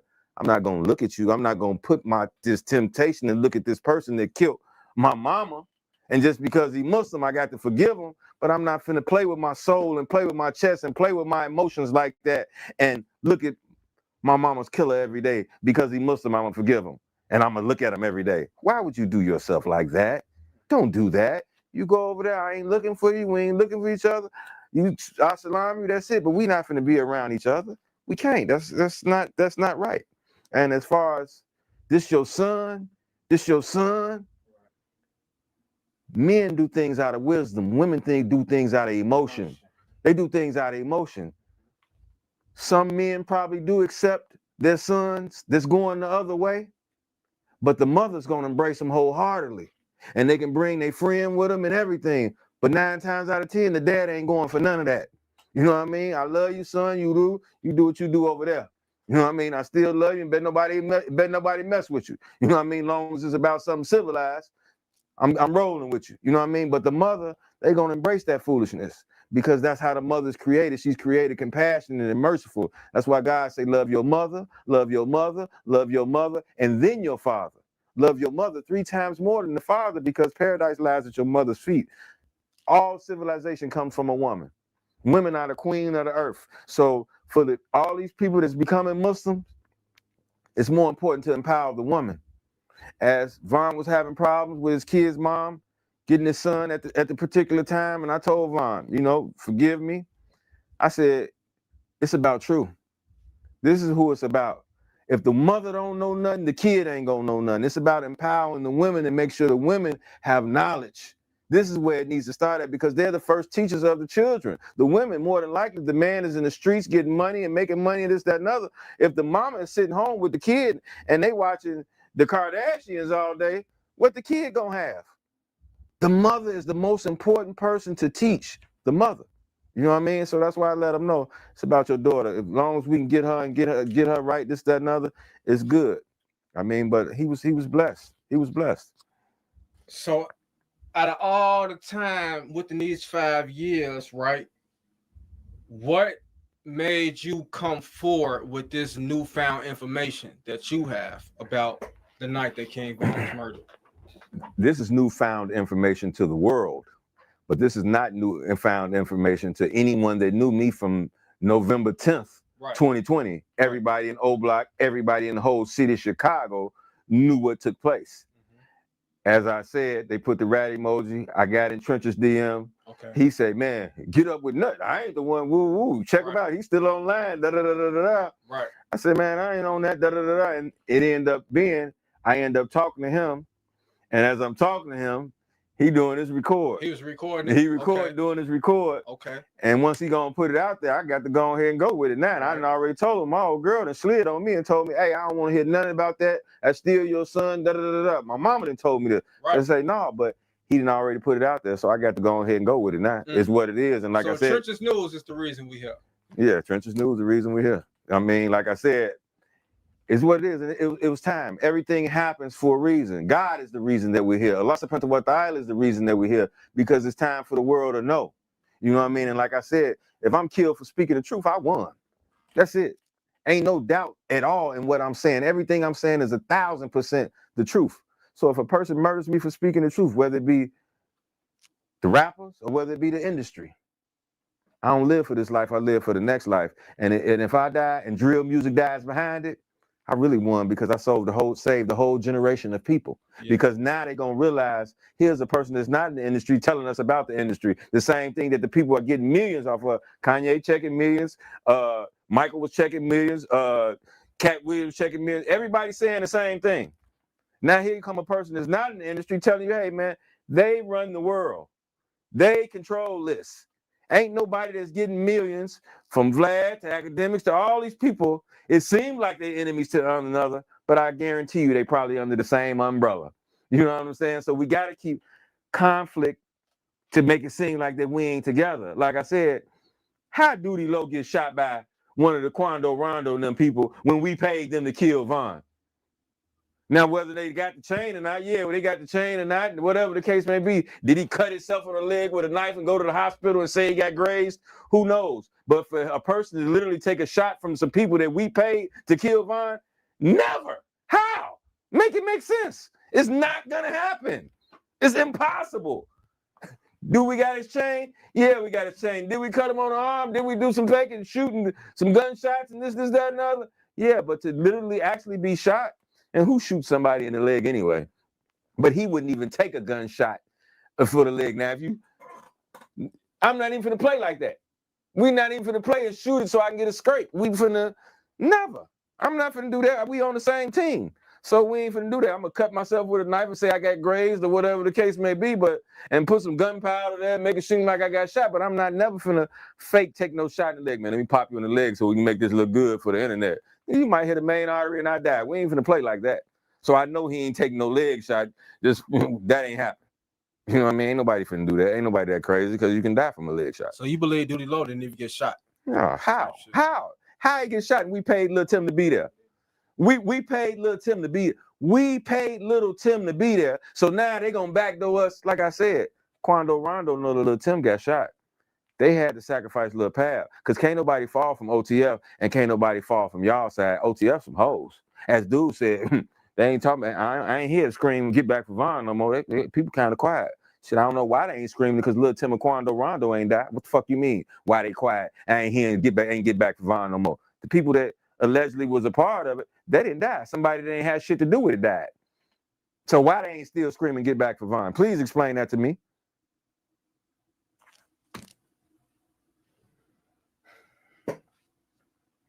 Well, I guess I don't want to get into that because that's an open case. You know what I'm saying? And they coming home. It's an open case and they coming home, whether they get found guilty. And when Trump get out of office, he pardon them. Because guess what? This wasn't supposed to happen. Y'all left a loose end untied. This man just unraveled every fucking thing y'all put together. So guess what? Y'all was going to be fighting this case for a little while and y'all was going to get found not guilty. But guess what? Change of plans. You got to go to jail now. You got to get sentenced to this. And guess what? When Trump's get out of office in these 4 or 5 years, you're going to get a pardon coming. But everything has been derailed, what we set up from the beginning, because y'all left a loose end untied. This man just exposed to the whole world everything that took place. We had the whole world. We done painted you a picture because y'all intentionally got caught. Y'all intentionally got caught. How am I saying to someone, don't put no cards or don't put nothing in my name? I think street dudes nowadays, even though I believe that they can hear it, people use FaceTime audio and FaceTime. So you sent a text message, don't do nothing in my name, and you turn around and use company credit cards when you could have loaded money on a prepaid debit card to pay for these flight tickets and all this shit. Or matter of fact, forget flight tickets. We hitting the skiway. We hitting the highway. Bogus plates or whatever. We hitting the highway. We ain't finna have no, we done all got on the plane. Y'all intentionally and purposely got caught. This is a part of the sacrifice. This is part of it. Jail. All this is a part of the sacrifice, man. That's it. That's it. And like I said, how Dirk had something to do with Von. He's sitting in there fighting for the rest of his life, fighting, facing a life bit. How he killed Von. How he had backdoored him. And this man fighting for his life. Come on, make that make sense. All the rumors is garbage, man. Dirk ain't had nothing to do with Von. And guess what? When he come on after he beat the case of how he bigger than life. He bigger than life. But what y'all don't know is he really did. But he couldn't have did it without my son. He couldn't have did it without my son. And like I said, he's probably not the sole person. The industry is at the top of it. You know what I mean? The industry at the top of it because y'all can't, he worth more dead to him than alive. If we gave you $4 million, we definitely had at least a $400 million or a $40 million life insurance policy on you. You definitely high risk. So how we give you $4 million and we ain't got no life insurance policy on you for at least $40 million or $400 million? How we don't? Who don't want a return on that? $4 million to get $40 million in 2 years, 3 years. Who don't want that return? That's an excellent return. And it's got to take place. Like I said, I ain't gonna solely put it on Dirk. Got to put it on the industry as well, because the industry, this is who got these men wearing purses and painting their fingernails and all this shit. NEL Chopper, he worshiped the ground Von walk on. This man speaking out to, he looking crazy and doing all this old weird crazy shit. The industry is painting this picture. They're pushing this agenda. They pushing this agenda. They using us. They put Barack Obama in here to pass all these rights, to pass all this stuff. He put all these laws into effect. They using us. We they pawns, we they people that they duping and giving us a little change to do it. Got these men carrying purses. Got all this old crazy stuff, man. Painting their fingernails, all this. And these is, but it's for the money. And once you sell your soul, you gotta do everything that they say do. That's just it. You gotta do everything that they say do. I don't know all of them, but some of them might have slipped out, some of them might have didn't slip out, because I can't see people speaking out against them and they're in bed with them. You know what I mean? Unless you got to cast some controversy, you got to everybody can't be, everybody can't be in line. So we got to put that theory out there and this, that, another, because I don't know. But like I said, it's real. Well, one thing you just said that stood out, you say it's about the money. You know what I'm saying? So what you exposing your son, is it about the money? No, it's about freeing my nephew up from Lil Durk. But your nephew is dead. You talking about King Von, you say nephew, right? Yeah. But he gone. He gone, but I'm But your son is in jail. Mm-hmm. So I'm listening to you. Freeing my nephew up from Lil Durk is this. I don't want to see no long live King Von free Lil Durk. It don't go together. It's an oxymoron. The truth is the truth, man. I don't care whether you like it or not. The truth is the truth. It's just what it is. Yeah, that's my son. And guess what I told his mama? You got the audio. I told his mama, guess what? This is my son. I know you got tricked. I forgive you. Later on, we're going to line him up. Later on, we're going to line him up because I know they, later on, we're going to line him up. But you rolling with these people over your family, over your father. Even me and my son against the world. Me and him against the world. You submit, this is what it is. All right. It's what it is. We're going to take care of that. We do everybody good, but we're going to line them up because you don't get down on no real people. You don't get down on the real people, but like I said, it had to come from the top. It had to come from the top, meaning the industry. So listen, I feel like based off my observations and based off listening to you, I feel like you feel some type of way because your son took you with him to go pay for this hit, but he didn't break you off. Like he didn't give you no bread. You didn't get no bread from the situation at all. So now you just like, man,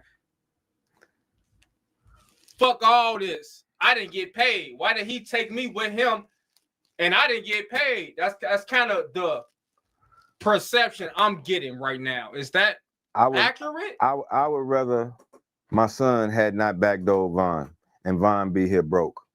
You understand me? I'd rather him still be alive so he can be here for his children, because financial money is not being a father. You need that presence. You know what I mean? You need the presence. So I'd rather, but that's done. That part is done. So he gone. But guess what? You took me with you for this, and you didn't make sure I was good. Once I let you know, I remember everything. This is what you did. All right, Dad, you tripping. I don't know what you're talking about. Man, my Bitcoin took off. My trucking business took off. Here go $1 million, man. Pay me back in 3 years or whatever the case may be. Whatever. I don't know what you're talking about. You crazy, Pops. I don't know what you're talking about. But you know what I said. And I'm going to be 100 with you right now. You give me the vibes that you would have been extorting your son. If you knew your son had that money, you would have been on his ass every week asking for some money. Them the vibes you give me right now, Unc. I swear to God. I ain't got it. It ain't no extort. The bottom line is this. He could have been in the trunk and tied up and this, that, and other, call for that bag. This is what it is. But I leave it alone and let Allah deal with it, because his grandmama, his mama, his sisters, his brothers, everybody gonna have a problem. You know what I mean? They're gonna have a problem, but it's 1,000% for sure. He got the money. 1,000% for sure. He got the money. And tax free. You know what I mean? Him and his old girl. It's just what it is. We read. And I got the bank statements to prove it. You showed me bank statements. I got the bank statements. I got the statements to prove it. And I got bankers. I opened Von's bank account up at Chase Bank. Before Von got murdered, I was at Von's mother's house. And I told Von's mother, I said, if something happens to them, we're going to have hell and high water trying to get this money from Von's mama. From Kayvon's mother, because he's on the thing and you're not on the bank accounts. So I took Tasha, Tasha, Von, we went to Chase Bank, Tasha's Von's mom. We went to Chase Bank on 9th and Wabash. I stayed in the car, sent them inside the bank so she can get added to the accounts. The banker in there told me after Von died, as I call him, he said he received a call and everything got derailed. And I was wondering why this account was opened up in Fort Lauderdale. And he's from Chicago and Atlanta. Why is this in Fort Lauderdale? So he asked me this. It's a private account. You can't go into people's accounts. It's going to flag, red flag, because this is $1 million accounts, private accounts, private client. So he asked me this. He said, do they have a safety deposit box? I said, no.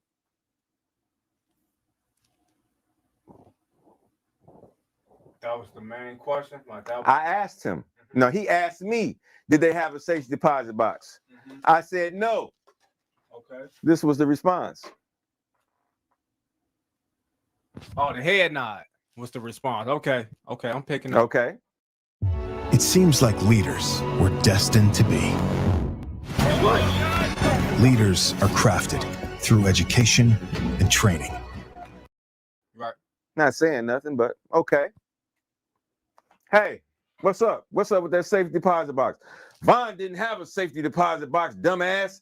I had a safety deposit box for my silver and my coins, right? This is what my son tells me when I say, what's up with that safety deposit box? He say, Von didn't have a safety deposit box, dumbass. I had a safety deposit box for my silver and my coins. Lo and behold, the letter come to Von's mama house. Safety deposit box has been closed with Kayvon Grant and Davon Bennett. Woo, woo, woo. So he had a safety deposit box. He take all the money out, all the money Von had in his video shoots, all the money you see him counting with BJ right there through the money counter. All this is real money. All this money gets taken out on video shoot days and stuff like that. So it's making it seem like we're doing these large withdrawals and stuff like this for video shoots and da-da-da-da-da. So everything is adding up. So when it's time to go to the safety deposit box, you don't need Von because you got the key and your name is on the account when you kill him. So now you got all the money, you got everything. And like I said, when I let them know, I seen the video that said, where's the video at? What you concerned about a video? Well, how can Tasha be a mama and let a kid that don't know another kid be on bankroll, be on bank accounts for millions and she don't do nothing? But as soon as I said, we going to check that safe deposit box out, y'all got people, how people gonna check out where the video at? What you concerned about it for? Are you worried that your son is on tape going to get the money? Is that what you worried about? But it's what it is. I mean, it's just what it is, man. It's what it is. It's what it is. And like I said, this is new to the world, but this is not new to the court systems. I owe my kid's mama $11,200 child support for my passport. $11,200. I wrote to the judge, told him everything. Wrote to the judge, gave it to him everything, my case number, everything on there. This is what happened. This is what role she played in it. This is what it is. This is what it is. So the world is just not knowing about this, but the Chicago been knowing about this. So the rumors of OTF Vonnie stealing like 300 to 400K from that was downplayed. it was way more than that. Come on, man, millions. It was millions. I mean, it was downplayed. I mean, now, it's just with what the it is. bank statements that you did share with me, I was reading, April, May, June of 2020. Von had over $1 million in his bank account. That's one account. He had accounts at Navy Federal as well. Yeah. Von was getting money. Von was paying me $500 a show. Goddamn it, when nobody else paying me $500 a show. You know what I'm saying?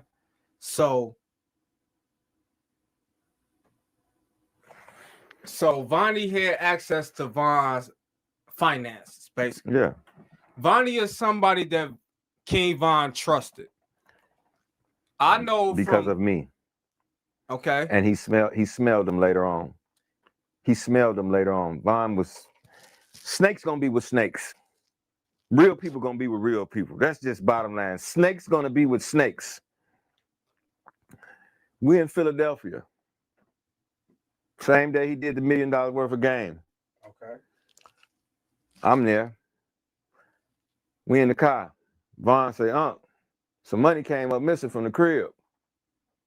TB was there, Buka, Slutty, and maybe some other person. $5,000 came up missing. And my son was there.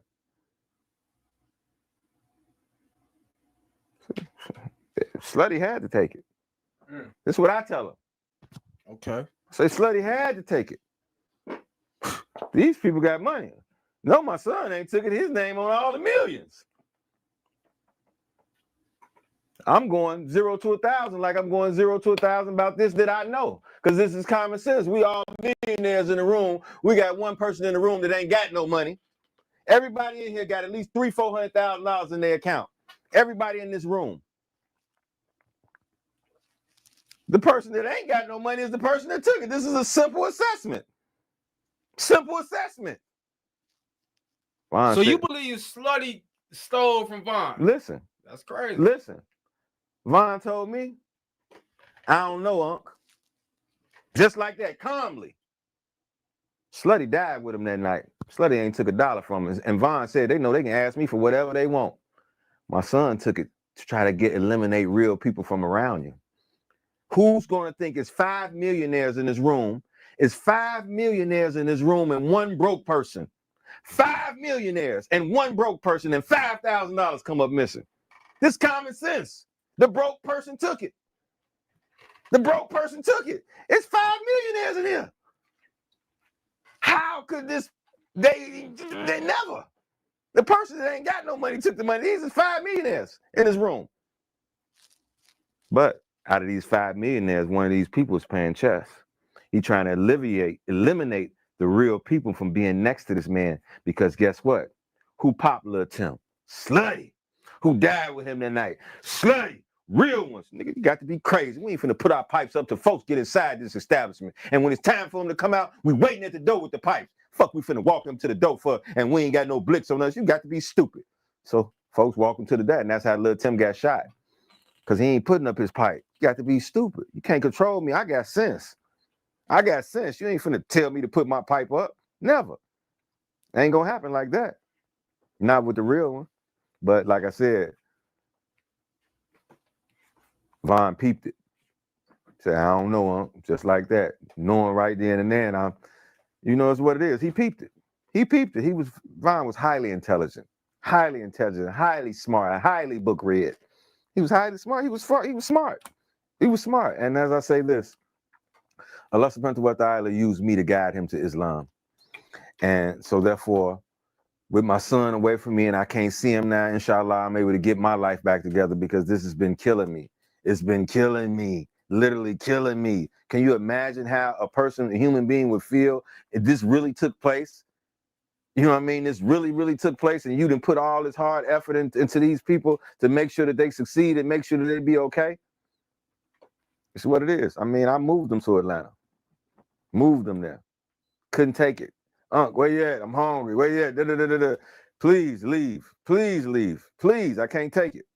And he left. Alhamdulillah. And everything went up from him writing Crazy Story on the Greyhound bus. That's the way he wrote Crazy Story on the Greyhound bus. Period. And whole life changed. I'm telling him, wait till I sell his house, wait till I sell his house. He blew up before I blew up. It's just what it was. But everything is already written. You know what I mean? So it's what it is. For sure. Crazy Story was definitely, according to King Von, was written on the Greyhound bus. Facts. And it became a hit single. You know, as a DJ in Atlanta at the time, I could tell you, everybody was playing Crazy Story at every club in Atlanta, still to this day. Welcome to Menlandia, where men can be dudes and dudes can be men. Can I use natural soap instead of this old and spicy stuff? Whole time, you can't go to no club in Atlanta without hearing I got a drop from this flexing nigga. He from Tennessee. I had a thought she was with the shit. You told me where he be. You know what I'm saying? I said for sure, baby. Let me know. You know how it go. You know.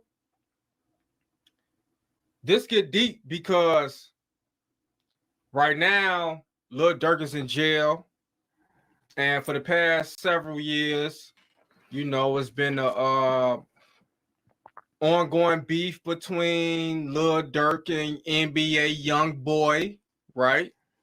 Controversy sells records. Controversy sell records, and controversy also sell interviews. Mm-hmm. I'm gonna be the one to admit to you that, right?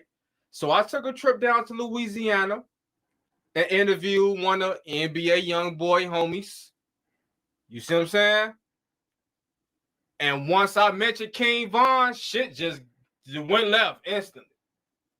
You know, so I just been kind of trying to get to like the bottom of the tension, the resentment. Like, how did all of this even start? That's why I'm still confused at. Fake people don't like real people. Fake people don't like real people. You know what I mean? Real people that ain't gonna bite their tongue. I don't care how much money you got. I don't care what you got. This what it is. So once NBA Youngboy and Von been around each other, this, that, and other, and they see, because they even got a song together. You know what I mean? And you see that Who do? I know NBA Youngboy and Von got a song together. They do? Yes. Oh shit. So, but once you It's unreleased, right? Of course. Because I know Dirk and Youngboy got a song. So, Go ahead, but the thing is, once you realize I'm not stooping to you and becking and fetching because you got a bag and because you controlling all these other dudes, you can't control me. You know what I mean? People don't like that. People want to be able to control people. You can't control no real dude. You ain't finna. I'm gonna say what I'm gonna say, nigga. You bogus, woo, woo, woo. Like he said, I even heard him when he let Breezy know. When dude tried to get down on Breezy, and Breezy, he's trying to send the house up to go shoot up Breezy because Von was messing with one of the dude bras. I mean, because Breezy was messing with NBA Youngboy bras. This, and that, and other. That's sucker shit, nigga. You know what I mean? Who is Breezy? 600 Breezy. Okay. 600 Breezy. I think he was messing with one of Youngboy bras or something like that. And Youngboy finna send the people come through, add out. And Von told, where you at? Hit him on the line. Where you at? Man, get up out of there, dude, on some fool shit. Da, da, da, da, da. So he pulled his coattail. So this is the type of shit that dude be on. But like I said, paint his nails black. You know his background. You know his criminal history. How this man get that little bit of time? How he get a pardon by Donald Trump, man? Donald Trump ain't never been in the same room with him. Donald Trump have been in the room with Puffy on several occasions. Several occasions. You think this man ain't gonna get a pardon when it's time?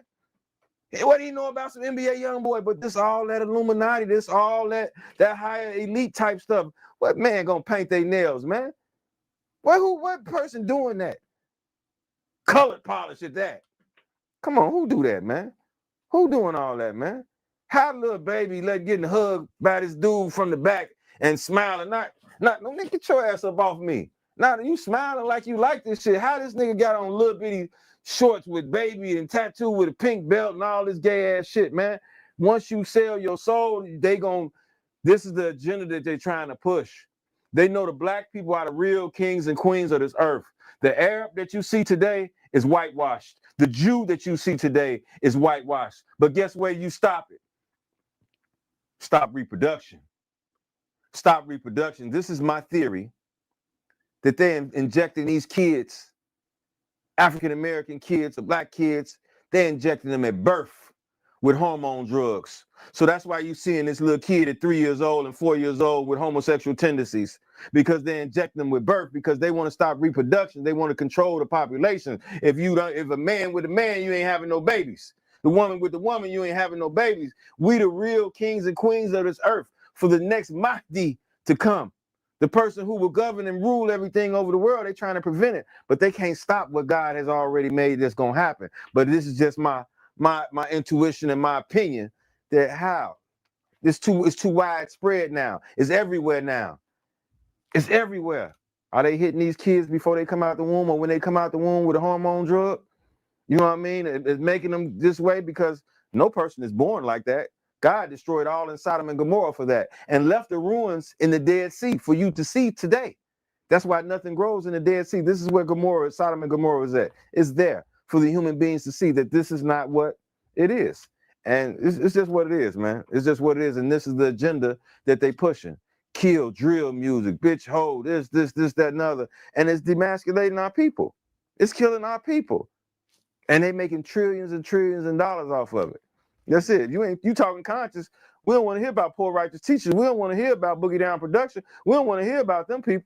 We got to talk about kill, kill, kill, murder, murder, murder. That's the only way you finna get a deal. Yeah. And the people that's trying to talk conscious, they ain't, you ain't got no raw time, so we ain't even gonna put that machine behind you. We ain't gonna put that machine behind you, Lupe Fiasco. Yeah. You know what I mean? But Von didn't have to have a machine. He was natural raw talent. You ain't have to put the machine behind him. He was natural. But they did put the machine behind him. You seen it in the contract? What you mean? Did you see the machine in the contract? I saw the dollar signs he got. He got $3 million to talk that shit. What you say, $4 million? You know something I don't know. You know another $1 million I don't know. But I know for a fact it was $3. Mm-hmm. So I do have a theory that King Von was used as an industry plant. Okay? Because Empire, the people that signed King Von and gave him all that money, they knew his criminal history. They knew his criminal reputation. They knew his criminal influence. So once they gave him the money to rap about that shit, you see what I'm saying? They knew it would influence a whole generation. And that's when we came with the Bloodhound Lil Jeffs. You see what I'm saying? Trust me, as a DJ, I am conscious to that. You know what I'm saying? And that's the reason why I decided to take this interview with you, because you're opening up the mind. You know what I'm saying? It's very easy to listen to your favorite rapper and take his side on whatever's going on, because that's your favorite rapper. He making songs that make you feel good. I'm gonna tell you right now, Lil Durk is my favorite rapper. And he been my favorite rapper since 2012. Why? Because the shit that he rap about, I can relate to. And also because the shit that he rap about, I know it's damn near true. So it hit a little different. You know what I'm saying? Mm-hmm. And so now with all this chaos going on, it make me feel some type of way, because I'm like, damn, hold on. He was dissing on my cousin. Now he in the wood, huh? Man, I know that's folks' cousin. Fuck Lil Mister. But listen, that shit. Say we gonna say it. He gonna say it's about. He gonna flip it and say it's about something else. It's about Mubu, huh? He gonna flip it and say it's about something else. But that's what's supposed to happen. Everything I'm giving you is facts. Like I said, like you just said, the line you just said, King Von got a line saying, "Yeah, I know that's folks' cousin, but fuck Lil Mister," right? Exactly. They kind of switched it up on this album, the Grandson album. You know what I'm saying? So this is a deep conversation right now, because there's a whole sea of fans. King Von has hella fans. Lil Durk has hella fans. And like, them fans love they dirty draws. You know what I'm saying? They can't do nothing wrong in the fans' eyes. And also NBA Youngboy, he has a huge fan base. that's all I listened to before Von died. That's all I listened to. You catch it. It's a car. I'm riding with me, Von, and True. Louis might be with us. I'm literally singing. R.I.P. to Louis.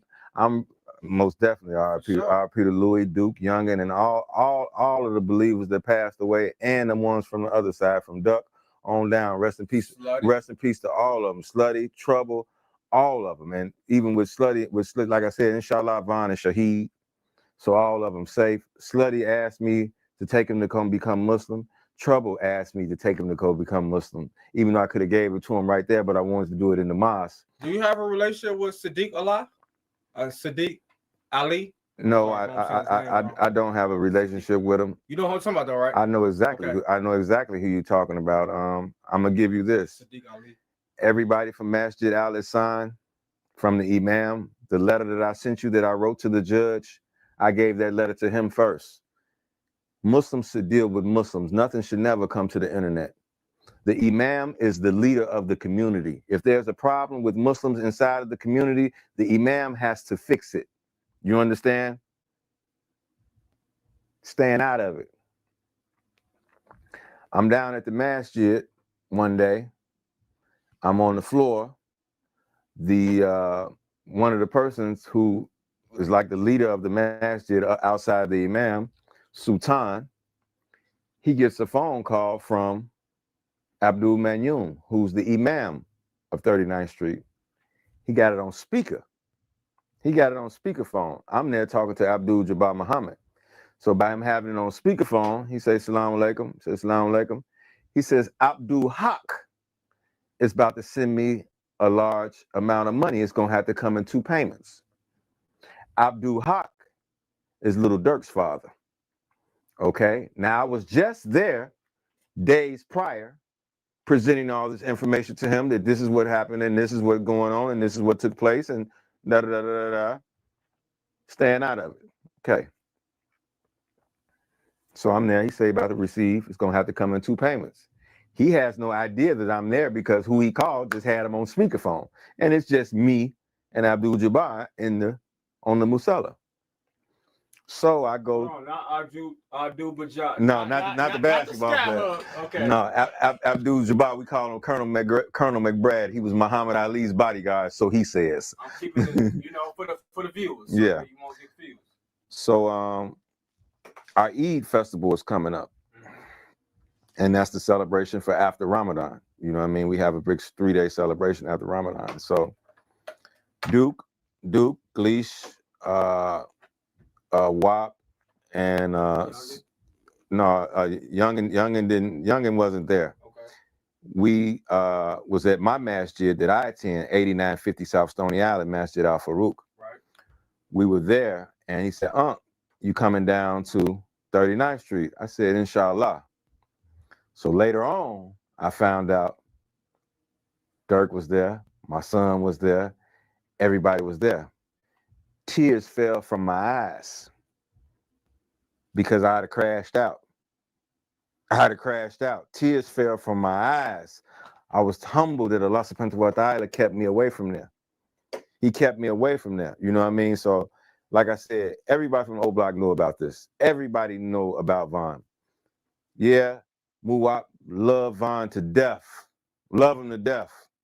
But there's no way, me, the love that I have for Silk's father, for Von's father, Silk, even if Silk was wrong by robbing this person, even if he was wrong by robbing this person or breaking his house or whatever he may have done, I just don't want to see him. But I'm never finna be on a plane with him and don't leave him there. We're not never finna be doing business transactions and doing this, the other, and I know you got rid of my brother. I ain't looking for you. I ain't thinking about you. I don't even want to see you. I don't care about it because what happened is happened. I don't got nothing to do with none of that. But we not finna be kicking it and going to Home Depot every day and doing this and hanging out. And I know you killed my brother. How do I love my brother? If I can be around this person and not tweak out, how do I love him? I can't love him. If I can be around the person that's come on. So it did make me say this. The breadwinner's gone. Everybody concerned about their pockets now. Everybody with Von gone. His family gonna be straight. I gotta make sure my family gonna be straight. You know what I mean? What he did was gone, is gone. I'm tripping, whatever. We gotta get this money. You know what I mean? And that's just the way I perceive it, because there's no way possible I could ever be around somebody that killed my brother, and I know it. And I'm comfortable with being around them. I'm Muslim now, so I know I don't have the right to avenge. God is the avenger. But for me to be around this person every day and around this person, and I know this man didn't line Von up, and not only you line Von up, you never confess your sins no one but to Allah. You line Von up and you don't hit somebody from the block with a bag, you know what I mean, or put up somebody from the block on. So when it's time to celebrate birthdays, Duke, Leash, Young, and they ain't got to be going to the Pork Chop Lounge. They getting on the plane. They might not can't get on a private jet, but we getting first class and we getting up out of here. We going to wherever we got to go, because we ain't take the breadwinner away and not leave nobody with nothing. Y'all left the block dry, dead. You know what I mean? How? Can't do that. That's no good. That's no good. You only come on, man. How y'all let this man come take a picture in front of the mural and y'all know what's up? But like I said, I ain't gonna say people in the block don't love Von, but Von from Killer Ward, Von from Ada Park. You know what I mean? Von from Killer Ward, Von from Ada Park. You know what I mean? Von moved to Parkway. You know what I'm saying? Von from Killer Ward and Von from Ada Park. You know what I mean? So that's just that. You know what I mean? He came over there when he was whatever years old and they developed a bond, but there's no way that I'm gonna be around somebody that killed somebody that's close to me every day. And this is what it is. And I call myself a stepper. How? But like I said, Von gone. His family, his kids gonna be straight. Woo. I gotta make sure my family, my kids gonna be straight. That shit gone. That shit dead. I gotta get it back. And that's just probably their mentality, you know what I mean? Because I just can't, I don't agree with that. You know what I mean? I was raised different. You know what I mean? I can't go like that. I can't go like that. So people, hi, this your son, this your son. I was raised with different, around different people, and this is what it is. Like I said, yeah, it's about the money. Yeah, it's about the money. You ain't make sure. I got sisters, brothers, and sisters. You got brothers and sisters. Don't let this just benefit you and your mama. F me for whatever reason, which you don't got the right to say because I'm the one that put all this together. But for whatever reason, at least I told a man, I say, Von bought 6 semi-tractor trailer trucks. Von's cousin Reese was renting a truck from someone to drive. I said, give him a truck. If he gives some money to the family, he gives some money to the family. At least you tried. You didn't pay for none of these trucks. You can't get this man one truck. You didn't pay for none of it. But once again, Von had me get a car for his baby mama, for Missy. I got an Alfa Romeo. I think we put $15,000 down or whatever we put down on the car. Financed the car in my name. Car note, $540. First car note, after Von died, first car note, my son paid. Next car note, he don't pay. I say, what is this? A man entrusts you with millions and millions of dollars, and his baby mama can't even get her car note paid less than 30 days after he dead and gone? $540, not a Rafe note, $5,000. We talking about $540 car note can't get paid. Track. The world finna hear this. King Von baby mama car get repossessed less than 30 days after he dead gone. I smell a rat. How much is the car? How much is it? He wrote that check right away so we can pay it off. Because guess what? The whole world would have knew then. Hold on, who was in charge of his finances? What's going on? A $540 car note can't get paid less than 30 days after he dead and gone? Something is wrong. Track wrote that check though to pay that car off. Because like I said, it's all cahoots, everybody together. But this lets you know the type of person we dealing with. You couldn't even pay the car note up for 6 months just to play it off. Nobody hit Slutty. Nobody hit Louis. These people that was wounded in combat. How you ain't drop off 100,000, but you go buy V-Roy chains and you go buy all this. Folks would have rather you gave that V-Roy chain money, split that money up between Louis and between Slutty. You ain't gave none of them no bread, and these people was wounded in combat for your brother. This telltale. Ain't nobody doing nothing for True. Because R.I.P. Louis. Come on, man. Louis was a soldier, man. I took care of Louis because he was a soldier. Man, this is what it is. Sure, I did. Every doctor's appointment Louis had, his mama, his sister, them there tell you. I made sure he was at his doctor's appointments. I made sure he was good. That's it. This is the only piece of my nephew I got left. And from first day, Von right hand. That's what I had him saved in my phone as Von right hand. And know this. I didn't get the call for Louis until I was walking into the masjid to pray Fajr that day. I went, shot, and got Tasha, picked her up from the crib, shot her to the airport. Once I shot her to the airport, I went to the masjid to pray Fajr. As I'm walking in, on touching the Musalla, Don going off, I get the call. Louis got hit too, boom. Ain't no way you finna kill Von and Louis don't die, and Louis don't get shot. That's the same thing I was telling Von mama about my son and Von. They both gonna die at the same time. One not gonna get shot, and the other one don't get shot. That's not gonna happen. It's not gonna happen. And as you seen, Louis blowing. He don't care police out there, nothing. He hawking them down. That's a real friend. You ain't never had a friend like that. Don't care police out there. What? Y'all killed my man, left him in the street, and I want blood. I don't care if it take my life. Show you how much of a soldier he is. Once he got hit in the head, set back up. Set back up. Set back up. He was the first one to take his shahada out of the crew. I got the video. He was the first one to become Muslim, and Von was the last one out of that immediate circle. You know what I mean? So it's what it is. Alhamdulillah, they won, man. They won. Von was set up. He won. He won. Louis won. It was set up. Slutty won. God rewards you off what you intend. He rewards you off your intentions, whether or not you get a chance to do it or not. This how beautiful, this how merciful God is. Let's just say you're a righteous person in this world, but you don't associate to no religion. I just treat people right. I don't cheat on my wife. I don't steal. I don't rob. I do right. You know what I mean? I might put some change in the homeless person cup when I get to the light, but I don't associate with no religion. You know what I mean? Because I think that's garbage. I think they all pimps. You understand me?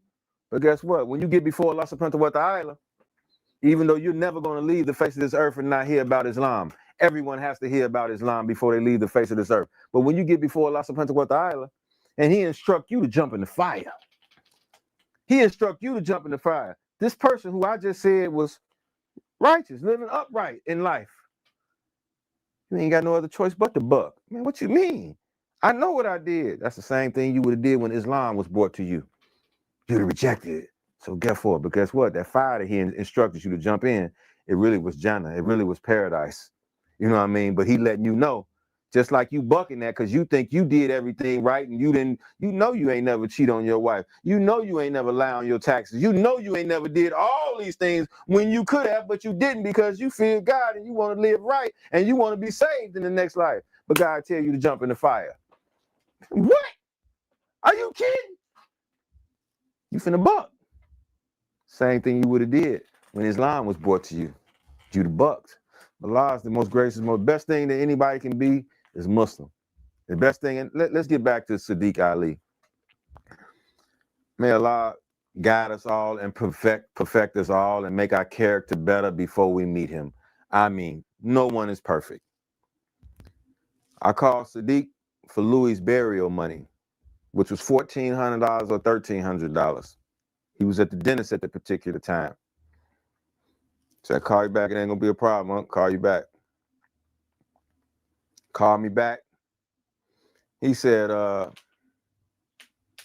much is it, Unc? Okay, I'm gonna get on top of He say, Track.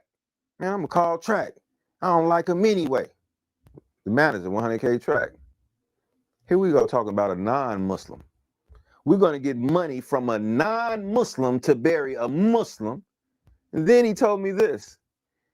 He wasn't going to Juma over here with us. He was going to Juma over there with y'all.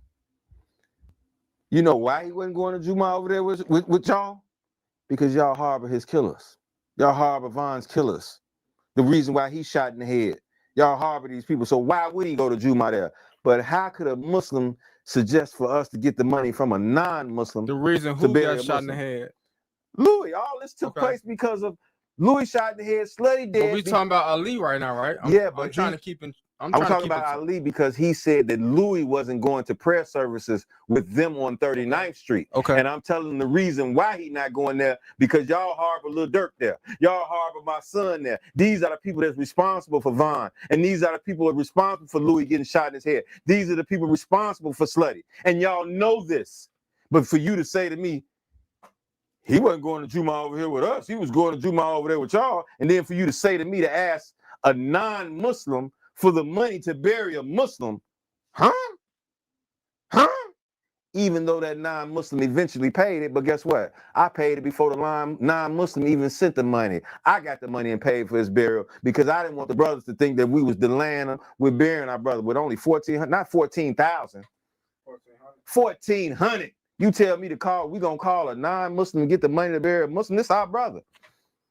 This our brother. But that just, you know, make that make sense. This is what it is. This is what it is. I mean, this is what it is. The truth. It's the truth. But nobody is perfect. But how you judge a person is by their heart. It's by their heart. You got givers, you got takers, and you got givers. A person that's a giver is what it is. Let me give you a story about me. My Hispanic buddies, black buddy over the house. I go, when Pilsen, I go to the house. But before I get there, tell him, man, Ha's a good dude. He woo-woo, he'll give you the shirt off his back. Woo-woo-woo. This is what the Hispanic is telling the black person. Yeah, da-da-da-da-da-da-da. I get to the house, I got on a t-shirt, I got it from JB's, it got studs on it, got a lion head on the studs. I might have paid $100 for it. It was an old shirt, but it was good shape because I don't mess up my stuff. And I walk in the door, and he said, man, nice shirt, Haas, because he has a lion tattooed on his arm. I swear by Allah, he got a lion tattooed on his arm. Gave it to him. Took it straight off my back and gave it to him. Same day he then just told the man before I got there that I get a shirt off my back, and the situation really happened where I literally came in and took the shirt off my back and gave it to him because I know he has a lion head tattooed on his arm. You know what I mean? So this just lets you know a giver. This is just what it is. You know what I mean? Some people is takers and some people is givers. You know what I mean? Even if you don't have nothing, you willing to spit it, you willing to share, you willing to do this. You know what I mean?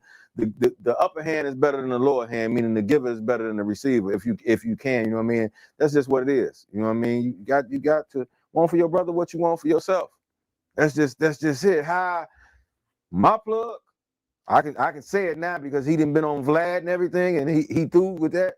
My plug used to be Keith Presley. KP, that was my plug. I should have brought his book. That was my plug. I'm in there.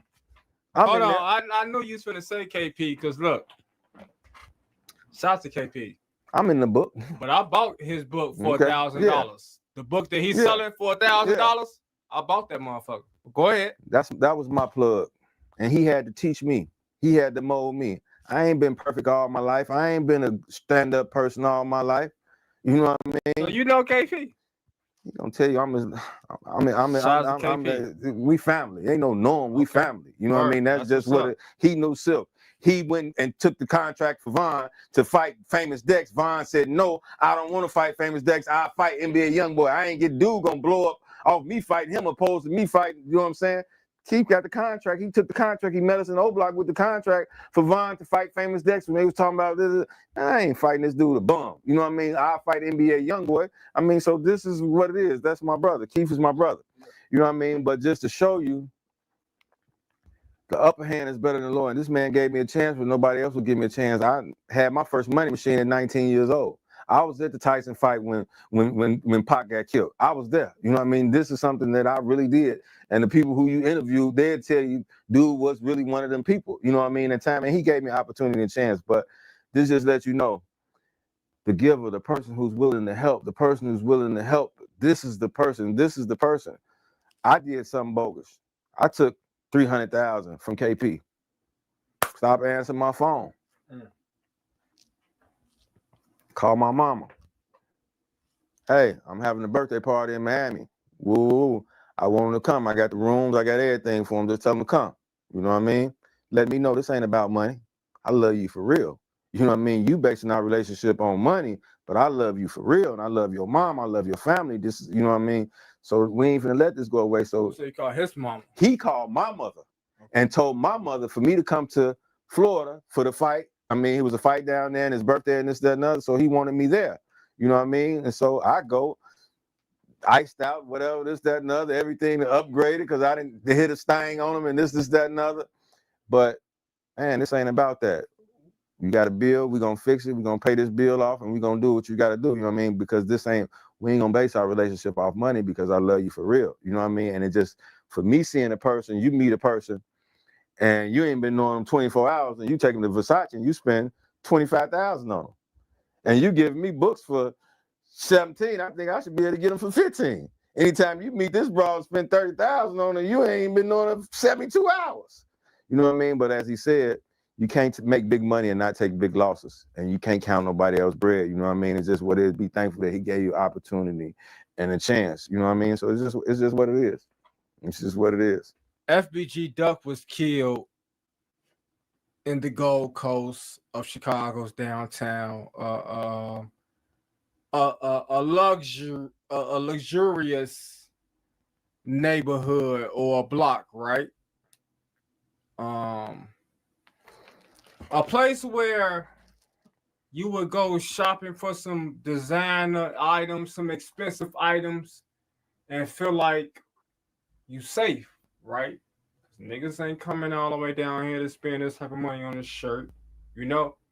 So myself, I feel like if I go to Gold Coast to goddamn it, grab me some Dolce & Gabbana or some Dior or some Bathing Ape, you know, I feel like I'm safe because this the Gold Coast. You know what I'm saying? Like, we, you know, FBG Duck lost his life in the Gold Coast in the Dolce & Gabbana line. And there are some guys who are arrested for this murder that's from O-Block. You know what I'm saying? These guys are known to be King Von affiliates, his friends. Muwop, C-Thing, C-Murder. I'm not gonna lie, I don't even know all the names. But what's your thoughts on that situation in that case, and you know how that might play out? I don't know if they did it or not, but no face, no case. If you don't have anyone positively IDing someone, it's no face, no case. It has to go to Supreme Court. If they do get convicted, which they have already got convicted, if they do get sentenced, once it goes to the Supreme Court, it has no other choice but to get sent back on appeal because it's no one positively identified. May God rest FBG Duck soul. May, if it's applicable, may God guide his children and his family to Islam. You know, and may God give Mama Duck whatever it is that she deserved for her to have, for losing her son behind this drill music, and for all the mothers that have lost their sons behind this drill music, because it's garbage. The white folks is benefiting and taking us out, and we killing each other about and getting them rich. You know what I mean? So you never know. The industry could have been behind Duck as well. You know what I mean? You just never know. You just never know. I mean, and you got to look at salespeople in the Dose and Gabbana store. Rapper come in there.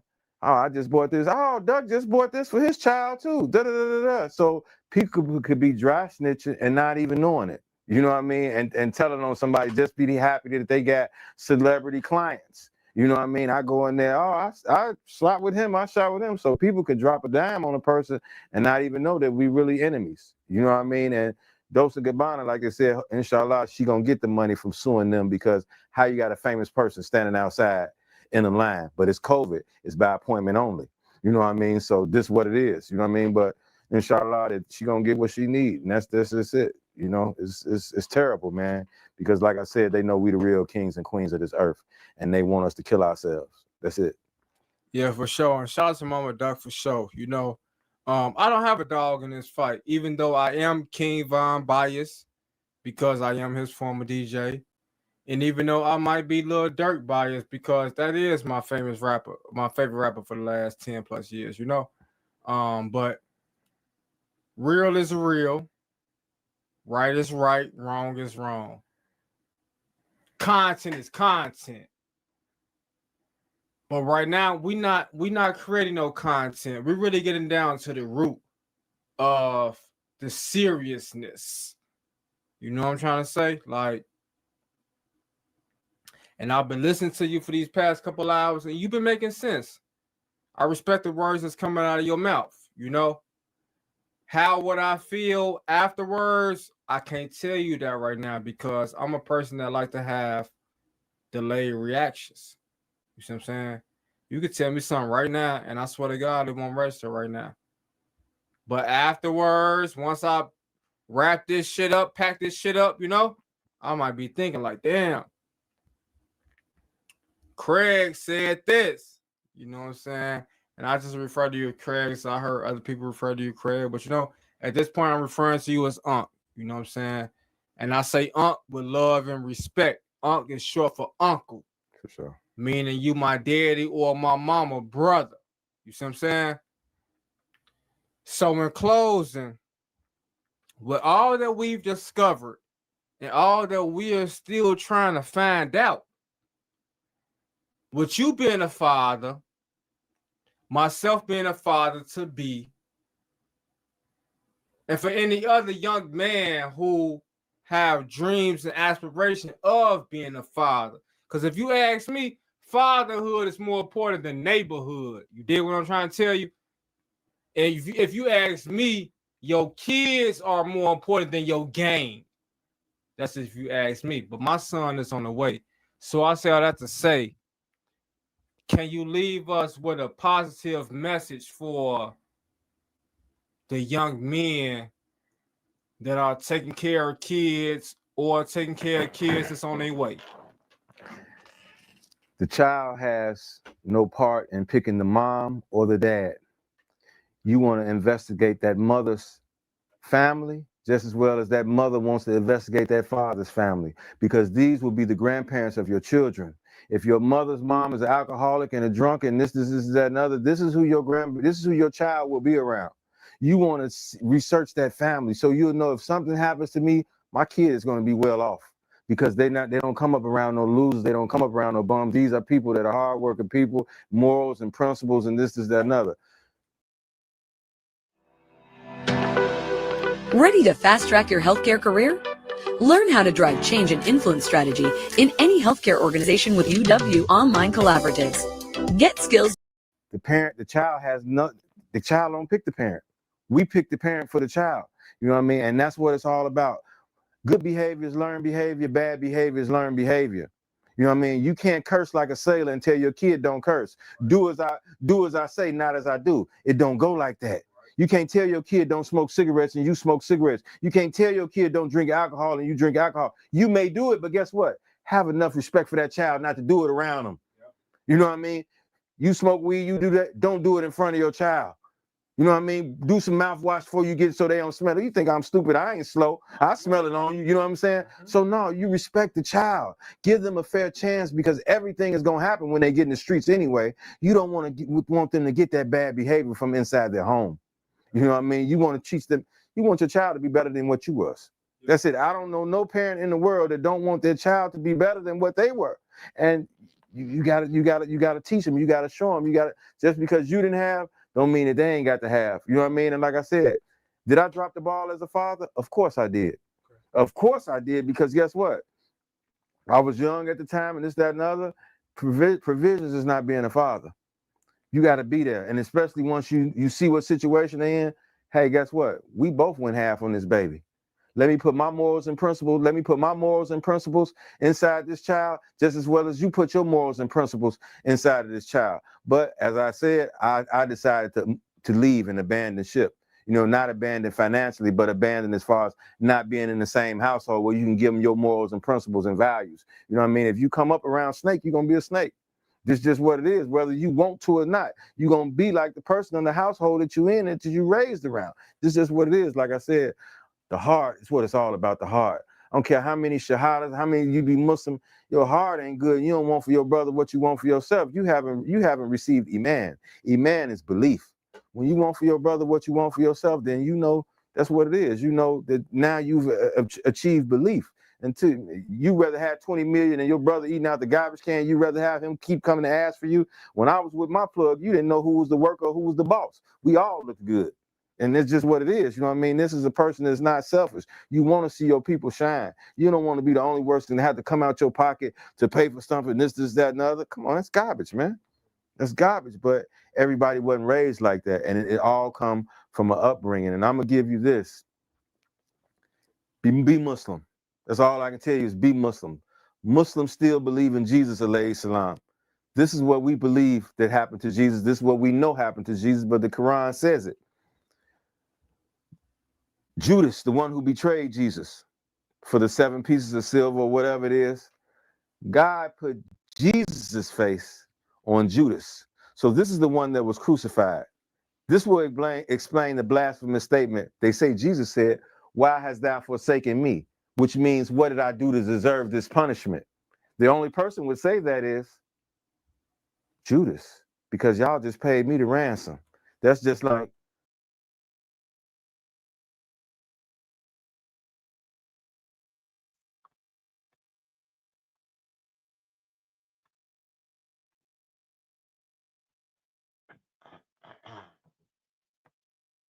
No converting on my page, pal.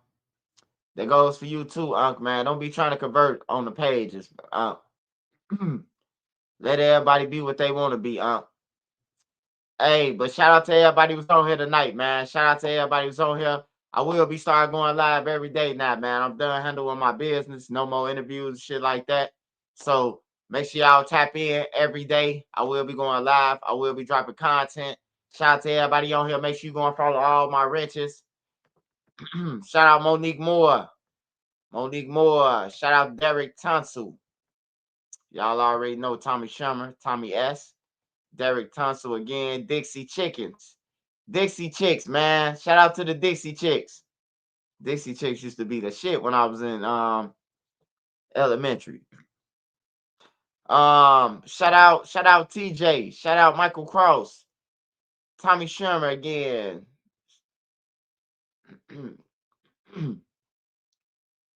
Shout out Giovanni. Shout out 72 Hothead. Shout out Giovanni again. Monique Moore. I'm saying like they on. Hold on. Oh, what the fuck going on?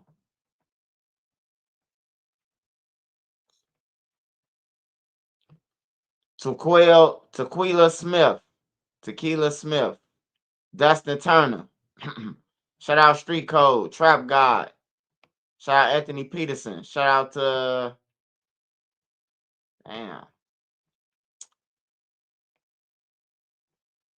Shout out to Explosives.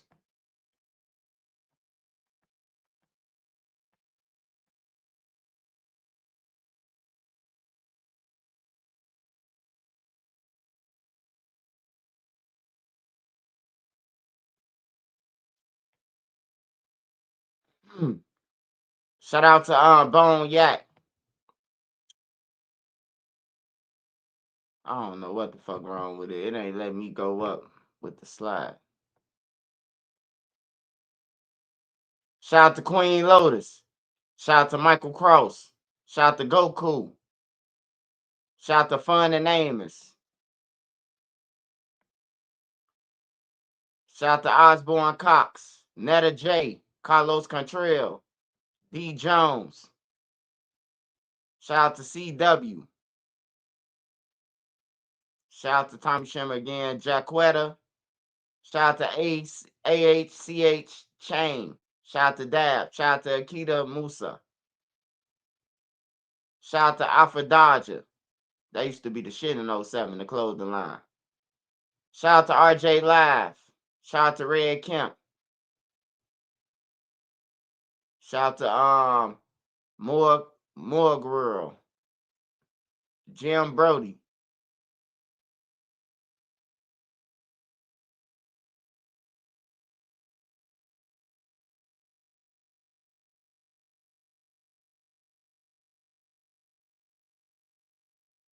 Trying to get a lot of y'all on here. Shout out to Celebrity Clips. Celebrity Clips. Shout out to Bohando.